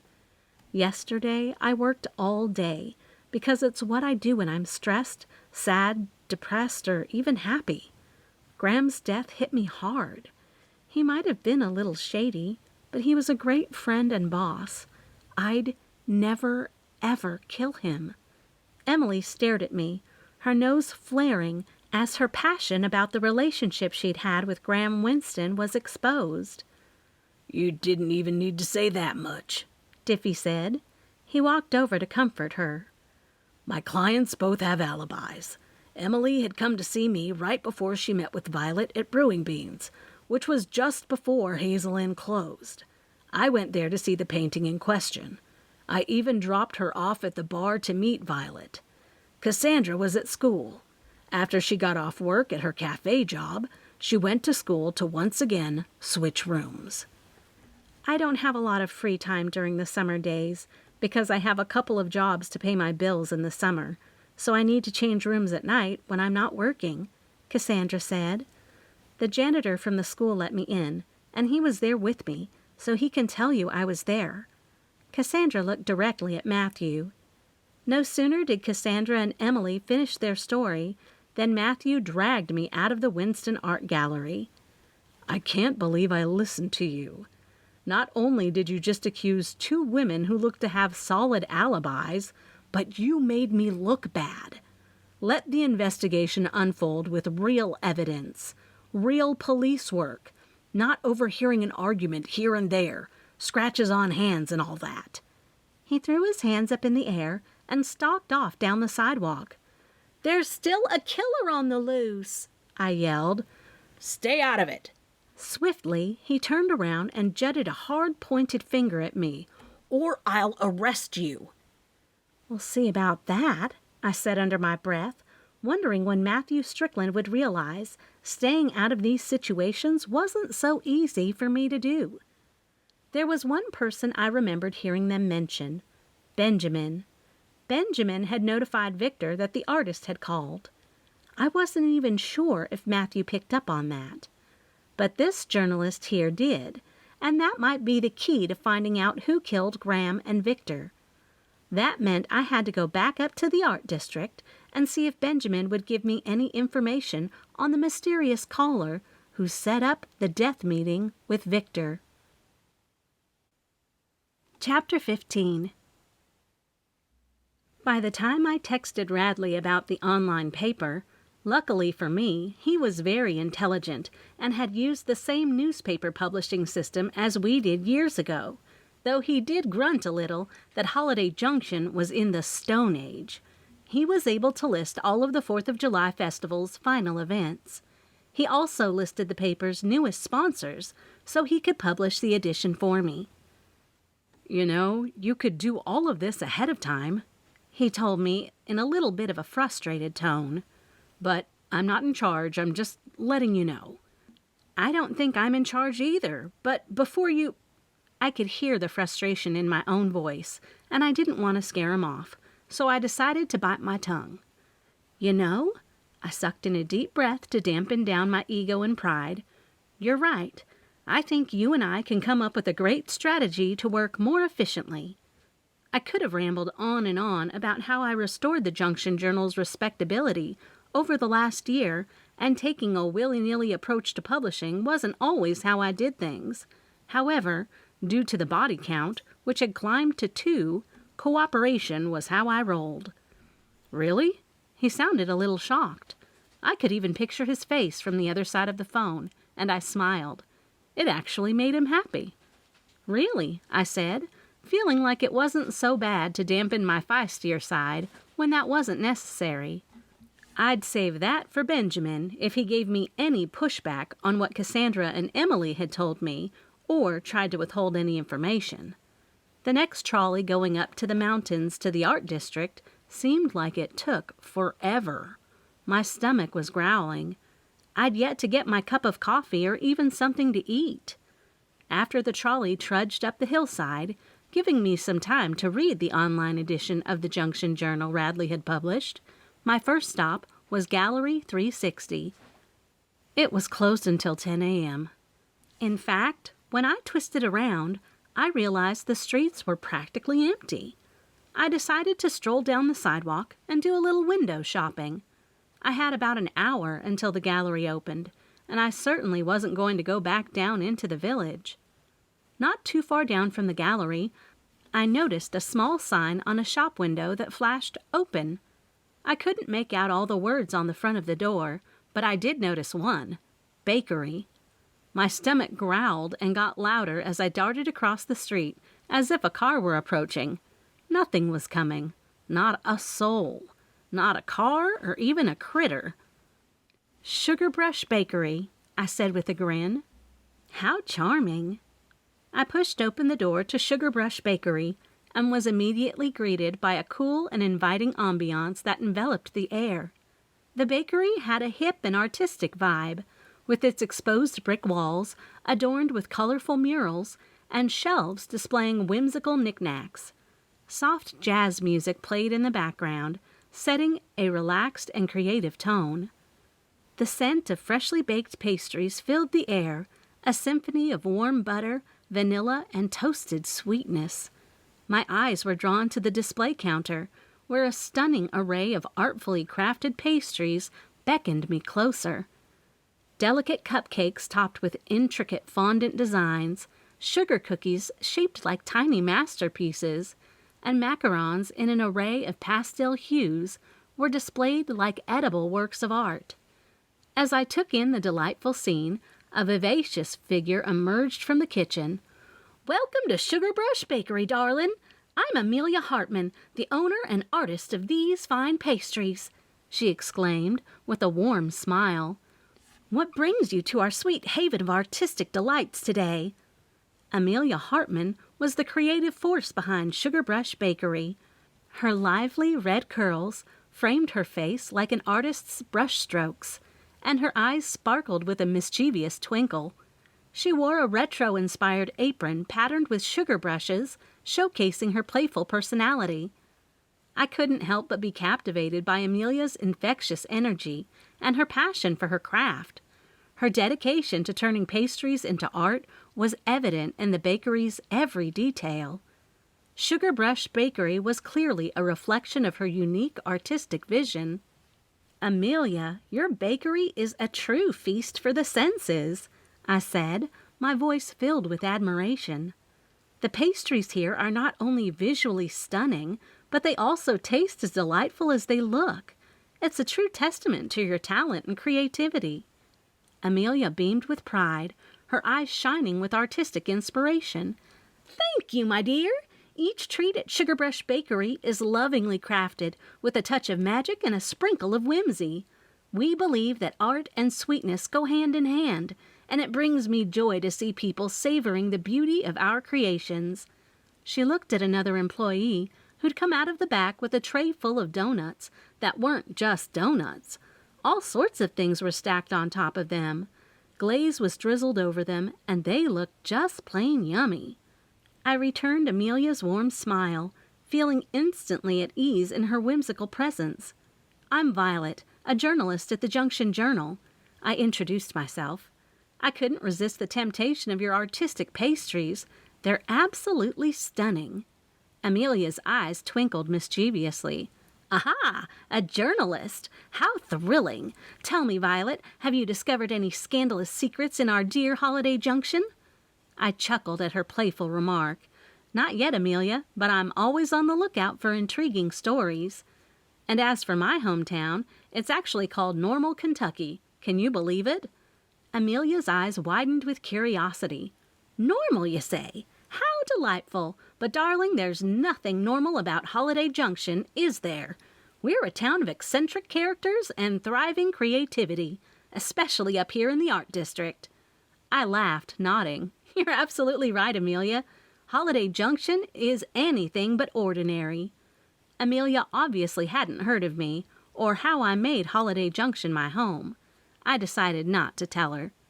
Her expression turned mischievous as she leaned closer. "Well, Violet, I must admit, we like to keep things wonderfully peculiar here. We don't settle for normal. We embrace the extraordinary." I couldn't help but grin at her infectious enthusiasm. "That's what I love about this town, Amelia.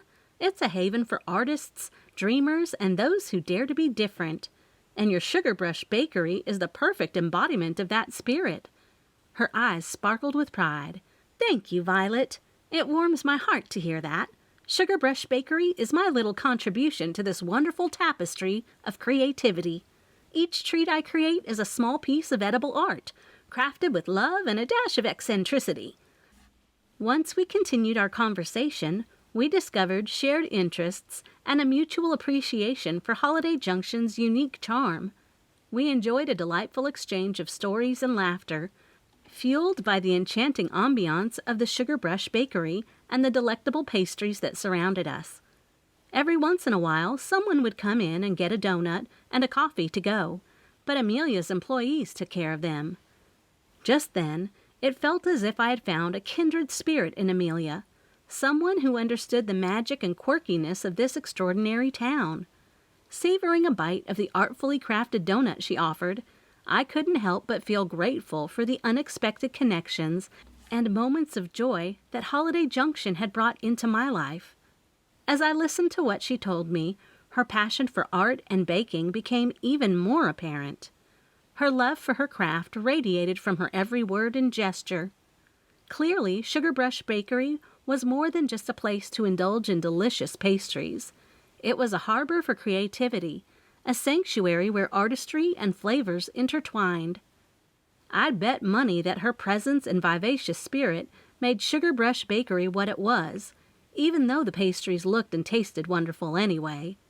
She had a special touch that made me want to come back. As I stood at the counter of Sugar Brush Bakery, savoring the delectable flavors of Amelia's pastries, she looked at me curiously. "Violet, my dear, why are you here when you should be covering the 4th of July festival? Isn't that the journalist's duty?" I chuckled softly, knowing that her curiosity was well-intentioned. "You're absolutely right, Amelia. The festival is a big event, but I actually have another reason for being here today. I'm on a personal mission, you could say." Her eyes sparkled with intrigue. "Oh, do tell, Violet. I'm all ears. What's this personal mission of yours?" After taking a moment to compose my thoughts, I leaned in closer to Amelia.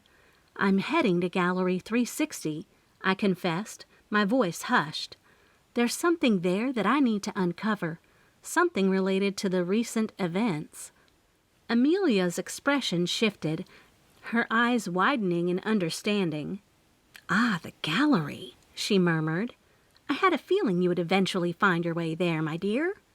Surprised by her response, I leaned back slightly. "You knew about Victor? Why didn't you mention it earlier?" She offered a knowing smile. "I didn't want to scare you off, my dear. Victor Monroe is a complex character, and I didn't want to cloud your judgment before you had a chance to uncover the truth on your own." I nodded, appreciating her thoughtfulness. "Thank you, Amelia. That means a lot to me. Now, what can you tell me about Gallery 360? Do you know anything that might help me in my investigation?" Amelia paused, her fingers tapping thoughtfully on the counter. "Gallery 360 has been a prominent fixture in the art district for years," she began. "Victor is known for his eclectic taste and unique approach to art, but beneath the surface, there are whispers of shady dealings and hidden motives. Rumor has it that Victor is not afraid to cross ethical boundaries in pursuit of success." My interest piqued, I leaned in. "And Graham? Did he have any connection to Victor's world?" Her eyes darkened momentarily. "Graham Winston was a talented artist and a complex individual," she replied. "There was a time when he and Victor shared a close bond, but something happened, something that drove a wedge between them. Only they truly know the depths of their relationship and the secrets they held." As I absorbed Amelia's words, I realized that the gallery held more secrets than I had initially suspected. Victor Monroe and Graham Winston were entangled in a web of intrigue, and it was up to me to untangle it. With Amelia's insight, I felt a glimmer of hope that I was getting closer to the answers I sought. But as I looked into her eyes, I couldn't help but wonder if she held more knowledge than she let on. She had a depth, an understanding of the intricate workings of the art district that intrigued me. I couldn't help but feel they all had one another's backs up here, and no amount of coaxing from me would convince her to give me any information. "Well, I'm actually hoping to find some breaks in the case and find justice for the men, no matter why they were murdered." I took a business card out and put it on top of the counter. "If you hear anything, I'd really appreciate a call." "Sure thing, doll." Amelia picked up the card and looked at it. "I love the name Violet. I actually love popping little violets on top of cakes. It's colorful, and I think you are colorful. Some say I was a bit feisty, but since living in the village, I think I've kind of calmed down. I hated to admit it, but I did feel like I'd gotten a little soft." "Then you need to move up here. You're a writer, an artist. You belong in the art district," she said, and flailed her hand in the air. "There's some cute little apartments above the shops that you could rent." "I appreciate that, but I actually live in my own apartment on my parents' property on Hart Street." The thought of moving up here was tempting, but visiting would be fine for now. "Anyways, I'd love to do a story on your bakery for the paper during a lull month. And by that, I mean when there's not a holiday that takes all my time to cover." "That would be wonderful, honey." She finished all of her sentences by calling me honey, dear, sugar, and similar names, even though we were probably about the same age. I could have stood there and talked to her forever, but it was close to 10 a.m. I knew if I wanted to get answers from Benjamin about who had called to meet with Victor, I had to do it early, before a lot of visitors came to the gallery. Chapter 16. After bidding farewell to Amelia, I crossed the street and approached Gallery 360. The early morning sun cast a warm glow on the storefront, enticing me to step inside. I tried the front door, but it was locked, reminding me that it wasn't yet opening time.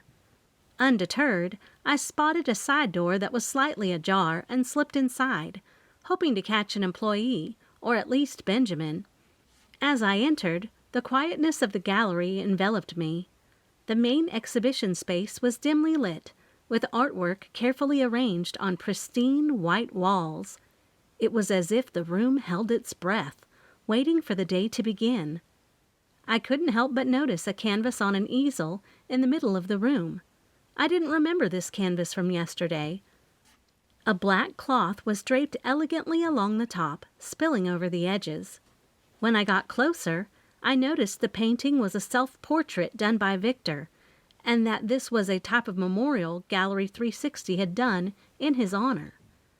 A faint sound of music caught my attention, beckoning me farther into the gallery. Following the melody, I ventured through an employees-only door, curiosity guiding my steps. The back room unfolded before me, filled with an array of paints, brushes, and canvases. The air was tinged with a scent suggesting creativity, an intoxicating blend of linseed oil and pigments. This room was an artist's sanctuary, a place where imaginations ran wild on the canvas. Lost in the scene, I failed to notice Benjamin fully engrossed in his work until I inadvertently startled him. With a gasp, he flung his paintbrush away, and time seemed to slow as it arced through the air, splattering paint in all directions. I instinctively raised my arms in defense, but it was too late. Paint splattered across my clothes, forming an abstract pattern that could rival any modern artwork. In the midst of the chaos, Benjamin's eyes widened and his jaw dropped. "Oh my goodness, Violet! I am so sorry. I didn't see you there." I couldn't help but burst into laughter. The unexpected turn of events amused me to no end. Don't worry, Benjamin. Consider it a collaboration between artist and journalist, a true masterpiece of the unexpected. Benjamin's face transformed into a relieved smile. He must have realized the unintentional artistry in our mishap. I couldn't have planned it better myself. It's a happy accident, a stroke of fate. How did you get in? There was a side door slightly open. I tapped my temple. Details are a journalist's kryptonite. I guess. He snickered and picked up a different paintbrush instead of going to get the one he'd flung at me like a weapon. Surveying the paint-splattered room, I couldn't help but admire the chaos. Canvases stood against the walls, capturing Benjamin's artistic journey in bold strokes and vivid colors. Paintbrushes of all sizes were strewn about, standing like soldiers ready for battle. The scent of turpentine, mixed with the aroma of fresh coffee, which Benjamin had evidently set aside in his creative fervor. "It looks like you've been hard at work," I remarked, a smile playing on my lips. "These paintings are breathtaking." Benjamin grinned, a touch of pride shining in his eyes. "Thank you, Violet.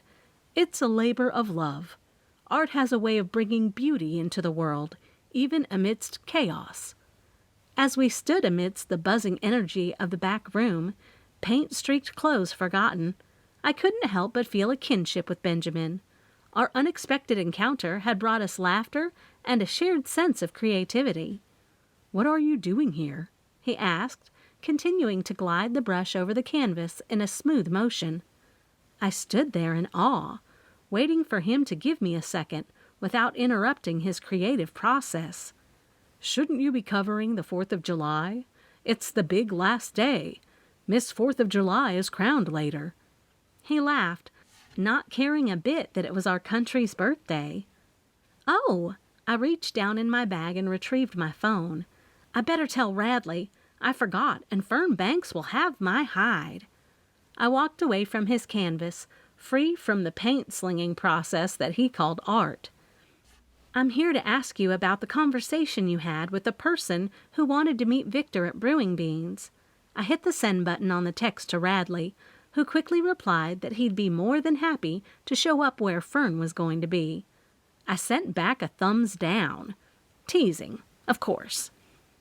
"Benjamin," I said, my voice shaking as I recounted Emily's narrative, "you have to tell me about the phone call, the one where you told Victor someone wanted to meet him." His brush paused mid-stroke as his brow furrowed. "I'm afraid I don't know what you're talking about, Violet," he insisted again. His nonchalance riled me up. "Don't play games, Benjamin," I snapped, my reporter's instincts in overdrive. I know about the painting, about the forgery. The person who wanted to meet Victor after the brewing beans closed must be involved in his death and the missing painting. The conversation spun me back to our earlier interactions. Benjamin casually mentioning his travels, his passion for landscape painting, that he was one of Cassandra's students. The clues connected like a jigsaw puzzle, forming an image I was reluctant to see. As I paced around the gallery, my gaze flitted over numerous artworks until I noticed a hint of a familiar color, the edge of a canvas barely peeking out from underneath a dusty sheet. As I pulled the sheet away, my heart hammered against my ribs. There it was, the missing landscape painting from Brewing Beans. The sight of it was a punch in my gut, solidifying my suspicions. My brain screamed at the revelation, while a part of me denied the implication. When I looked at Benjamin again, he was no longer painting. Instead, he was watching me, his countenance chillingly composed. Instead of holding a paintbrush, he was snapping a pair of latex gloves onto his hands with calculated precision. "I wish you hadn't snooped around, Violet." His voice was as cold as his eyes. "But your reporter's instincts have led you here." My mouth went dry. "Benjamin, what are you—" "Victor and Graham made a grave mistake," he said, his eyes devoid of any warmth they once held. "And it seems you are about to join them." Before I could fully grasp the gravity of his words, he lunged at me. My thoughts spiraled into chaos as the terrifying reality settled in. Benjamin was the murderer. Chapter 17. When I shielded myself from him, I fell to the gallery floor on my belly, clawing for my life as he tried to wrangle me into submission. His hands gripped around the back of my neck. I reached up over my head and grabbed a fistful of his hair, pulling it as hard as I could, causing him to screech out in pain, voluntarily releasing his grip on me. "I swear you are done for," he seethed through his gritted teeth, and for a split second I saw his hands were up to his hair, where a good chunk I'd pulled out now rested in my palm. It was all in a few short seconds before I realized I was up on my feet and running to the door with the exit sign light up over top of it. "Call 911!" I yelled out into my phone. The voice control recognized my voice as I pushed through the door. I was never so happy to see the sunlight as I stood outside the gallery, gasping for breath and clutching my throat. The sound of sirens grew louder in the distance. Relief washed over me as Chief Strickland's police car came into view and tore through the winding mountain roads. The urgency in the air was palpable. When I heard the gallery door behind me pop open, I jerked around and Benjamin searched until our eyes met. I could see in his eyes he heard the sirens. Then he closed the door, where he no doubt was going to go into hiding or find another way out. I was not his victim. Not today. The vehicle screeched to a halt near the scene, and Chief Strickland jumped out, his eyes scanning the area. My hand instinctively rose to my throat, which still tingled from the close encounter with Benjamin's grip. "Violet!" Darren's voice was filled with worry as he rushed to my side. His arms enveloped me in a reassuring embrace. "Are you all right? What happened?" Amelia, who had followed the commotion from across the street, joined us, her eccentric presence adding a touch of color to the tense atmosphere. I took a deep breath. "I found the missing painting, Darren," I said, my voice quivering with a mix of relief and excitement as I recounted the chain of events that led to this moment. "It was in the back room of Gallery 360, hidden under a sheet. Benjamin, he was the killer. I connected the dots, the conversations, and they all led me to him." Chief Strickland emerged from the gallery, his face stern and resolved. He had Benjamin, who muttered and protested under his breath, in custody, though his defiance was fading in the face of imminent justice. With a firm hand on Benjamin's arm, Chief Strickland led him toward the police cruiser. His voice authoritative, the chief said, "You're under arrest for the murders of Graham Winston and Victor Monroe. Anything you say can and will be used against you in a court of law." While Benjamin was secured in the back of the cruiser, Darren's relieved expression softened, his gaze meeting mine. "Thank goodness you're safe, Violet," he whispered, his voice filled with genuine concern. "Let's put this behind us and end the 4th of July celebration on a high note. How about a magical night on the Ferris wheel?" Before I could even answer him, the distant sound of the trolley dinged in the background. Just then, Goldie's trolley screeched to a halt, and Radley jumped out, his eyes bright with excitement. "What on earth is going on? Your mama told me there was a call on the police scanner to Gallery 360, and you told her you were up here." Radley's eyes were wide. "She caught the killer, dear," Amelia said, catching Radley's attention. They made introductions, and I couldn't help but notice the twinkle of connection between Radley and Amelia. I shared a knowing glance with Darren, silently acknowledging the budding romance. I mentioned Amelia's delectable treats, and Radley's playful wink made her giggle. "How about a ride?" Goldie had her hand on the lever of the trolley and leaned almost out of the door. "Carnival, you two?" Darren pointed between Radley and Amelia. "Let me get my purse." Amelia gleefully ran across the street to the bakery. She hurried back, carrying a bag full of sweet treats for everyone.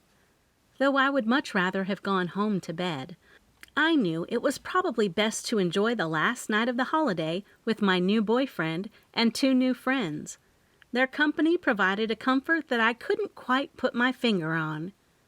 Goldie pulled right up to the seaside, where the big Merrymaker sign was located. I saw so many people I knew, including Mama and Daddy. The bright lights and festive atmosphere invited us to create new memories and bid farewell to the 4th of July with a bang. Together, we walked toward the laughter and joy that echoed through the night, leaving the darkness of the past behind us.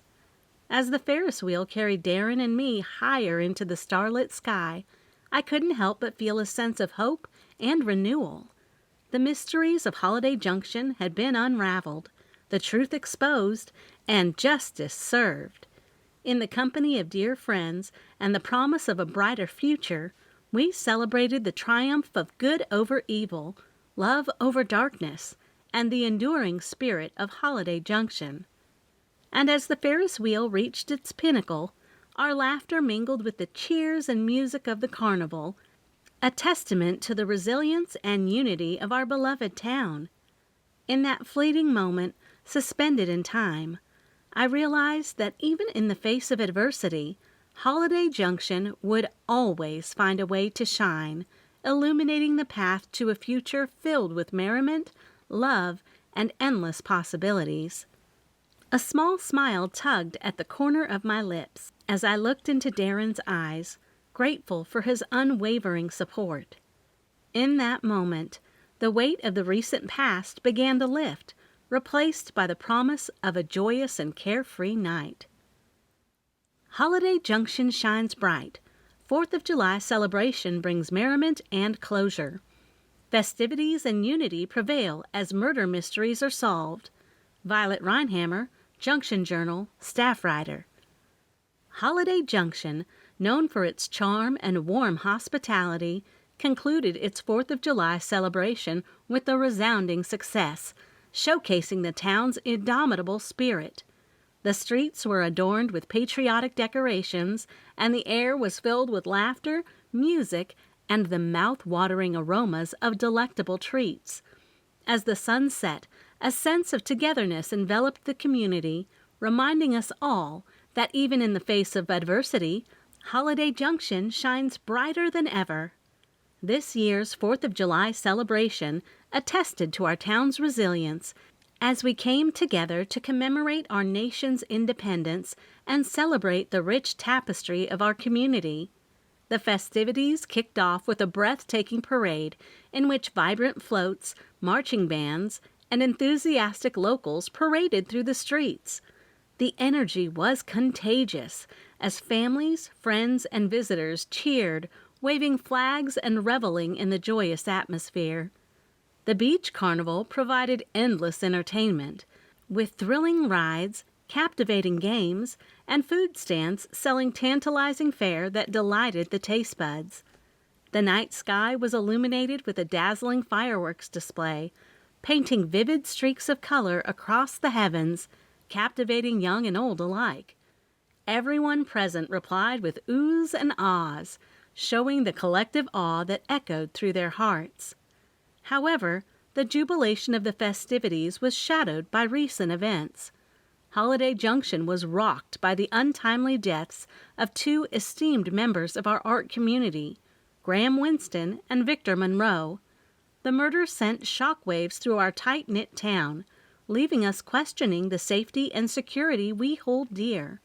But rest assured, the diligent efforts of our esteemed Chief of Police, Matthew Strickland, and his dedicated team have ensured that justice was swiftly served. After an intensive investigation, the pieces of the puzzle fell into place, revealing a web of deceit and betrayal. Benjamin Clark, a once respected artist, was apprehended as the perpetrator of these heinous crimes. His arrest brings closure to the community, reminding us that Holiday Junction remains a safe and welcoming haven for residents and tourists alike. Chief Strickland, in a press conference held earlier this week, assured the public that these tragic incidents were isolated and that our town continues to be a place of peace and tranquility.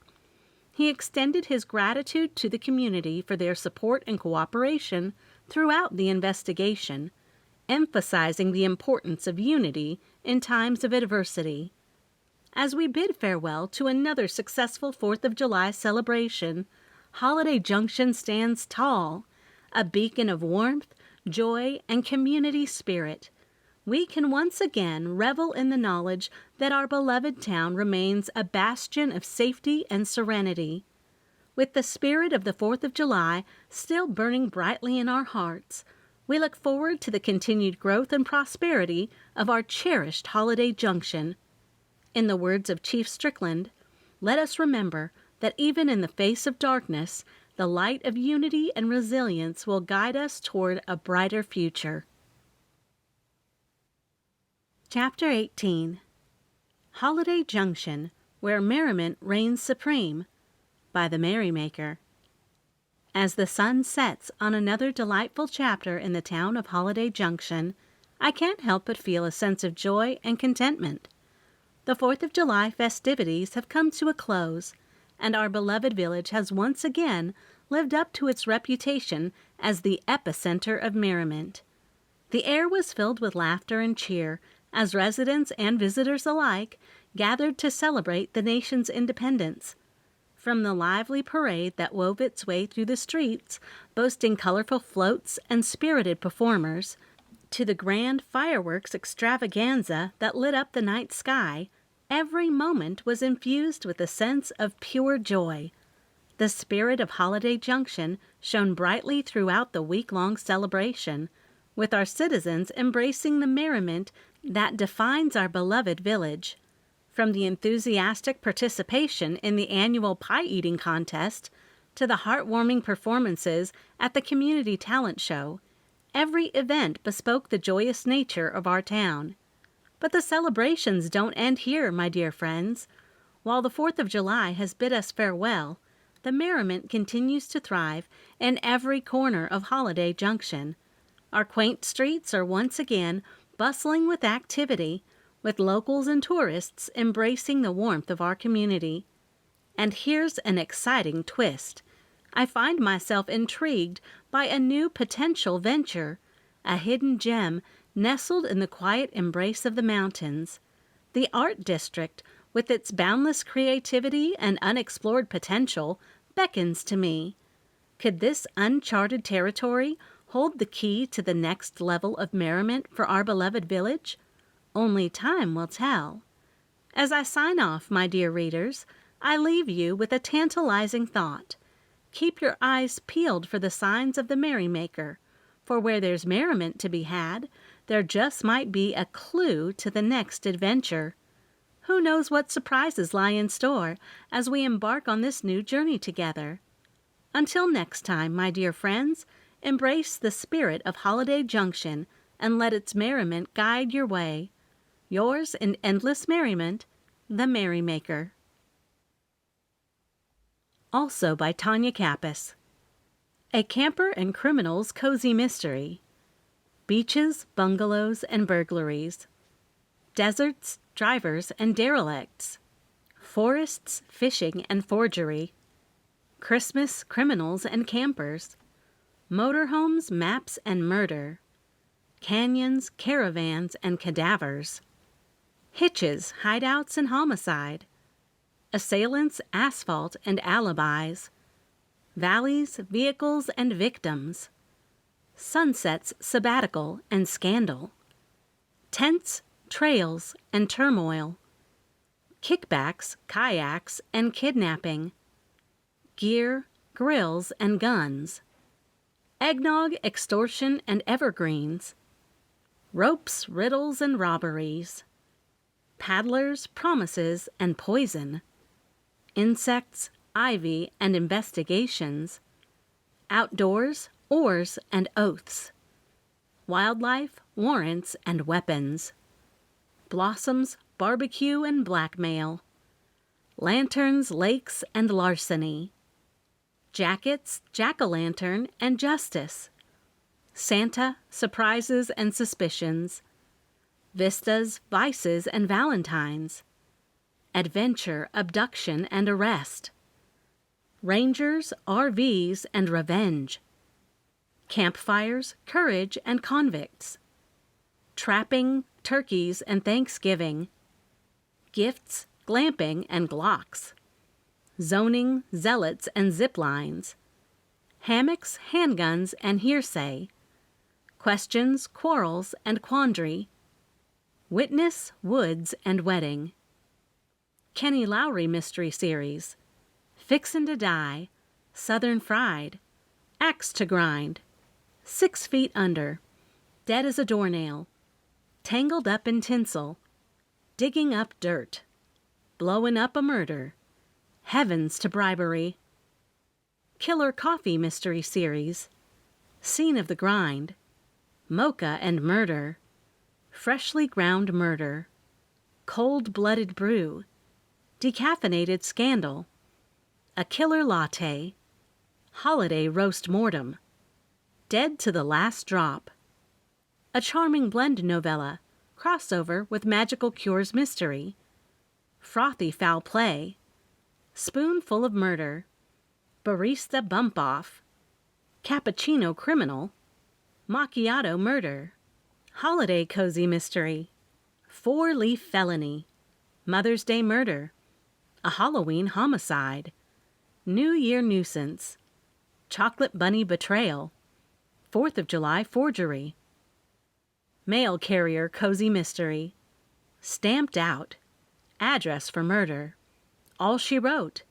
Return to Sender. First Class Killer. Postmortem. Deadly Delivery. Red Letter Slay. Magical Cures Mystery Series. A Charming Crime. A Charming Cure.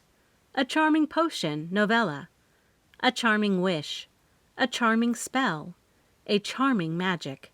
A Charming Secret. A Charming Christmas novella. A Charming Fatality. A Charming Death novella. A Charming Ghost. A Charming Hex. A Charming Voodoo. A Charming Corpse. A Charming Misfortune. A Charming Blend, crossover with a Killer Coffee Cozy. A Charming Deception. A Southern Magical Bakery Cozy Mystery Cereal. A Southern Magical Bakery. A Ghostly Southern Mystery Series. A Ghostly Undertaking. A Ghostly Grave. A Ghostly Demise. A Ghostly Murder. A Ghostly Reunion. A Ghostly Mortality. A Ghostly Secret. A Ghostly Suspect. A Southern Cake Baker series written under May Bell. Cake and Punishment. Batter Off Dead. Spies and Spells mystery series. Spies and Spells. Betting Off Dead. Get Witch or Die Trying. A Laurel London mystery series. Checkered Crime. Checkered Past. Checkered Thief. A Divorced Diva beating mystery series. A Beat of a Doubt short story. Strung Out to Die. Crimped to Death. Olivia Davis paranormal mystery series. Splitsville.com. Color Me Love novella. Color Me a Crime. Granbury Falls Books. The Ladybug Jinx. Happy New Life. A Superstitious Christmas. Never Tell Your Dreams. About Tonya.